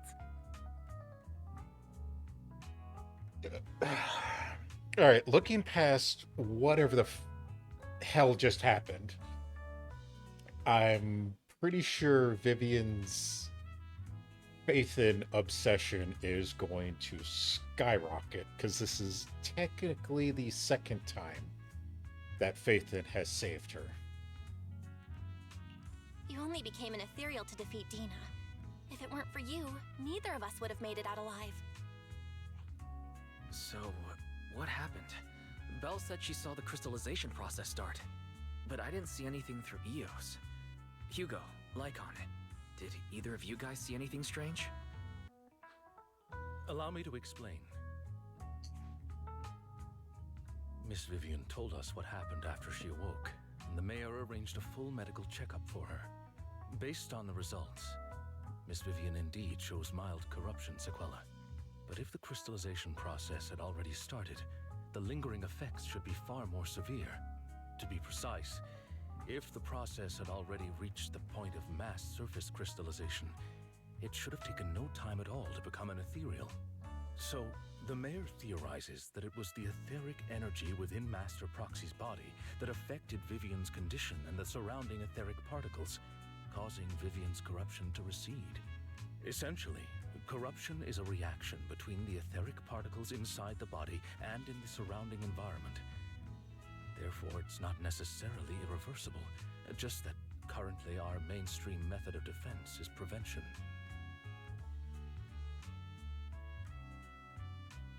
What? Lycon, you just made the situation even more confusing. How come I didn't know I had this ability? How's it even possible for me to influence other people's etheric particles? That makes it sound like I can manipulate etheric energy at will. Master Proxy, you are special. This is a gift your teacher left you.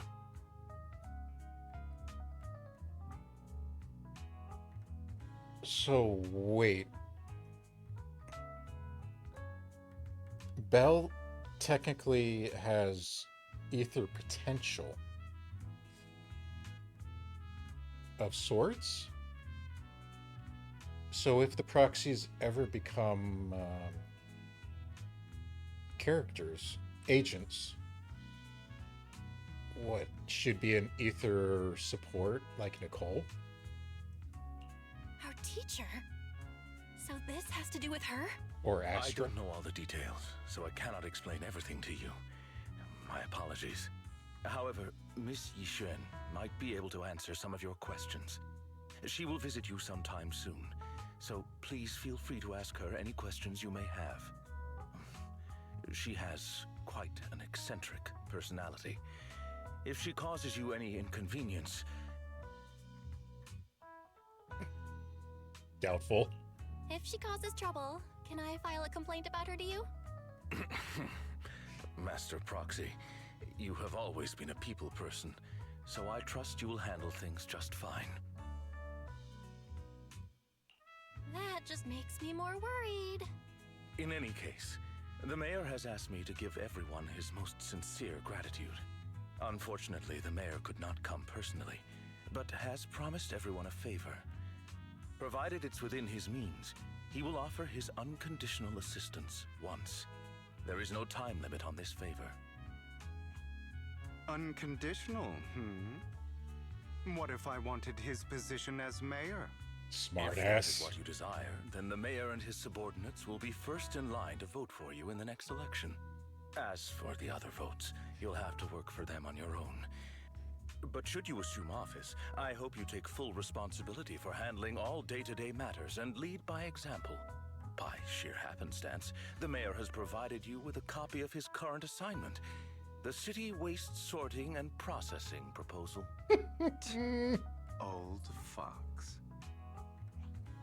Well, can I request Lord Phaethon's?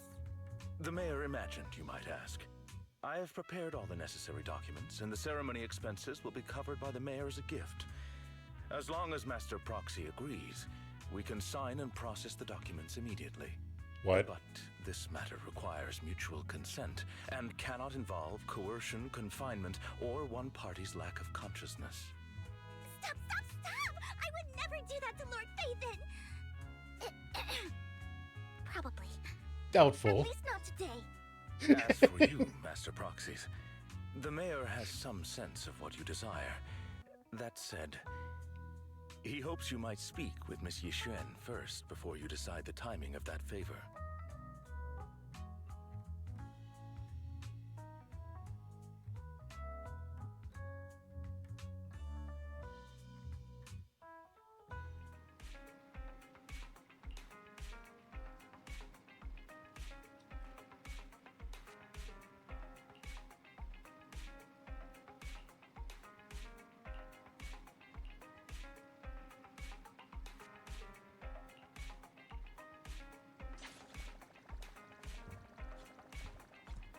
Is that the entirety of it?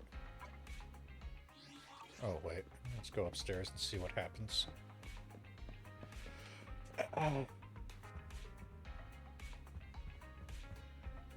Yeah, I'm still kind of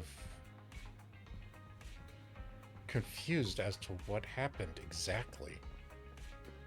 I mean, I understand the results, but how it got from point A to point Z is a little confusing.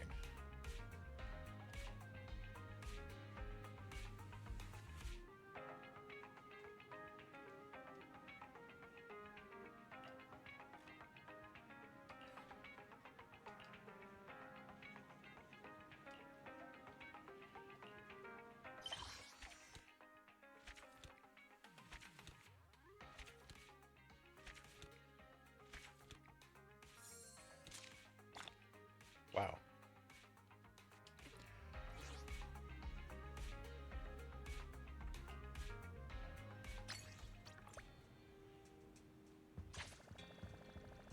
Are we still continuing?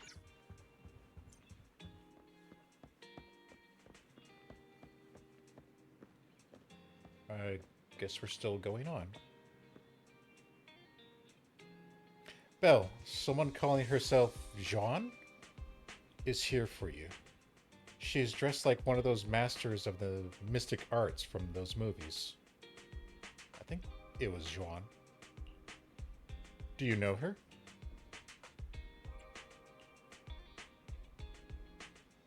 I do.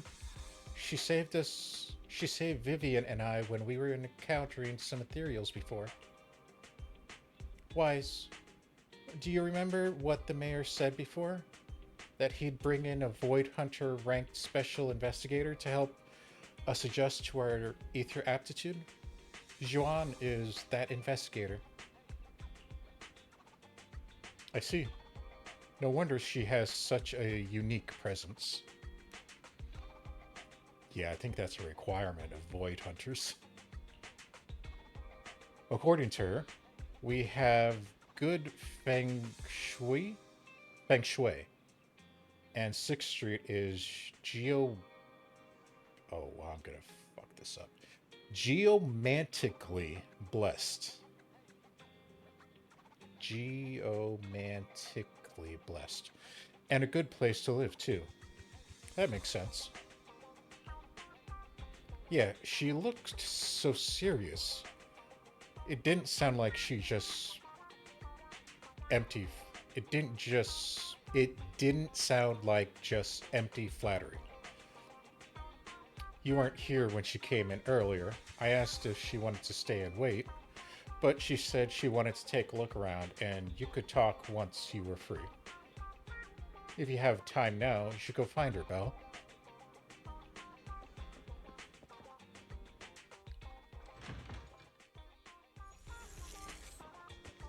What the hell was that?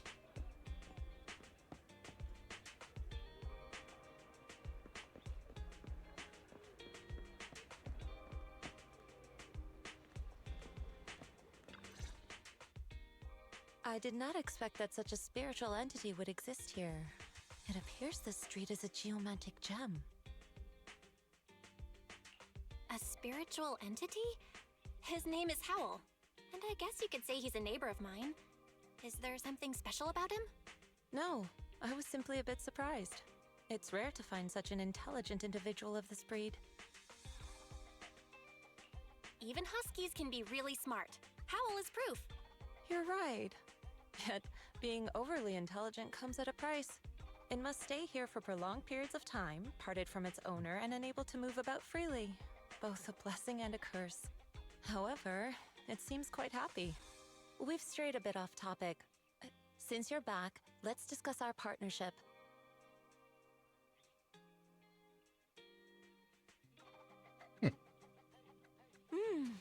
Nice job. Good air circulation, excellent layout. Very suitable for a business. Your bamboo here are also very energetic. It seems your fortune is good when it comes to wealth. Didn't expect you to understand feng shui. Thank you for your blessings. But who exactly are you? I suppose this is our first official meeting since parting ways in the Hollow. Now that both of you are present, allow me to reintroduce myself. My name is Yi Xuan, a mystic from Yunquei Summit. Wait, mystic?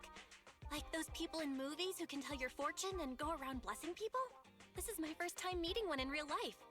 But what's Yunquei Summit? Just an ordinary sect of the mystic arts. Our disciples travel all across New Eridu and sometimes collaborate with authorities. Currently, I'm affiliated with the Hollow Investigative Association. Right now, however, I'm here to discuss a partnership in the name of the Mayflowers. So, what sort of partnership are we talking about? I have reviewed the documents provided by the Mayflowers. You previously underwent an implant surgery. After recent adjustments, abnormalities occurred. These abnormalities bear resemblance to the craft practiced by us at Yunquei Summit.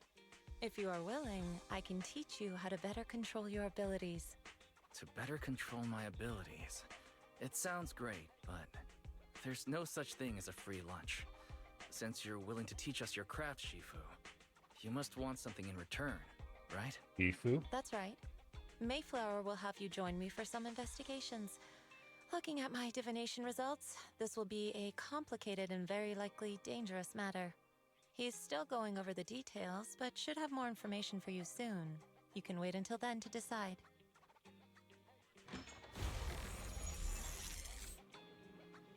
Let's leave it at that. The weather is nice today, perfect for going out. I just happen to need to head to a nearby store to collect something. If you're free, how about coming with me? We have a long path ahead of us, so it'd be good to take the opportunity to learn more about each other's ways and methods.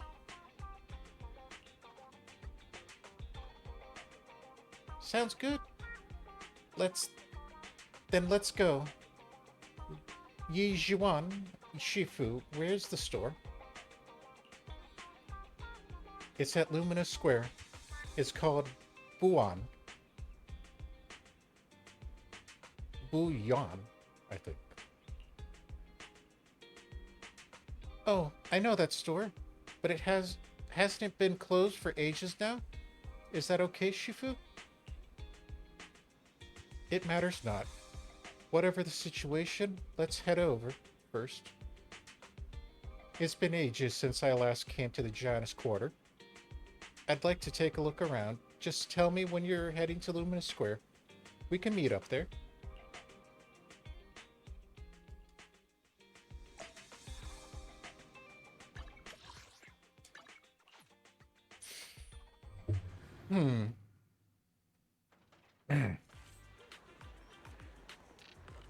That trash can still annoys me.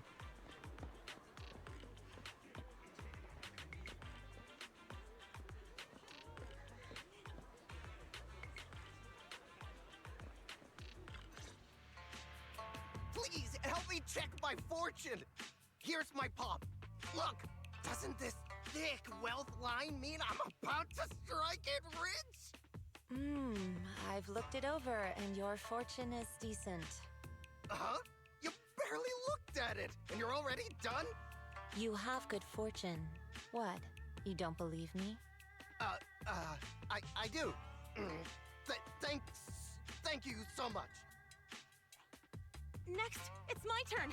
Hey, wait, hey, quit cutting in line. Wasn't that the mother who ended up killing herself in the hollow? So, this is where you were. Who were all these people? You're here, Belle? I decided to take a break.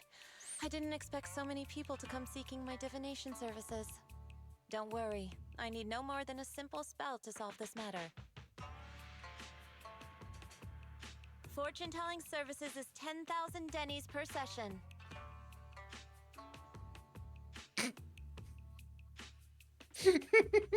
All gone? Good. It seems the Banish Wealth and Desire spell is still effective.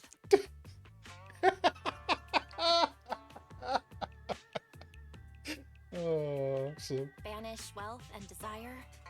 That's a spell? This isn't the kind of craft you said you were going to teach us, is it? Our video store has a business license, and we'd get complaints if we charged unfair rates. Of course not. This is just a trick to deal with trouble. I'll take my time showing you the true craft of Yunquai Summit. For now, let's find that shop.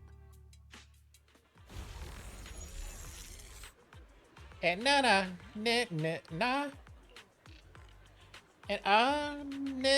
and I am no mortal, just a normal mystic. However, it appears you're in quite a pickle. And ane in unu and ane nu enu na enun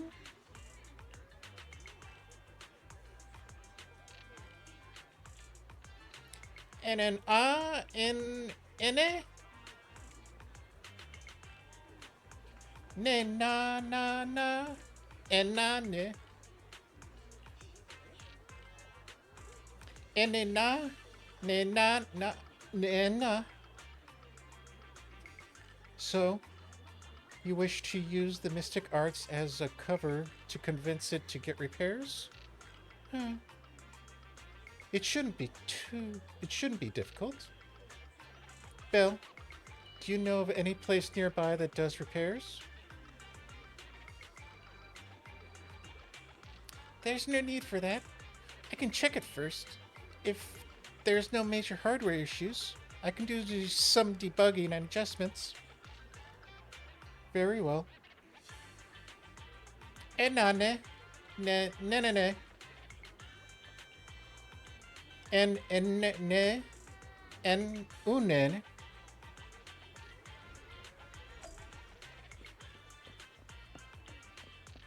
Yay, puzzle time. Please make this one a little difficult. Enane, ene, na nene. And ane. And ane. And ane en un and an un. Yes, however, in order to walk the path of a mystic, you must have an innate talent for it. Please allow your senior sister on the path of mysticism to check you over. And Anna, ne na ne. Enu na ne en na nin. Calm down. Let me check your parts first. Nanun, ne.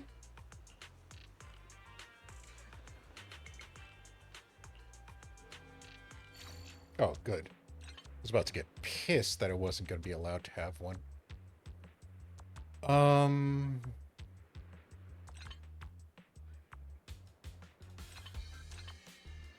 That's going to go there.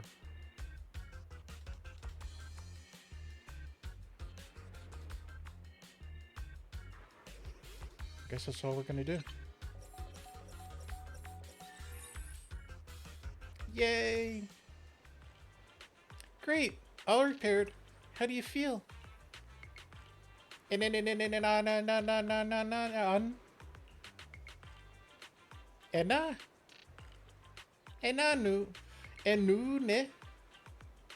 Congrats! You are now connected to the internet. Na. It's a bit too early for that. You have natural talent, but you must hone your state of mind. Once you've matured a little, you may come seek mentorship. I do not know much of Bangbu affairs, but I can teach you an incantation, the spell of calming. When you feel agitated and wish to fight those other Bangbu, you can recite this incantation under your breath. Their brains are made of defective parts. Thus, you can avoid conflict and disaster. And na ne.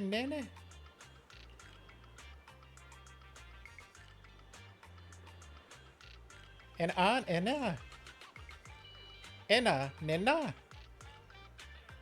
You're welcome. Though one should not get into fights if possible. If you must, be sure to win the fight, understand? Nena. And na. Since you're all right, it is time for us to take our leave. Belle, let's head to that store. Yishuan Shifu. The store is right up ahead. Yes, this is the place.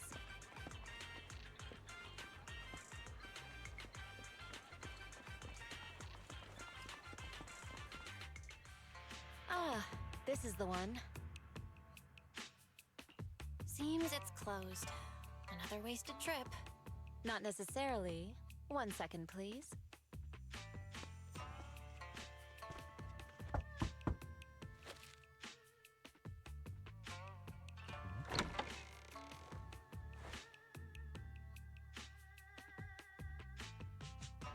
Okay. Huh? Is there someone inside? Relax. The boss prefers to do business with people they know. They like their peace and quiet, so they rarely open for customers. I'm an old acquaintance and just wanted to retrieve something.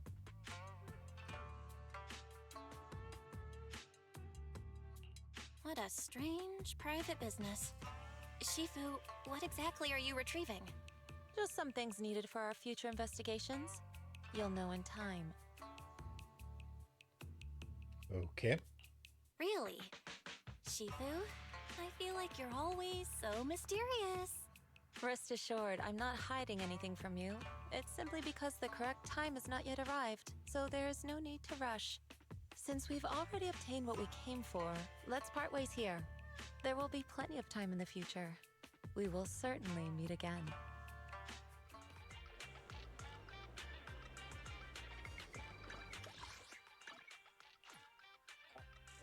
Sure, I guess.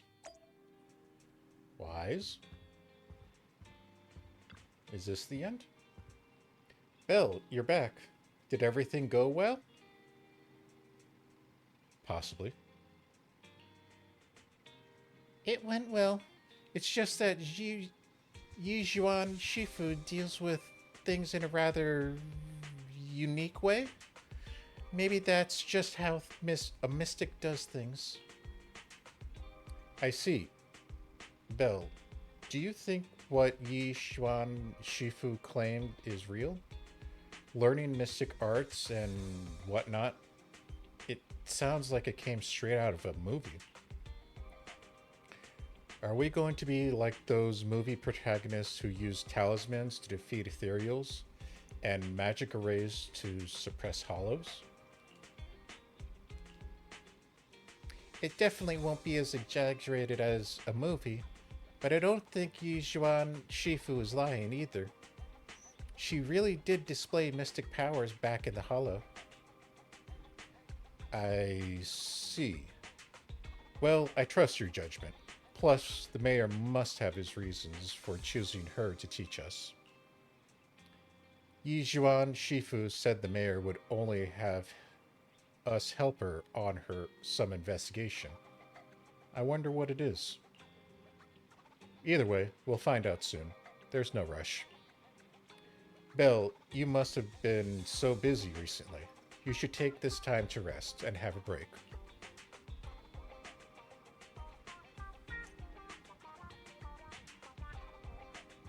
Okay, that is going to be the end of right?